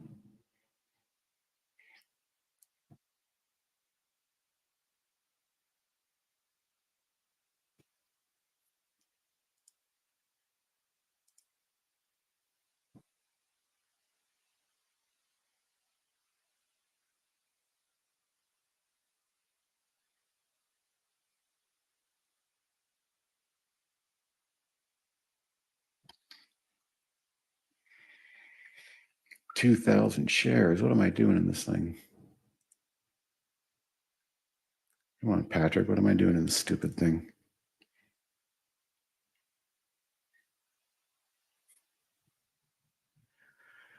I thought Rum would have some sympathy with the DJT media. It's not going lower, but it's not going higher either. So kind of sitting there.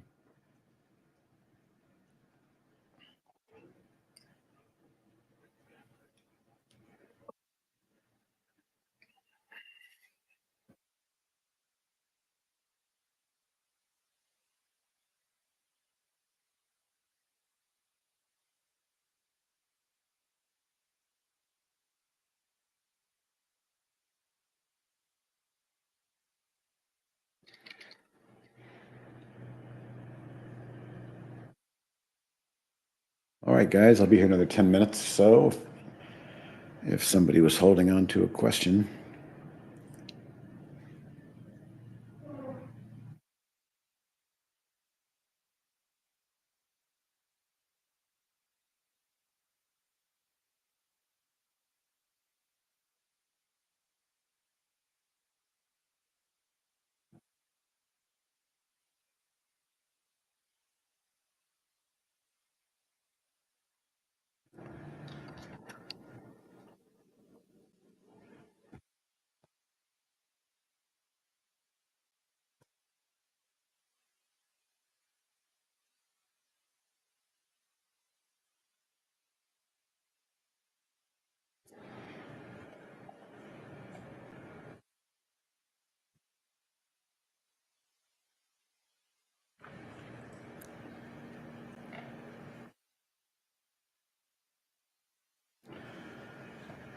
So the way I look at this SMR midday stuff here is, what was once resistance should should become future support. So this declining 5 day was kind of resistance, and now it got ahead of itself. So I want to see it just kind of dig in right about here. Don't have a problem with that midday. That's how I use this. It's just a level of interest, which is quickly there. And so it's about, looks like the $12 level. It'd be nice to see SMR defend that $12 level, simply because prior resistance should become future support. And that intraday momentum line did break. So that's my hope, that we'll find some support there, and that would be healthy. If I was looking to add to this position, which I'm not, I would probably add some right here.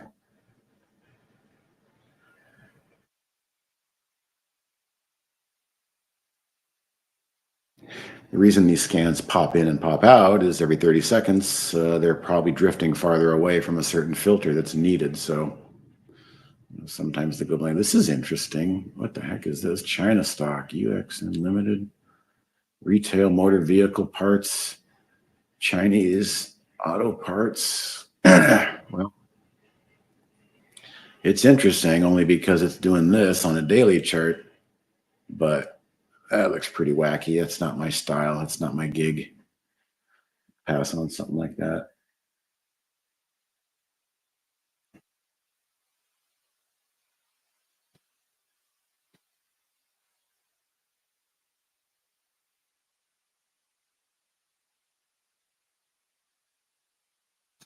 I did buy some SRS in another long-term account. What is that? SRS is the inverse of the REIT ETF, IYR, office buildings, commercial buildings, retail, strip malls. Um,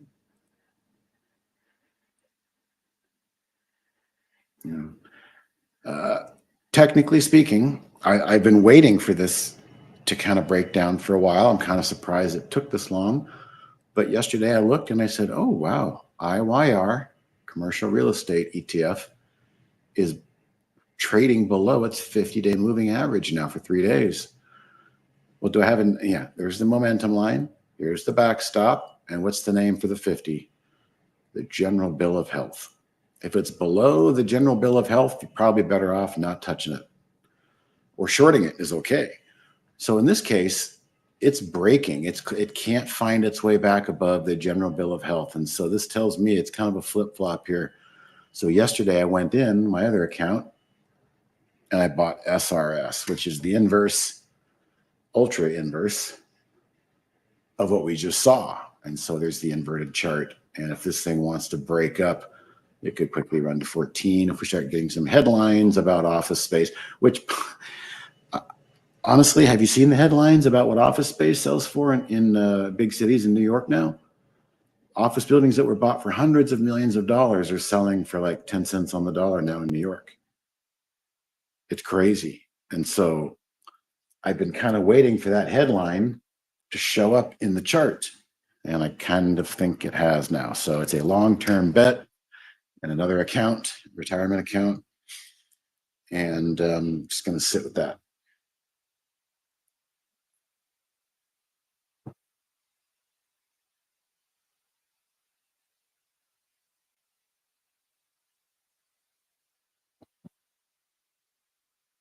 Still some selling midday here on these ETFs. So we look at AMD. Ooh, big flush in AMD. That's kind of noteworthy. NVIDIA, not doing that. But the semi in general, the semis are pulling back. The problem with this market is you can't look at a chart like that and say, oh my God, let's flip it and go short, because it's midday. And before you know it, the buyers step back in. And that's just been the way it goes lately. So until that changes, you're probably not wise to be the one to think that you can be the first one to pick the top.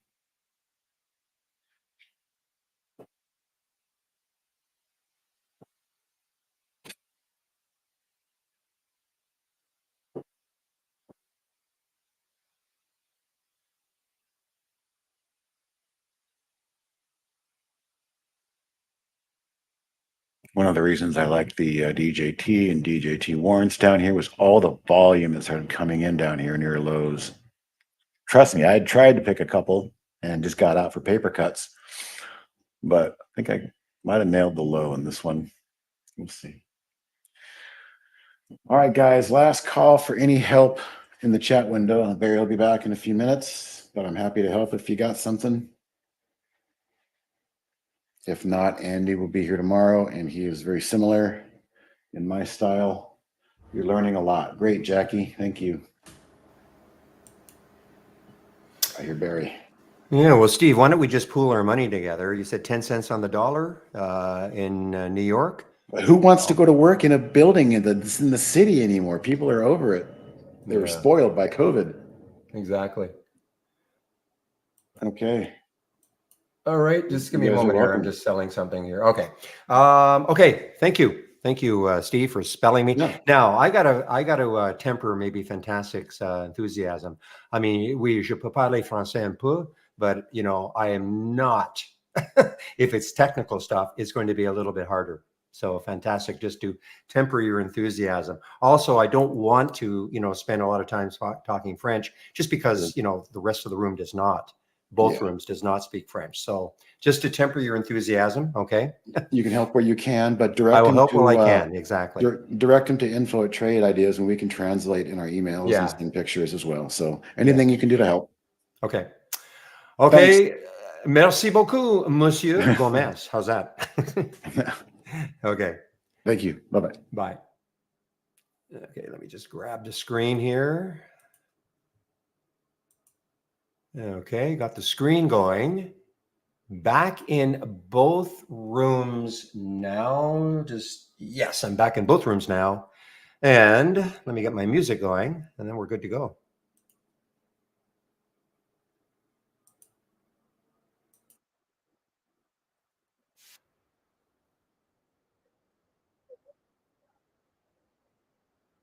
Yeah, we're in a bit of a chop fest again.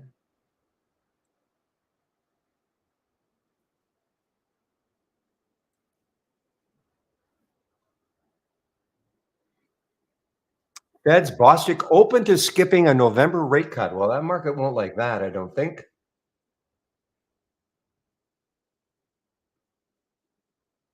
When did he talk? Let's grab that economic calendar. Oh, so I don't have him. I don't have him on the economic calendar. So did he just sort of insert himself? I have Williams at 11. Oh, Wall Street Journal. Okay, I got you.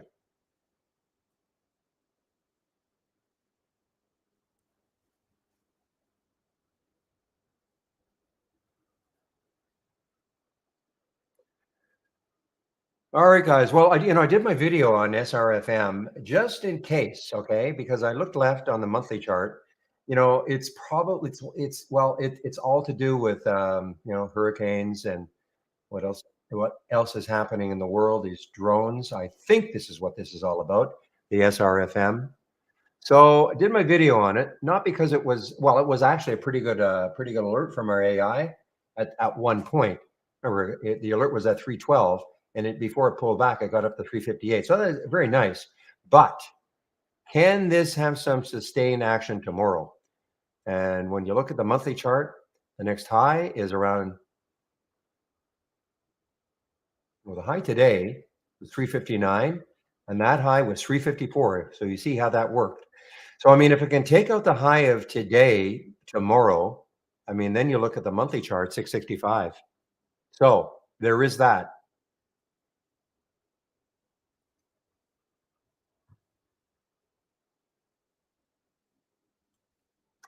And a sea of red starting to show up here.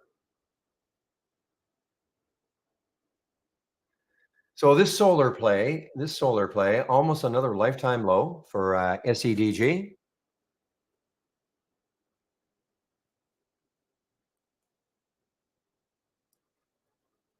Yeah, Celsius is still, I mean, it's still hanging in there. The high was 35 approximately. So it's dropped, not that much, a little over 50 cents from the high. So it's really not that much.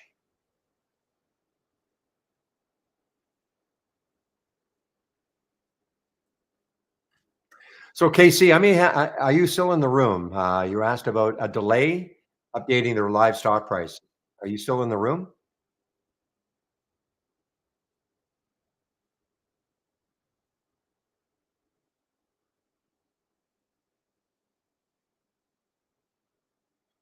Maybe Casey has departed.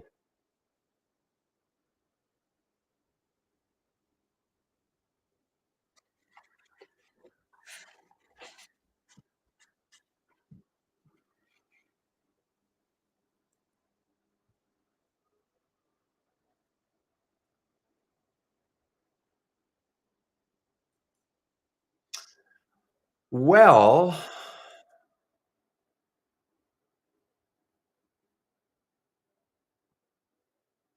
so you guys are shorting AMD. Okay, let's take a look at AMD. Shady and William are shorting AMD, I think. Oh, you're long. Oh, okay. Okay, I got you. Well, there's the 200-day moving average. That's a fair amount away, though.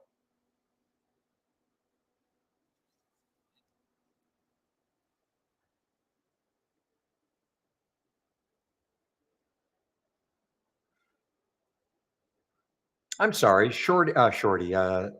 Shady is going long AMD. It's all right. I'm just looking at his trigger and his stop. I'm sorry. So you're both going long. Okay, looking for a bounce.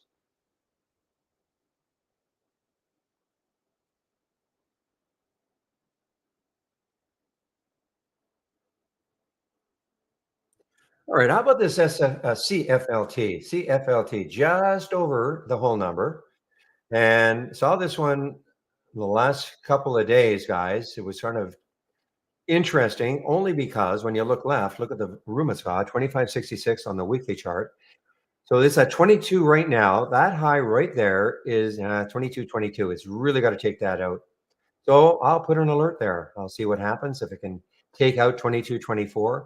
Maybe not today, maybe never. But if it does, then we've got this big void when you look left.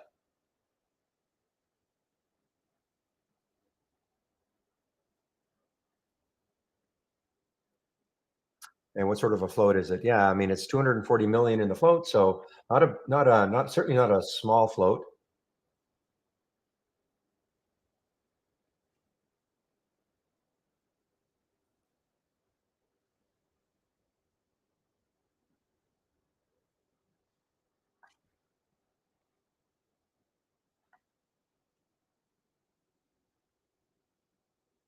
Yeah, the last thing I want to do, I mean, I've done okay today with those first couple of trades, but I don't want to chop myself up just out of boredom.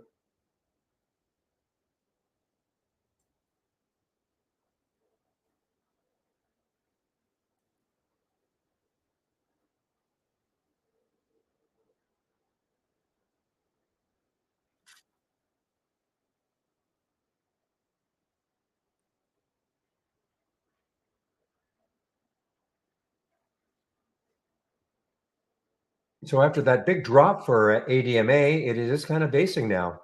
And that was an AI alert, nice one, 1820. Before it pulled up at all, got down to 1570. So that was a very nice one from our AI, 1820 down to 1570. Again, I'm not saying anybody would get it right at 1820 and get out cover exactly at 1570, but I mean, certainly the middle two thirds would have been nice.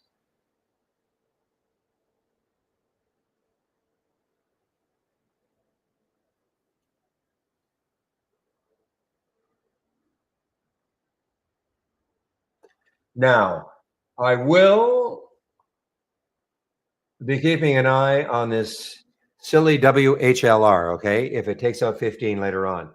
This is one of those that later on in the day, maybe it catches a bid and needs some volume. Look how the volume is just completely tapered off. No volume. But if it catches a bid, get some volume, and maybe pops through 14, that could get it rocking again. Could get it rocking again. And that's why I have to reset. Sorry, I have to reset my price alert around 14.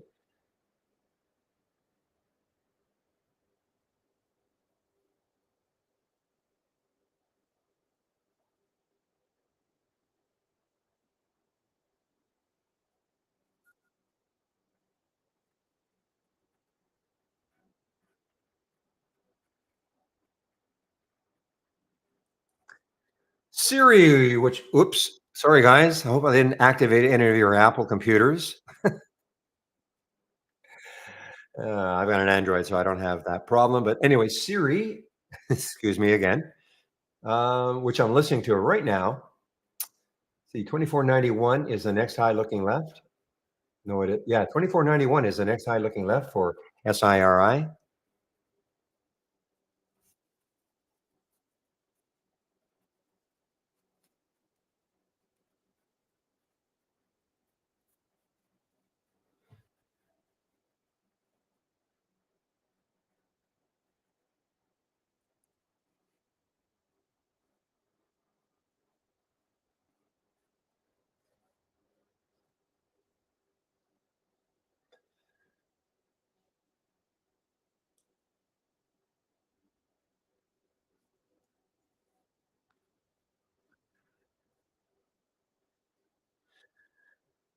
Well, guys, what time is it now? 104. Well, not seeing too much. I even forgot. I didn't even when I did my video. Normally, I have to silence my sound alerts. I didn't get one during my video, and I still haven't had one. I don't think I have had one since I came back on. The last one in this very active scan, momentum scan, is at 12:59. Well, so 4 minutes ago, 5 minutes ago, approximately. And it's a very active scan. So,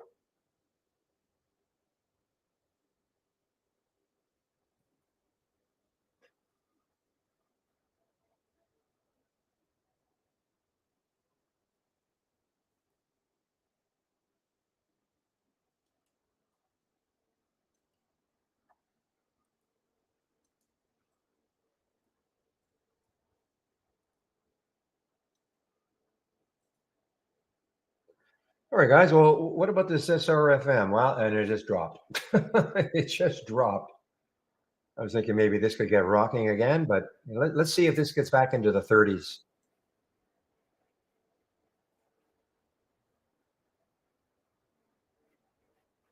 And it's only because it had a high today of around 360. So, and it's got all that room looking left on the monthly chart, but may not matter. There was a little bit of volume. You can see a little volume bar right there on that 5 minute. That was the previous 5 minute candle or volume bar.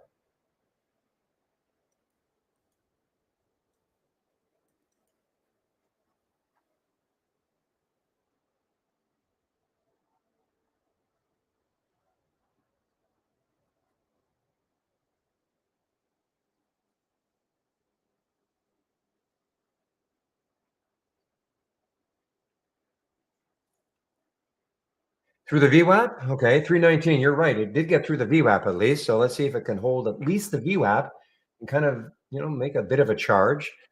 Low float, 7.8 million, a lot of volume, 23 million in the has traded, 209 times normal.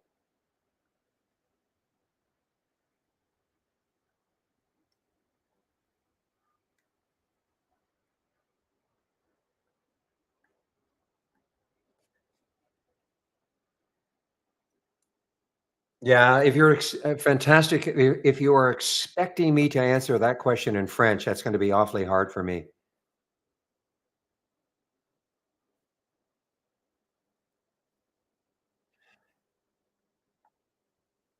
And to sum up though, you have to have some kind of it's not trade ideas that's going to help you. It's your own trading style or plan that's going to help you to try to identify entry and exit points. Okay.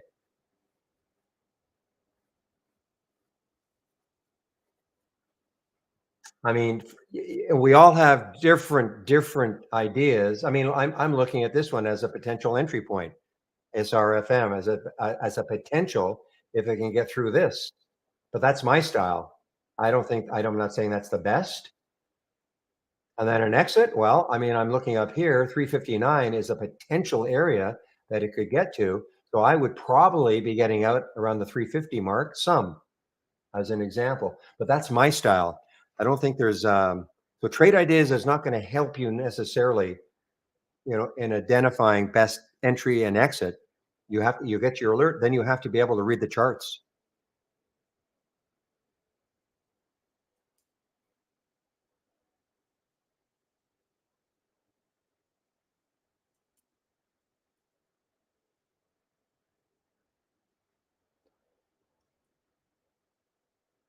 I'm looking at this SRFM as something that's a possibility, just because it did have an early flourish up here at the beginning of the day, and then it's just kind of hanging in this area.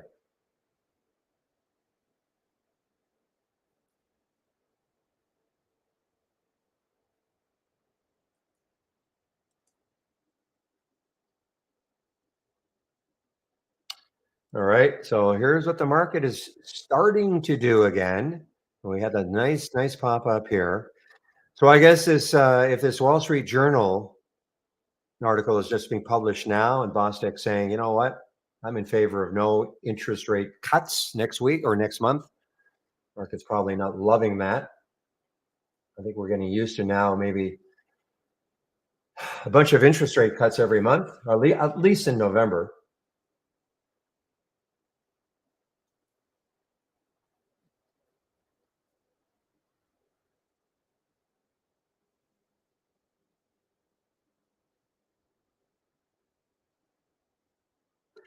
Again, fantastic. If you can understand, I mean, if you were listening to Steve, he was probably talking about the 10 SMA on a 15-minute chart, and so his exit, if he got into a trade early enough and he was riding this 10 SMA, if you can see on my 15-minute chart, the jaune on my 15-minute chart, well, he wouldn't get out unless it broke down below, closed down below, as an example. That's not my style, but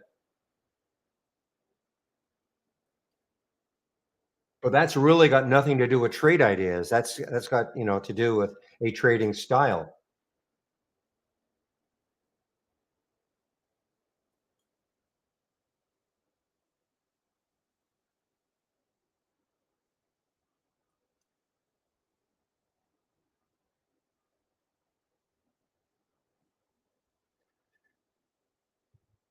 Well, Root, what's Root doing? Whatever happened to Roots in Canada?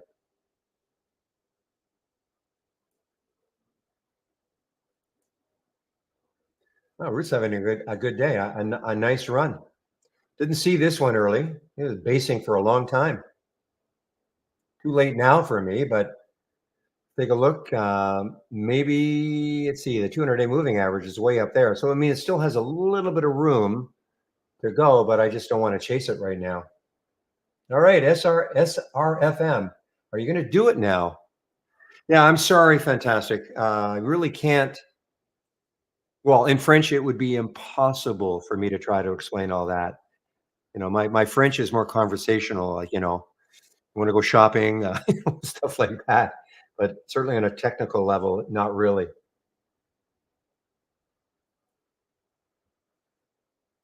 But if you can understand, trade ideas is not going to tell you when to get out and when you get in. I mean, the AI in theory is giving you an entry and an exit, okay, a stop. But everything else that you construct, they're just ideas.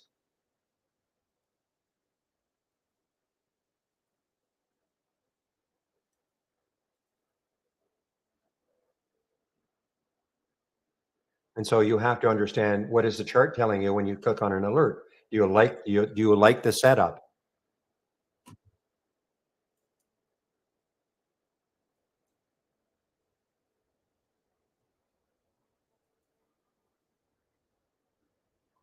And the other thing, it also depends on the day.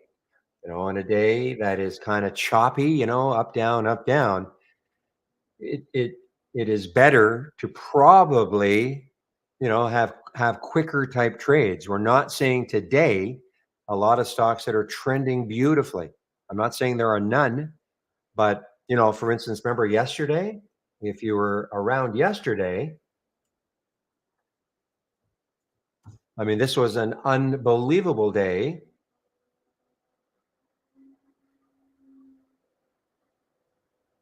It was an unbelievable day at the beginning of the day, right from 9:30 right up until 11:45. I mean, that's almost 2.5 hours of straight up beautiful trend. And it's not like it collapsed afterwards, but that was a day in which a lot of long plays probably would have worked really well in a trend.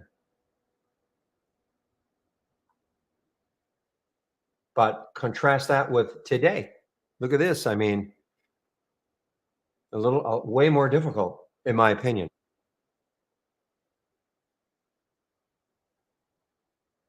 Oh, okay, fantastic. Okay, great.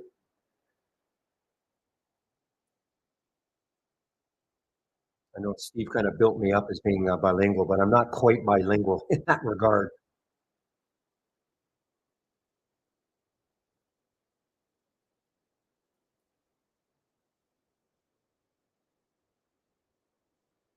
I mean, look at the SRFM. I'll freely admit, I took a little of this and I scalped it out.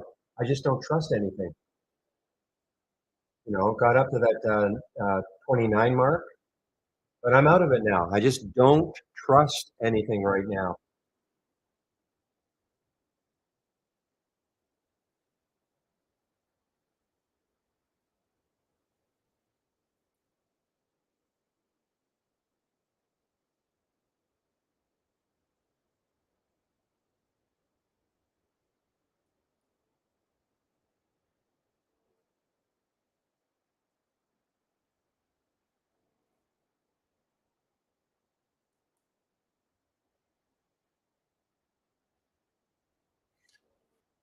So again, guys, I do have a price alert for CFLT.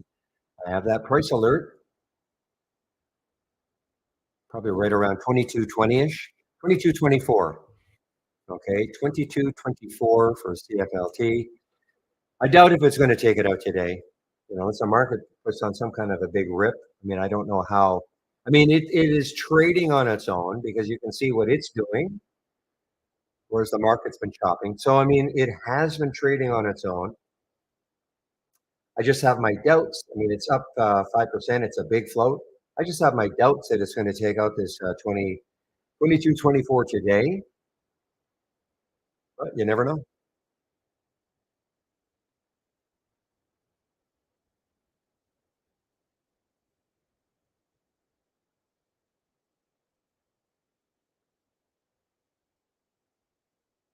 Oh, I mean, look at that SRFM now.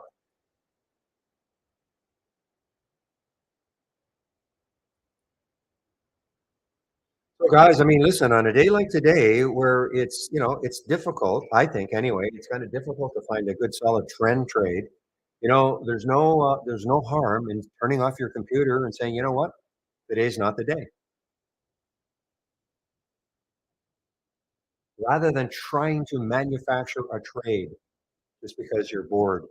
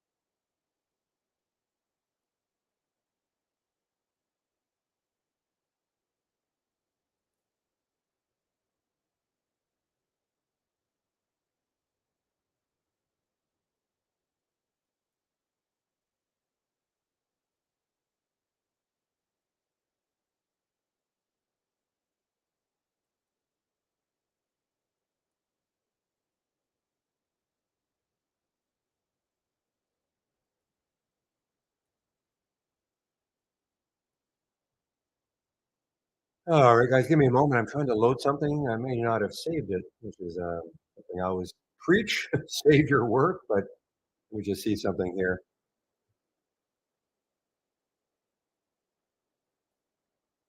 No, there's no way. Okay.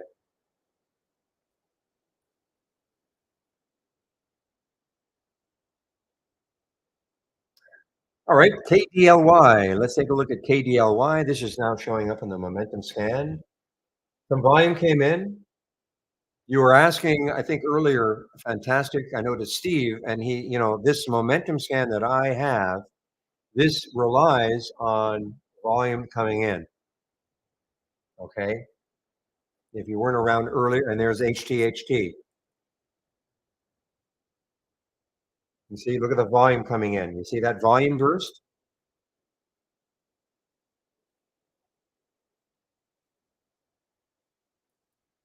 And the whole idea of, and I'm sharing this on my homepage, okay? So this is why I call it a momentum scan. Volume in the last minute is 1,000% of normal. 5 minutes is 400% of normal, okay? That's why typically when I click on an alert, I'm going to see a volume bar that really is standing out. I'm not really talking about it too much, Mike, because I'm not getting any questions. So I have it in. It's not my it's not my only decision maker, of course, but that's why I do have it on here. But nobody's asking about it, so I'm just not going to talk about it that much anymore.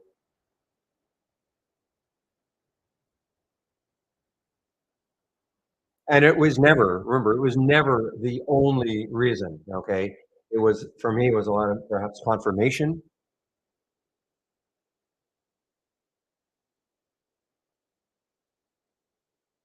The other thing is that I know Michael created a scan, I think on a 3 minute basis, perhaps maybe on the 5 minute one.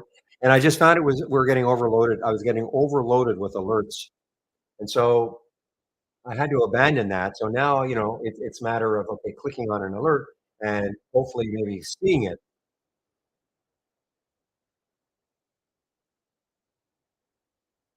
All right. Well, I see SRFM is sort of coming back a bit.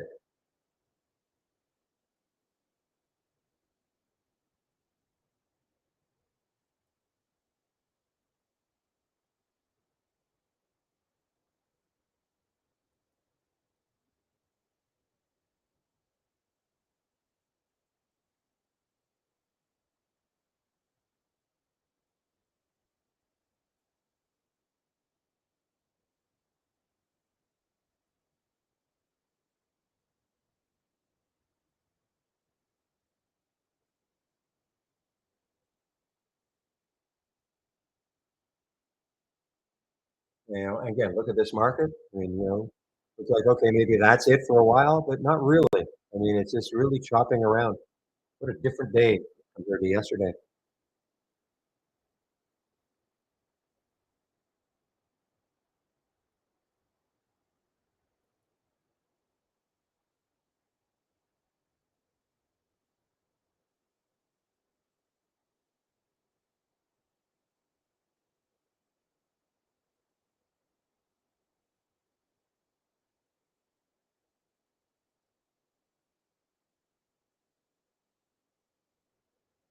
Hey guys, give me a moment. I'm just trying to adjust the scan on my other monitor. Okay, so give me a moment.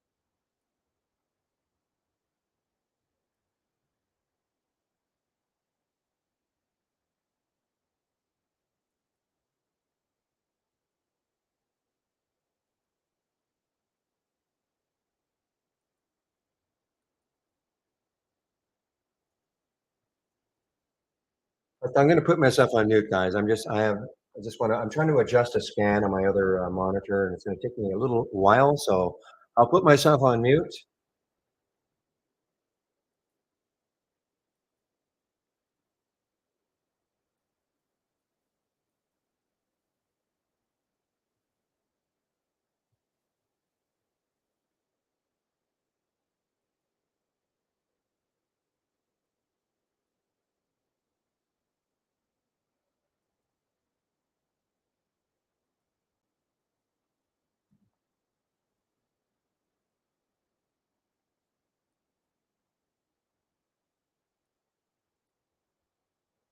Actually, I'm done. Okay.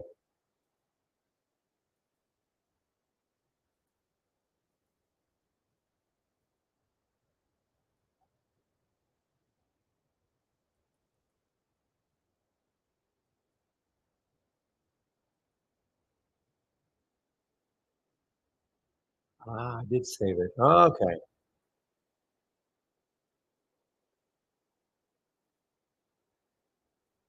Yes. HT. Yes. This momentum scan.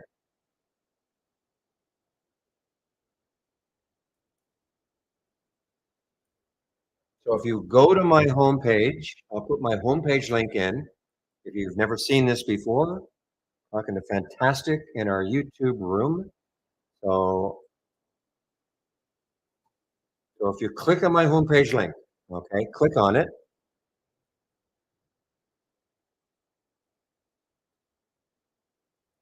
And if you scroll down, keep scrolling down, here are my scans. Okay, click here. So here are the scans that I'm currently sharing. Momo, right there. Okay, and that's what it will look like. Now, you will only see if you do load it, and anybody else listening, if you do load it now, you're not going to see all the previous alerts. You're just going to see the last one.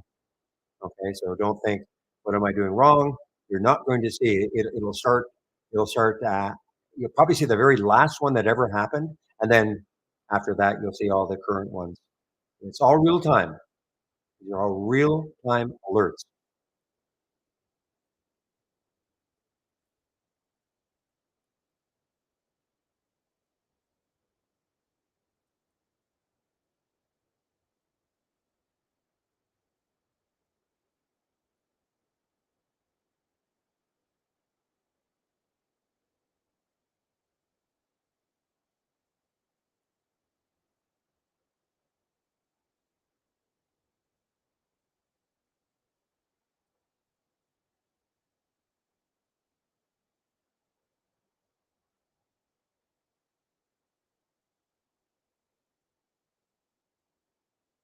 And notice what I don't do, guys. I do not anticipate anything. Okay, I'm not anticipating. Though, because I put my price alert here for CFLT at 22.24, whatever it is, I'm not saying it's getting there. I'm not anticipating that it's getting there. If that were the case, I take the trade right now. All I'm doing is I'm going to wait to see if it happens, and if it does, then at least I know about it. Doesn't mean I'm going to take the trade immediately or ever. I just want to know if it happens, and then I'll check to see what sort of a pattern it's coming from, and then if I like it, I'll take the trade. But I'm not anticipating that it's going to happen just because I put a price alert there. I have no idea if it ever will happen.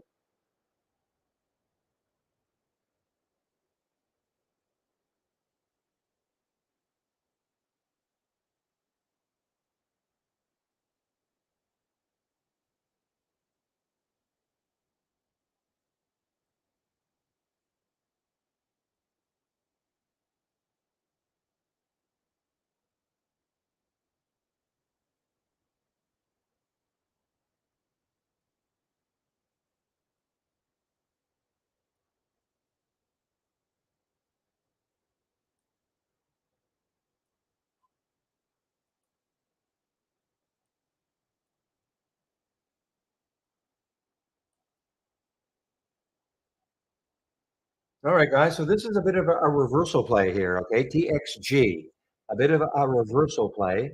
It is now a high of the day. It's still down 24%. Okay, but this is an example of a bit of a reversal play, and it's been basing, and the next high on the daily chart is up here. Well, you can see it. So obviously, it's got some room. If you think this can keep reversing, well, but I mean, it obviously has a lot of room. $5 to the next high on the daily chart, and that's the last two daily highs.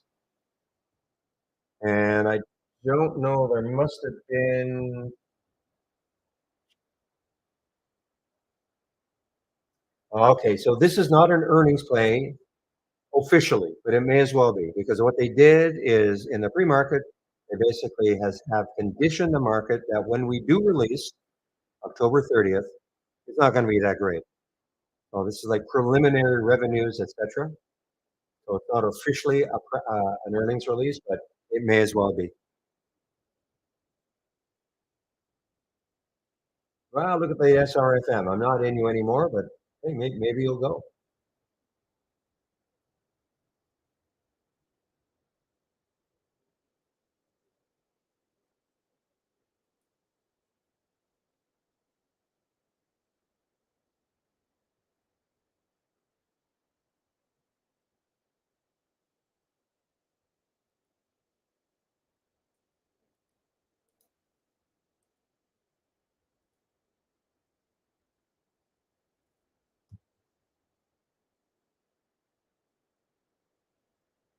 If this weren't so close to 16, I would probably take some, but that whole number could stall it. I'm talking to TXG, even though it's got a ton of room.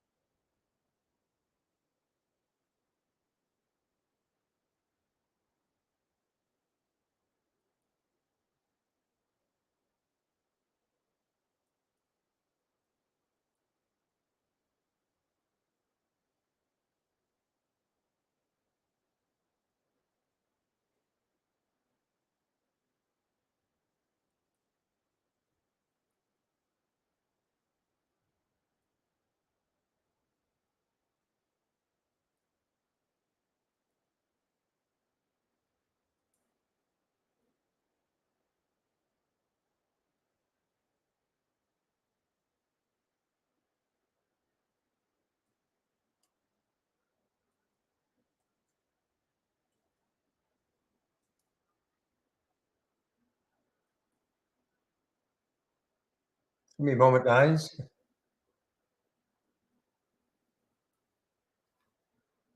Uh,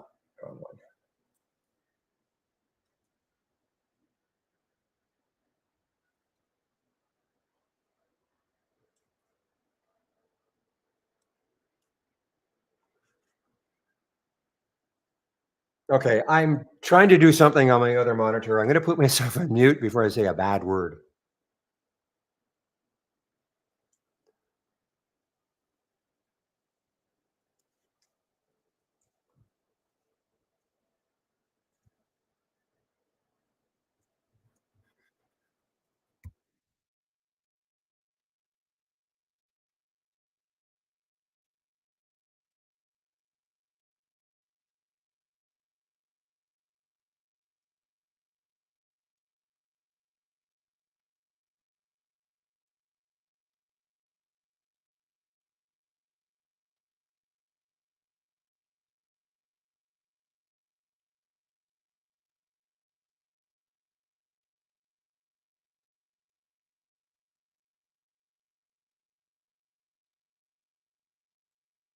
All right, I'm back.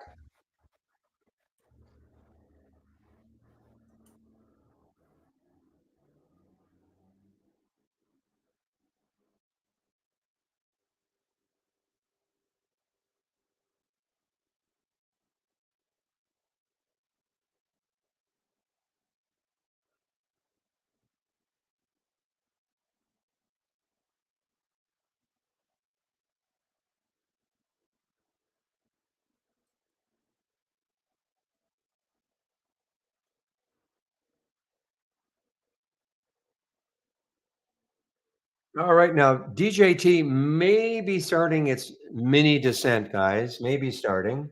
Well, in fact, look at that.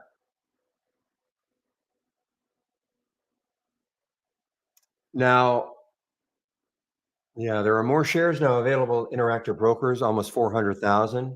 So there's been some covering at Interactive Brokers because the last time I looked, there was about 230,000 available shorts. So now there are about 400,000. So there has been some covering, maybe some grief, as it kept moving higher. But I'm not saying to short this, okay? I'm just saying We're starting to get a color transition though. On the go, no go, Mike.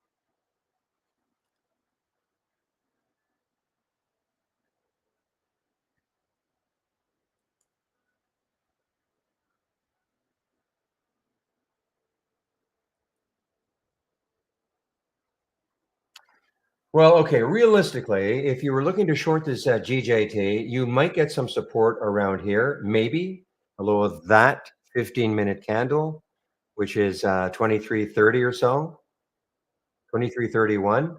There may be a support area here.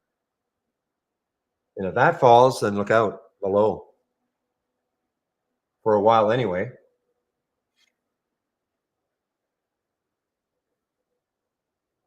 The problem is the short should have been taken up in this area, 23.90. So that's more the issue right now. So I guess you can look at it two ways. Will this hold if it does get down to this area, 23.30, and then bounce off it and resume its upward move? Or does it take it out and really start to give it up?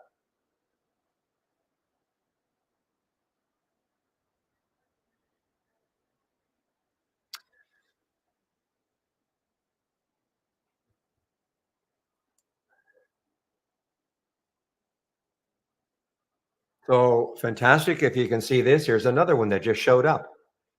Bridge Investment Group, BRDG. Look at the volume that came in. You can see that it's obviously standing out from all the previous bars.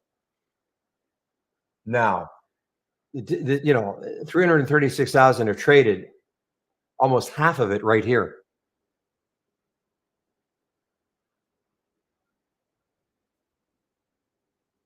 Look at the CFRM or CF, SRFM. Why didn't you do that when I was in you? SRFM.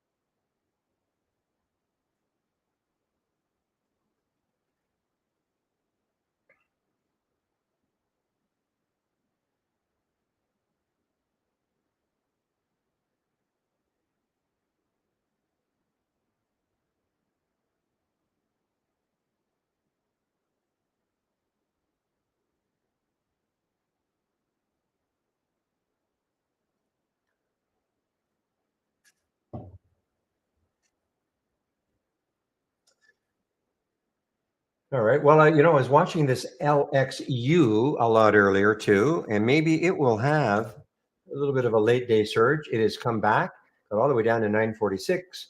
Maybe if it gets back over 960, maybe. And again, it's all because of the room it's got. Way up here, 1042 is the next high.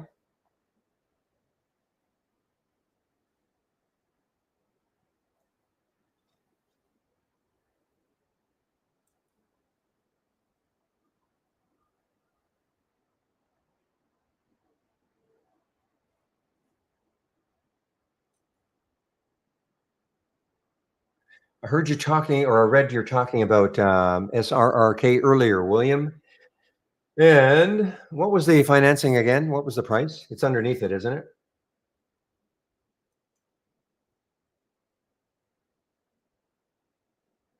28, 25. Yeah, 28, 25. So it's quite a bit it's quite excuse me, it is quite a bit below the financing price. Okay. Aussi, à bientôt, Jean-Pierre.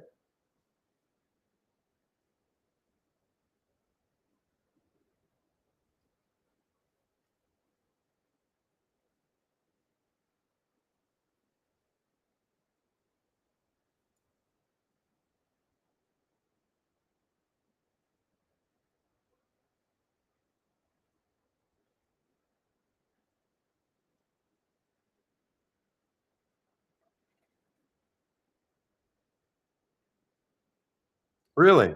Okay, I'll,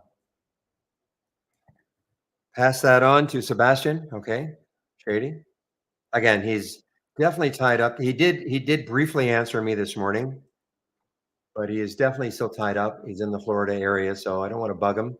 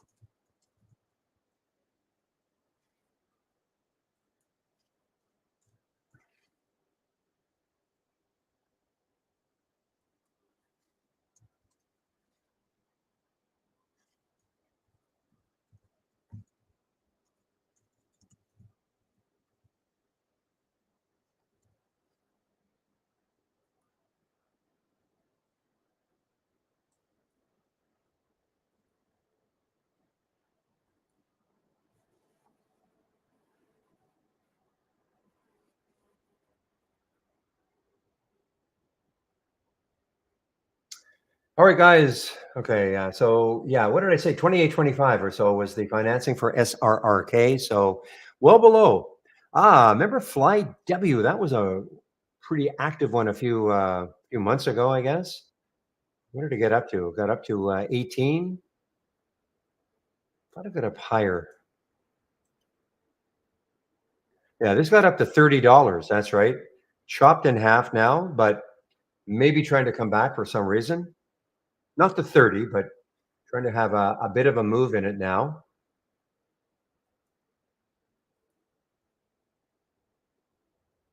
So on a weekly chart, where could it go? The next high looking left is 1675, obviously too close. And then if it gets through 1675, 17. So for me, it's just not enough room for it to move before it hits these potential stumbling resistance areas. For me, doesn't mean those areas are going to hold it, but just the way I look at things and the way I trade.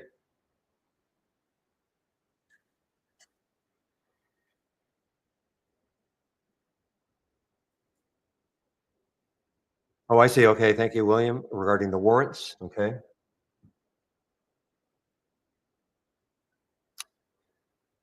Well, draw or William. What's on the agenda today as far as keeping the room open?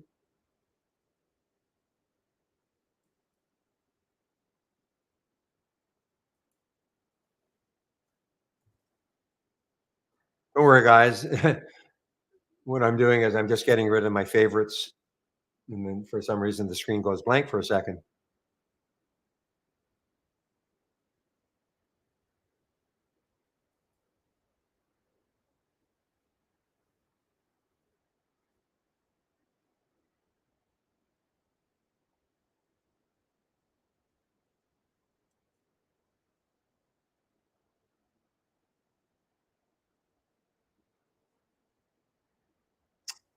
Okay, so draw. We'll keep the room open till four-ish. William, are you going to stick around also? I don't know what sort of earnings play. Well, we have JP Morgan. Well, no, that's tomorrow. I don't know what sort of earnings plays there are this afternoon after hours, but is there anything of interest?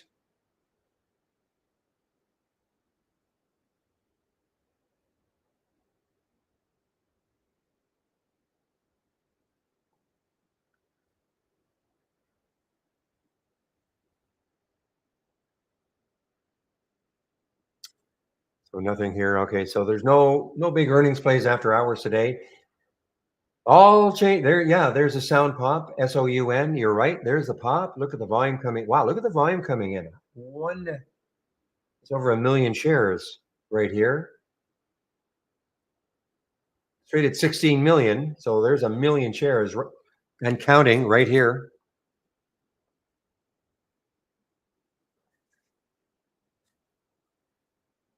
On the 15-minute, it's 1.59. So this has got another couple of minutes to close, a minute and 15 seconds to close. Could this be the second biggest volume bar if we can get over this one, which is what, 2 million? Well, oh, it just did. Look at this. It just did. But 500,000 shares just poured in.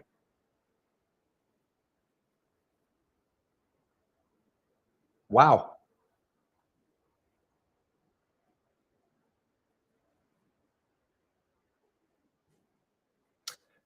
But as always, guys, look left.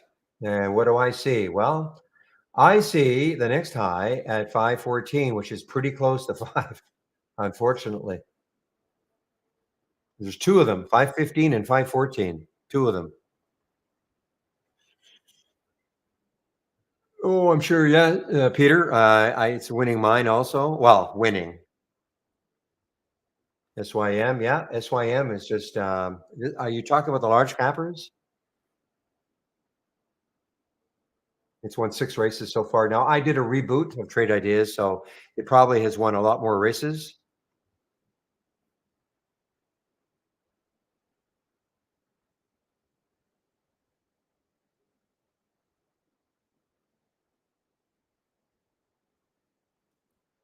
For now, I'm not counting today.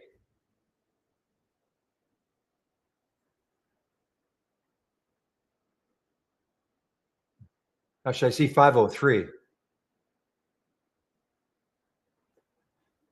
So the high today looks like it was 5, and the next high that I see actually is, yeah, 503 on a daily chart. I was just looking at the weeklies. So on the daily chart, yeah, you're right, 503. That's what we have anyway.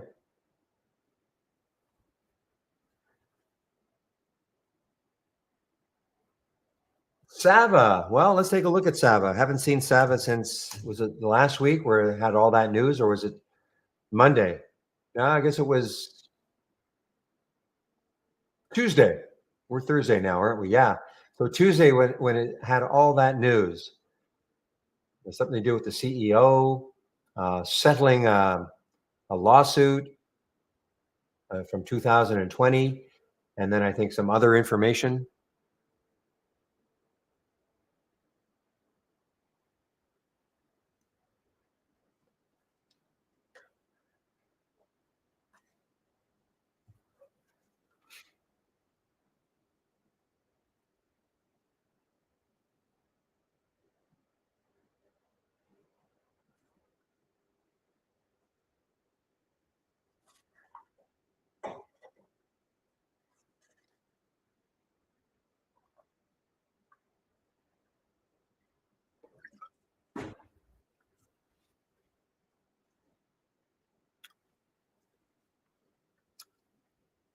Well, I'm sure there are a lot of people that still connected to fraud, Captain. But I guess they tried to alleviate that by settling with the SEC. I can't remember how much they had to pay, but see if our news has it.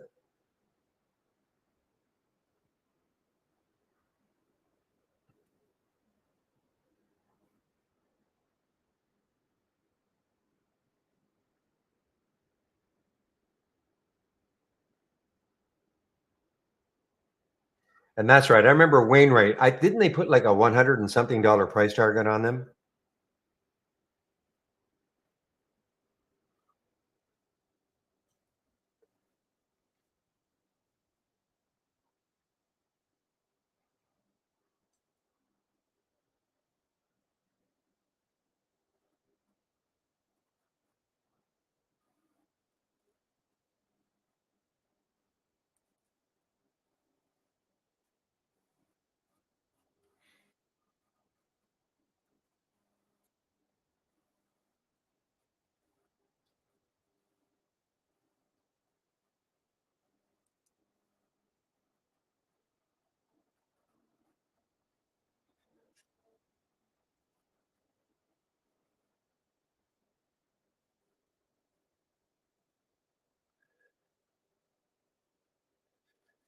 There's a lot of information in that one, Tape. So I'm going to try to decipher what Tape says in our YouTube room.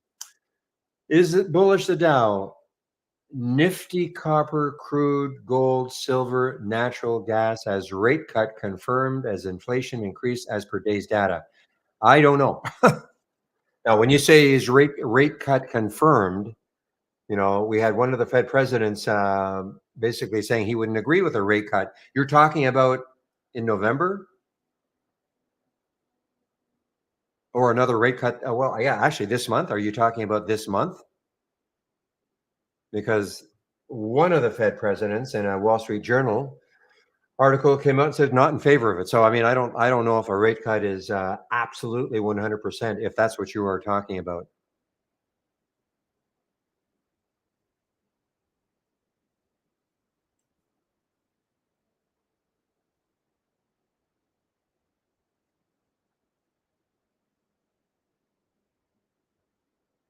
Yes. So, Mike, yes. So minus 0.25.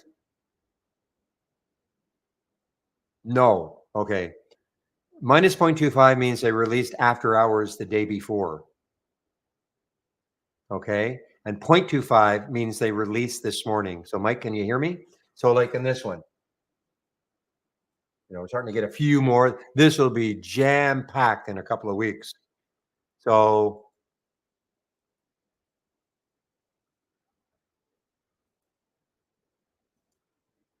yeah, minus 0.25 means they released after hours yesterday, and 0.25 means they released this morning before the market opened. 0.75. If you want like all the earnings plays today in the pre-market plus after hours today, put 0.75 here.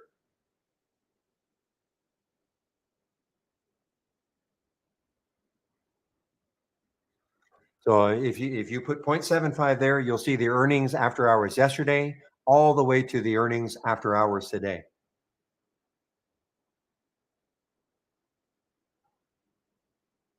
Okay?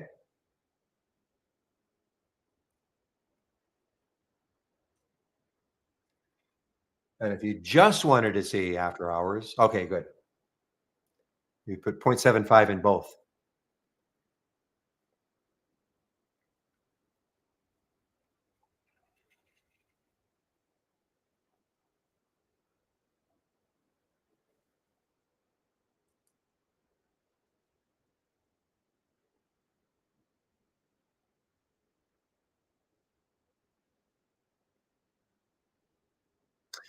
Unfortunately, you cannot, Sam. We don't have EMA at all. I know it's crazy. You can do SMAs, but we cannot do EMAs.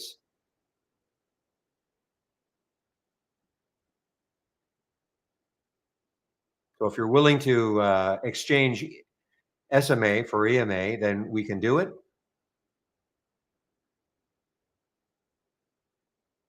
Okay, that's pretty simple. So I'll use this as an example. Okay, just this alert window, and just show you what you could do. So you're going to make your alert window or your top list window with your price range and your volume and all that. So I'm going to do a search on SMA. Okay. And actually, I'll make it a little easier. No, okay, I'll just do it right now. SMA. So I'm going to get a lot of the SMAs because this is an alert window. So change. So here are the SMAs that you can work with: 10 or 50. Do we have 10 or 50? We have 10 and 50. Okay. We've got 8, 10, 20, 50, and 200. Okay. So if you want to see stocks, so you could add this, again, this is what you have to choose from. So let's just look at the 50. So if you click on the change from the 50-day SMA, add the filter, and as you just have to put any sort of a positive number here, literally 0.00001. I mean, okay, anything that's positive, that will mean it's above the 50-day. Now, what number you're going to put in is up to you. But if you just want to make sure it's above, then you don't have to put in a big number. Okay. And then you do the same thing with what did you want? The 10? You do the same thing with, say, the 10. You put another positive number in the min. So put positive numbers in the min for both the change in the 10 and the 50% using this percent here. The reason I say that is because I think there's bars. I've never used the bars before. Okay, so does that make sense?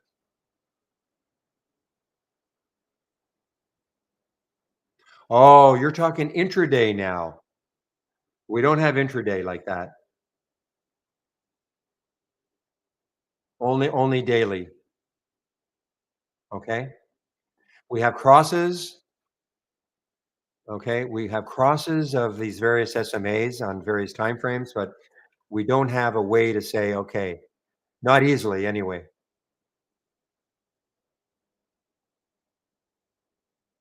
Most people use it like this because they just want to see, a lot of people will say, well, anything over, quite frankly, the 250, 20, 10, 8, anything over all those moving averages is a strong stock. I wouldn't use all of them, but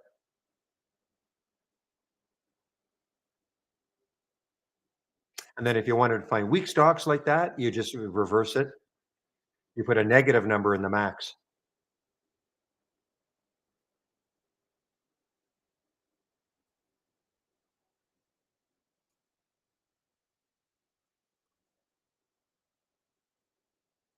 Well, let me just see before I say anything. See if there is some way you can do it and a custom. There might be. I just can't remember if we have an intraday on. But let me just find. No, I've got to do this thing again.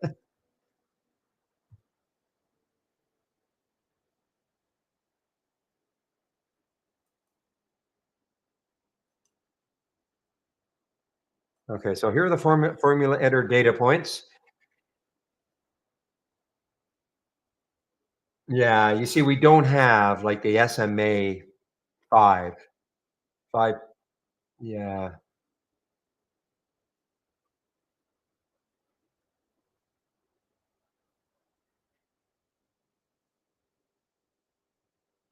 yeah. I don't see a way you can do it.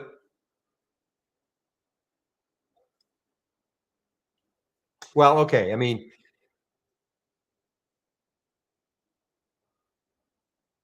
5. Well, first of all, we don't have 10 and we don't have 50, number 1.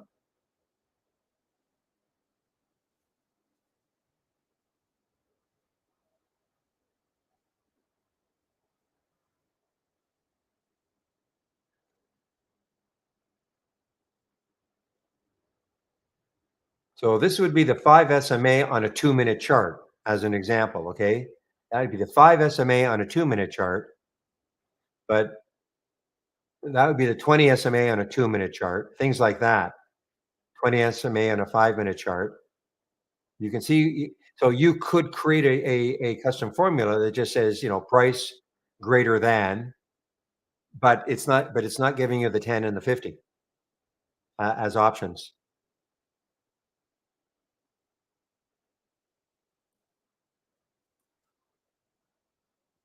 Okay. So, I mean, if you're prepared to use one of these different time frames or different SMAs, then you can do it.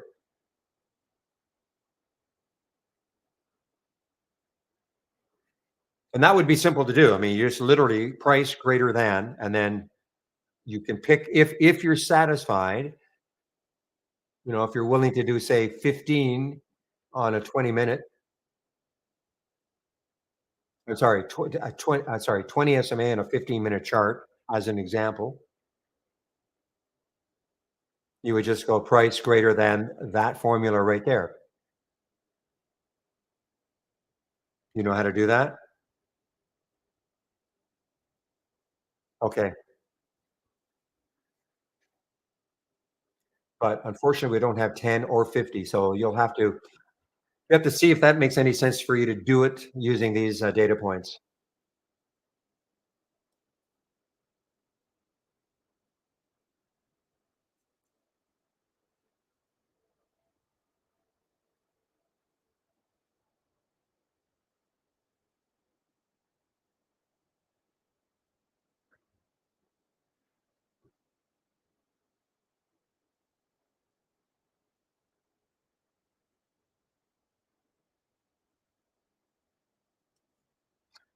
All right, guys, it's about 2 o'clock. So I have another half an hour or so left. I will always say later if there are questions, but I'll probably be taking off at around 2:30. So again, I'll say later if there are questions. If you have any questions, a good time to ask. I'm almost for sure not going to do anything more.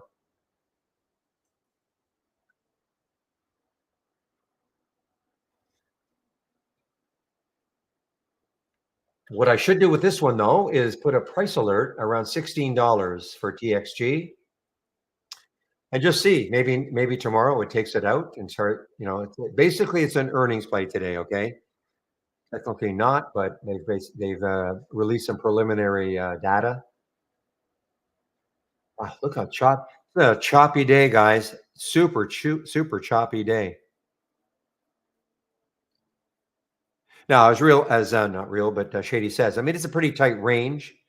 574, 577. So it's a pretty tight range, but within that range, it's been kind of chopping all over the place.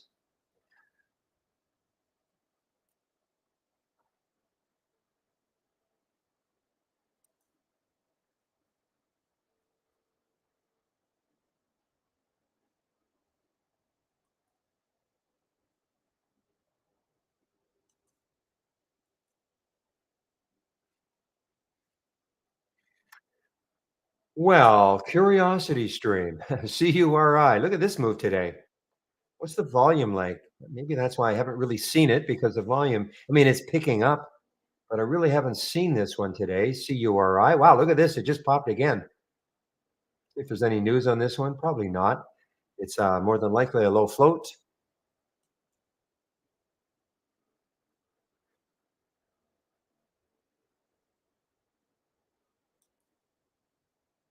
Actually, it's not that low. 30 million in the float approximately, so it's not crazy low. But something is popping this. Look at the volume coming in.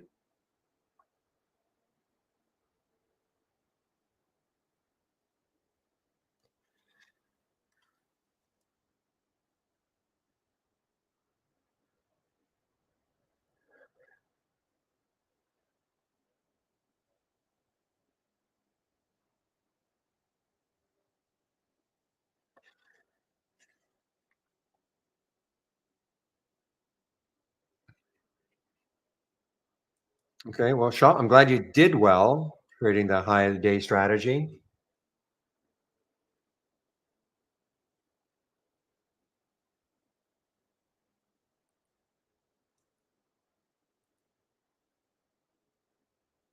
Wow. Okay, looking at this transition, now talking a little bit about the go no go. That transition right from don't take the trade at all. We don't see a big advantage right to the blue.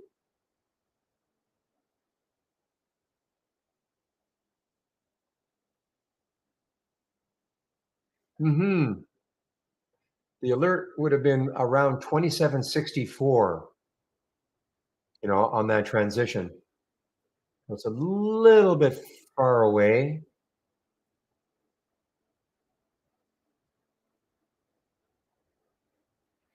but the high of the day is, yeah, I mean, it's not that far away. 28, a little over 28.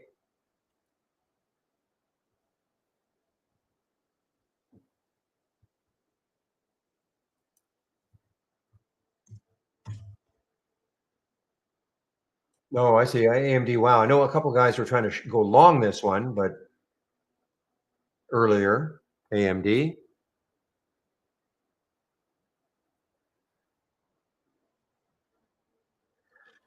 Well, on a weekly chart, the next low is a dollar, no, 157.87. So, but $6 to that next low for AMD.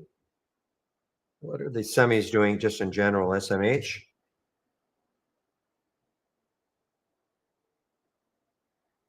Yeah, so AMD is really kind of trading on its own as a semi. I mean, the semis are, basically flat. So I don't know. And what is Nvidia doing? So Nvidia is, basically flat, up a little bit. Yeah, acting like one of the penny stocks. Yeah.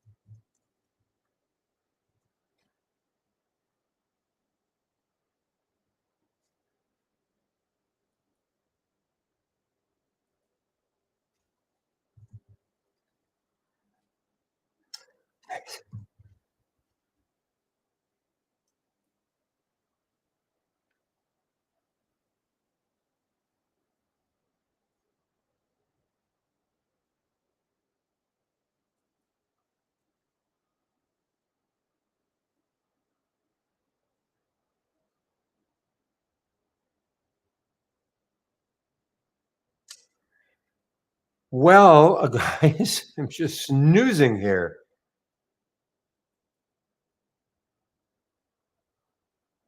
All right, we have a halt now for Duo. Oh, halted on the way down, I guess. Yeah, look at this. Look at Duo. Well, let's strike up the man. Come on, William. Say it. Say it.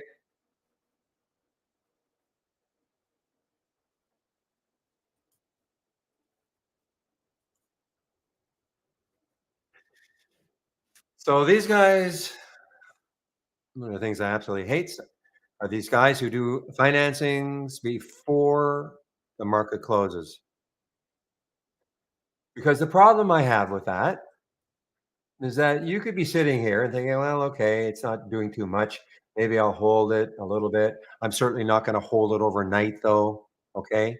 And then they spring a financing on you before the market closes. You can't do anything about it. You could not get out of that trade. I mean, you could not get out of the trade even if you had a stop, more than likely, anyway. Well, the plan may have been, you think during the market, though, market hours, Captain? I mean, I understand the plan all along was to raise money, perhaps, but we don't see too many of these companies releasing or doing these financings during market hours, but enough that really ticks me off. Yeah, no, I understand. They're not thinking about retail. I get it. Anyway, so $4.5 million at 88 cents a share. 88 cents a share. Wow. So it's halted. Now, where's it going to open? I'm surprised. I'm surprised that it's still looking like 148. I refuse to believe that's where it's going to open.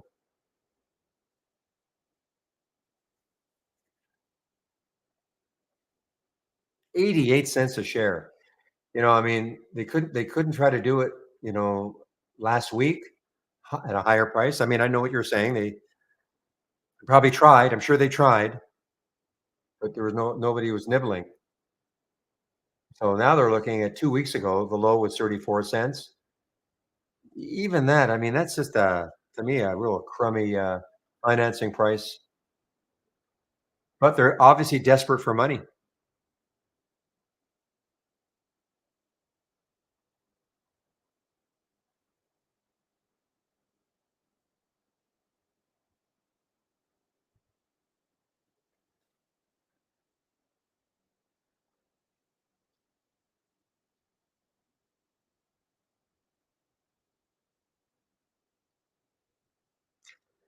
Yeah, this WW, what a run it's been on, and it's ran completely without me. I know I took it in the.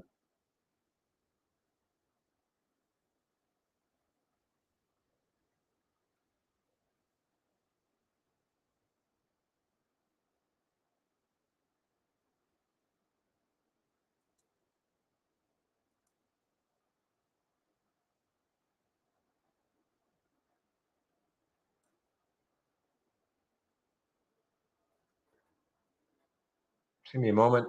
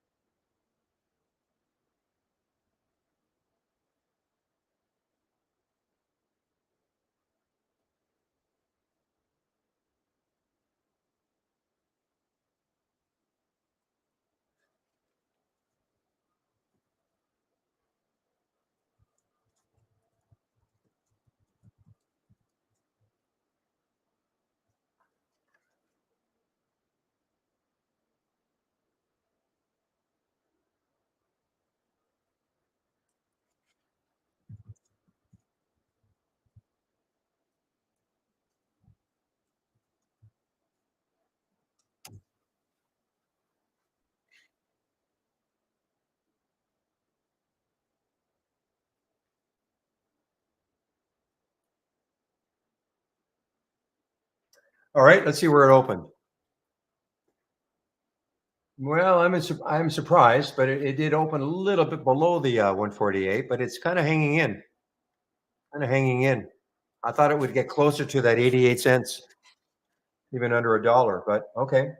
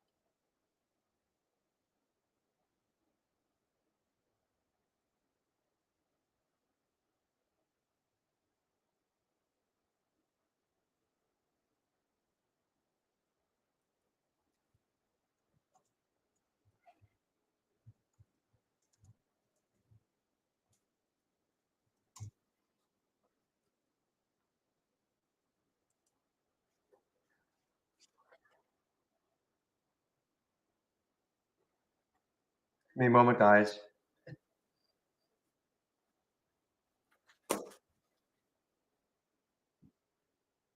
All right, I'm continuing to look at this DJT, guys. DJT. It is not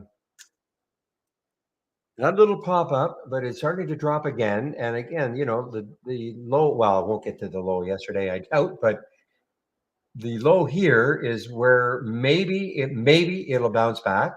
23.33. That's a low of that 15-minute candle right here.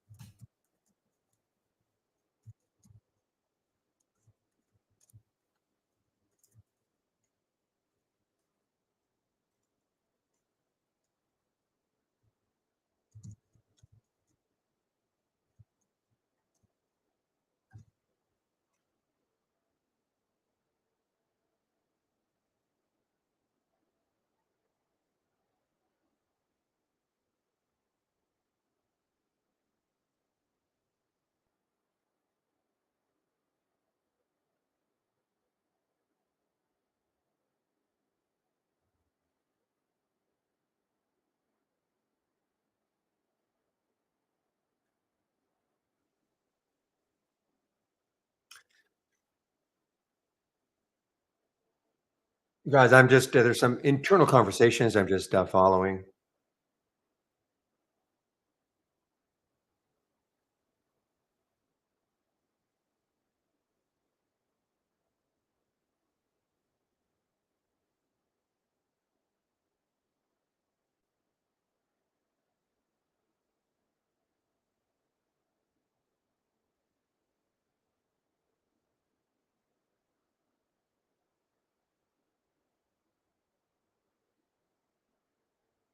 Is it really? I was thinking about Lay's earlier.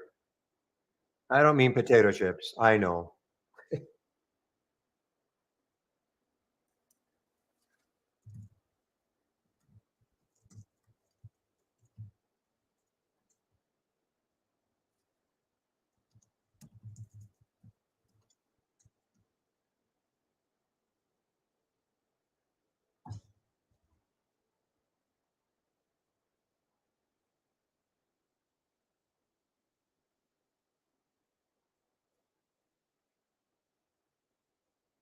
Yeah, can't just have one. Yeah.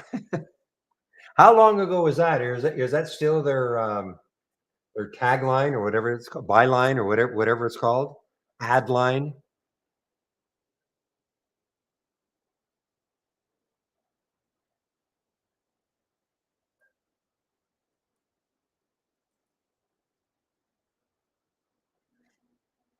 Boy, it's been an active stock, hasn't it?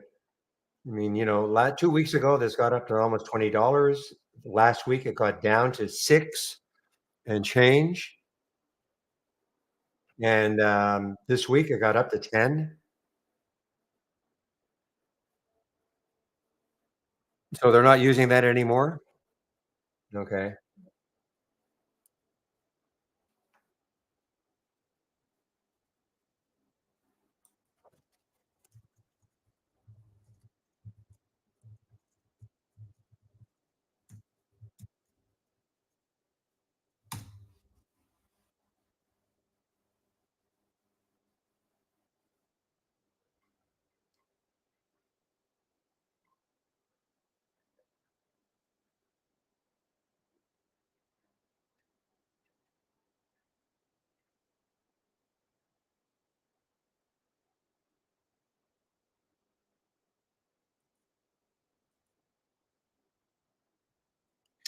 Well, guys, time is it now? 2:17, maybe another 13 minutes for me. Now, draw the main room will be open until 4 o'clock. Okay. So for those of you who are still in YouTube right now, I'm going to put in the link that can take you into the main room. I call it the main room, the trading room. Okay. So if you click on that link, for those of you in YouTube right now, and you see where it says trading room, just click on that and that'll get you into the trading room, which will be open until 4 o'clock. Okay.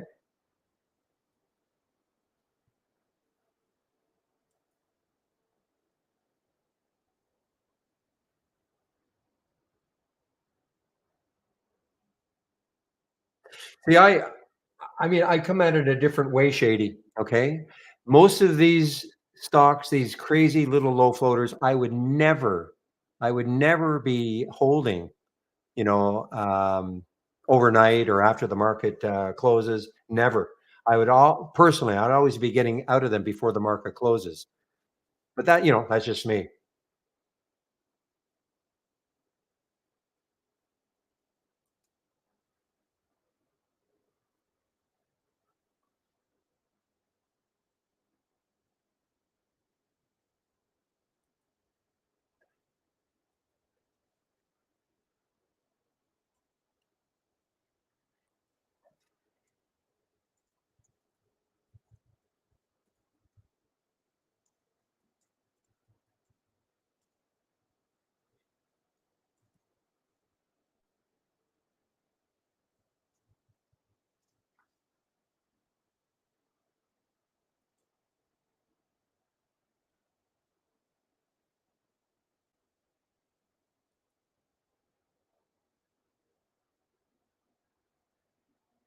Yeah, well, I'll give it this. It hasn't utterly collapsed. I really thought it would be under a dollar.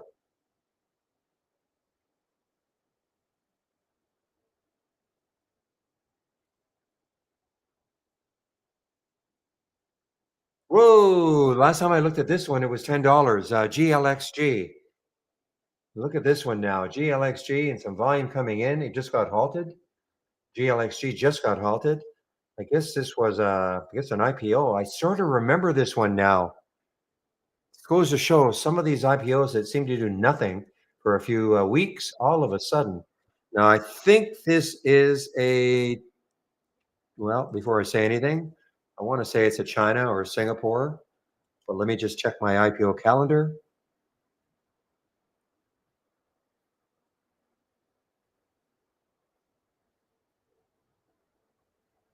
Hmm. If it wasn't an IPO, was it a SPAC that turned into GL? 'Cause I don't see it here. Oh, here it is.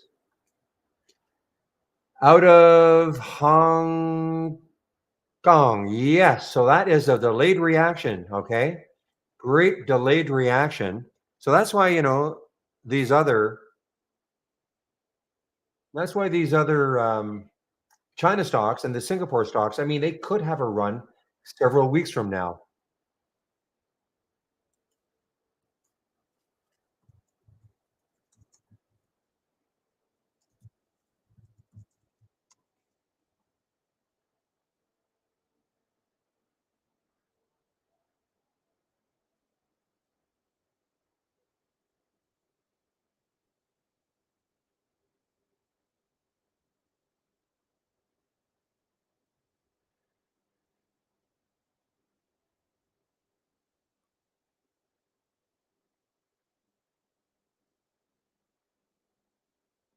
Well, the ticks are, literally looking it up based on a set number of trades or ticks that occur within a specified period.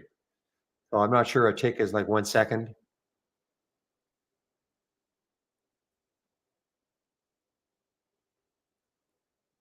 Boy, oh boy. So that was an IPO. Wow. So now let's see what we're look at this, guys. This is going to be this is a late dayer. So 1135 is the halt price. This again, this blue screen you see here, this is nothing to do with trade ideas. This is Interactive Brokers time and sales. So there's your halt price. Can't see the ticker symbol, but it is GLXG. And this is giving you the potential of where it could open at 13. Now, it doesn't have to stay there. Typically, they are 5-minute halts. So if it's going to be a 5-minute halt, this will open at 224 plus 29 seconds. So, what time is it now? 222. So, in a couple of minutes, if it's a 5-minute chart or a 5-minute hold or halt. So, let's see how well this 13 holds. Aha. Well, there's your good call there, draw. You suggested that SYM was going to challenge that high of the day, and it certainly has now. It's at a high of the day. Look at that! Look at that room it's got. $39.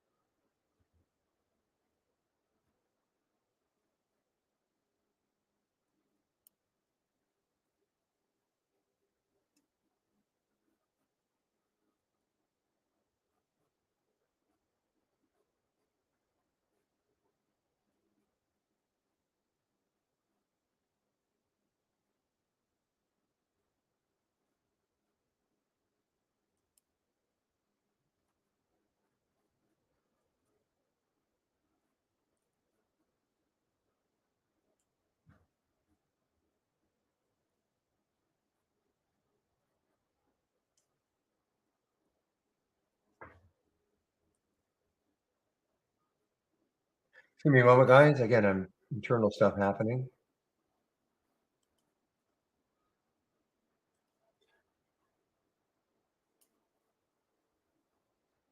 All right. So where is this going to open? Let's see if that 13 is held.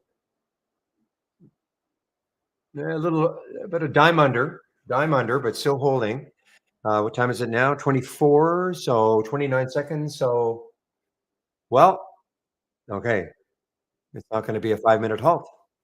This is going to be at least a 10-minute halt now. Normally they are 5-minute halts, but if not, then it's usually a multiple of five. So we're talking 229.29.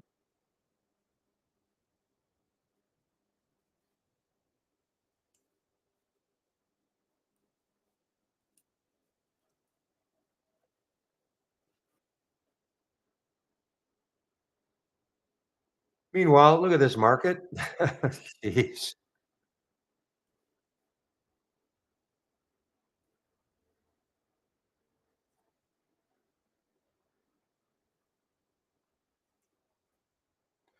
All right. Well, let's see if this SYM can hold 20. Well, I was just going to say hold 28.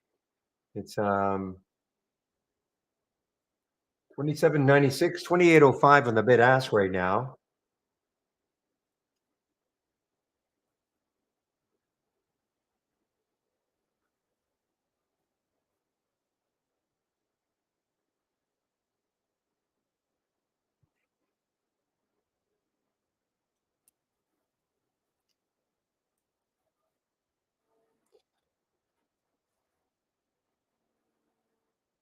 Boy, this I wonder where this is going to open really. I mean, 12.90, 13. I mean, it's halted at 11.35. Of course, now an all-time high because it's an IPO. A legit an IPO from 1, 2, 3, 4 weeks ago, so a month ago.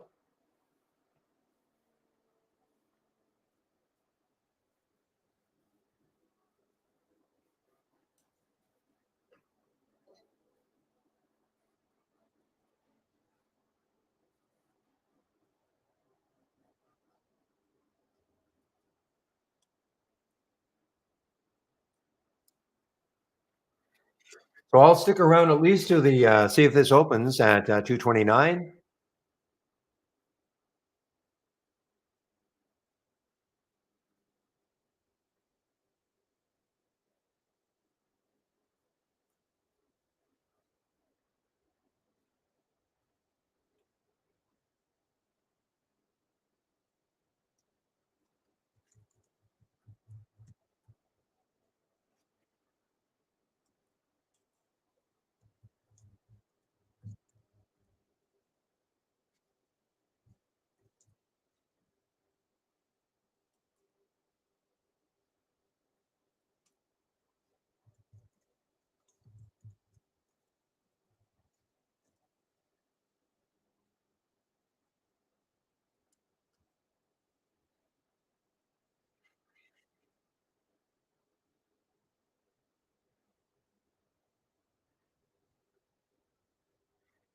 Look at that. I mean, that what a fake out though, really, on that SYM, right?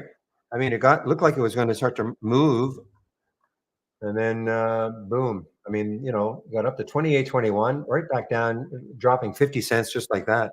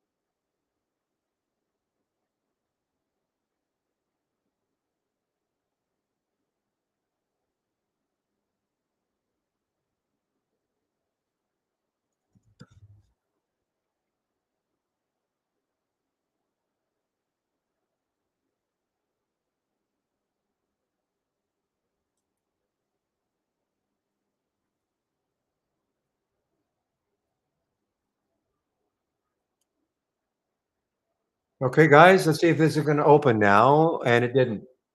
Yeah, it did. It just opened. It just opened. GLX, yeah, just opened.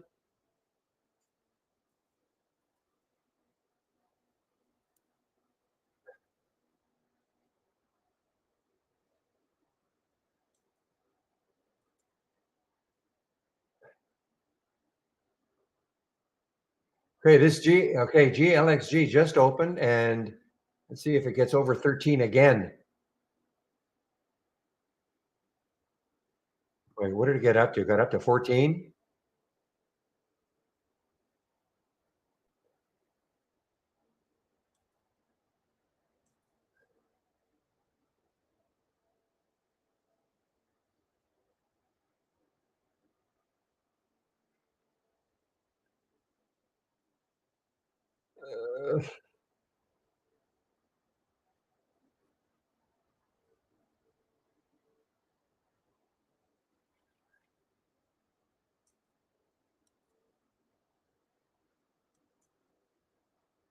Uh, Oh man, okay. I got a great exit. Well, I don't know if I got a great exit. It may just rip.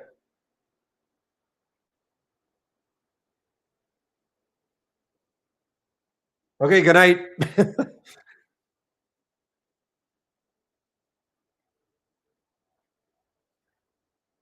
Yeah, look at even the CFLT. This could happen tomorrow, guys. This could happen tomorrow. Look at the room it's got. No, boy, I don't know now if my exit was so great.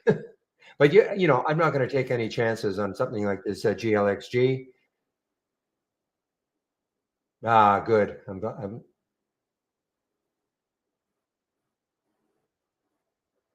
Okay, guys. I'm gonna bid you guys adieu right now. Okay, I don't want to do anything stupid. So turn off my computer. I got lucky on that one. I think very lucky. I'm looking now at the bid ask. It's all over the place.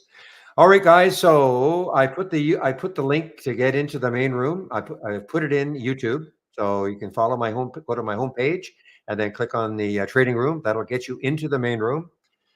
The main room will be open until 4 o'clock. Anyway, thanks for all the help all day long, guys. And oh, look at that. Thank goodness. Look at that spread now and where it is. Okay. Thanks for all the help all day long. We'll see you tomorrow. I'll get on the mic at 9. Now, William Draw is opened the room this morning at 7 o'clock Eastern time. So if you want to head, if you're, start talking trading at 7 o'clock Eastern time, and understand there's no obligation for Draw or William to do this. Okay. So if they don't do it, I mean, I'll be opening the room before 8. That's all. So have a great evening, and we'll see you tomorrow. So I'm going to stop the screen sharing now.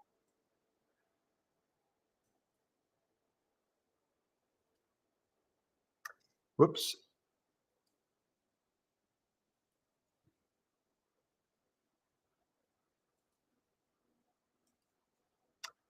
Well, it's not as easy as I thought. Okay, come on. Cancel. Done. Okay. No.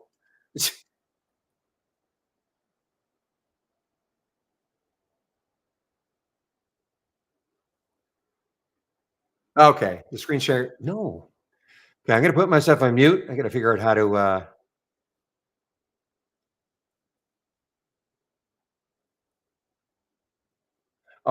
There's a. Okay.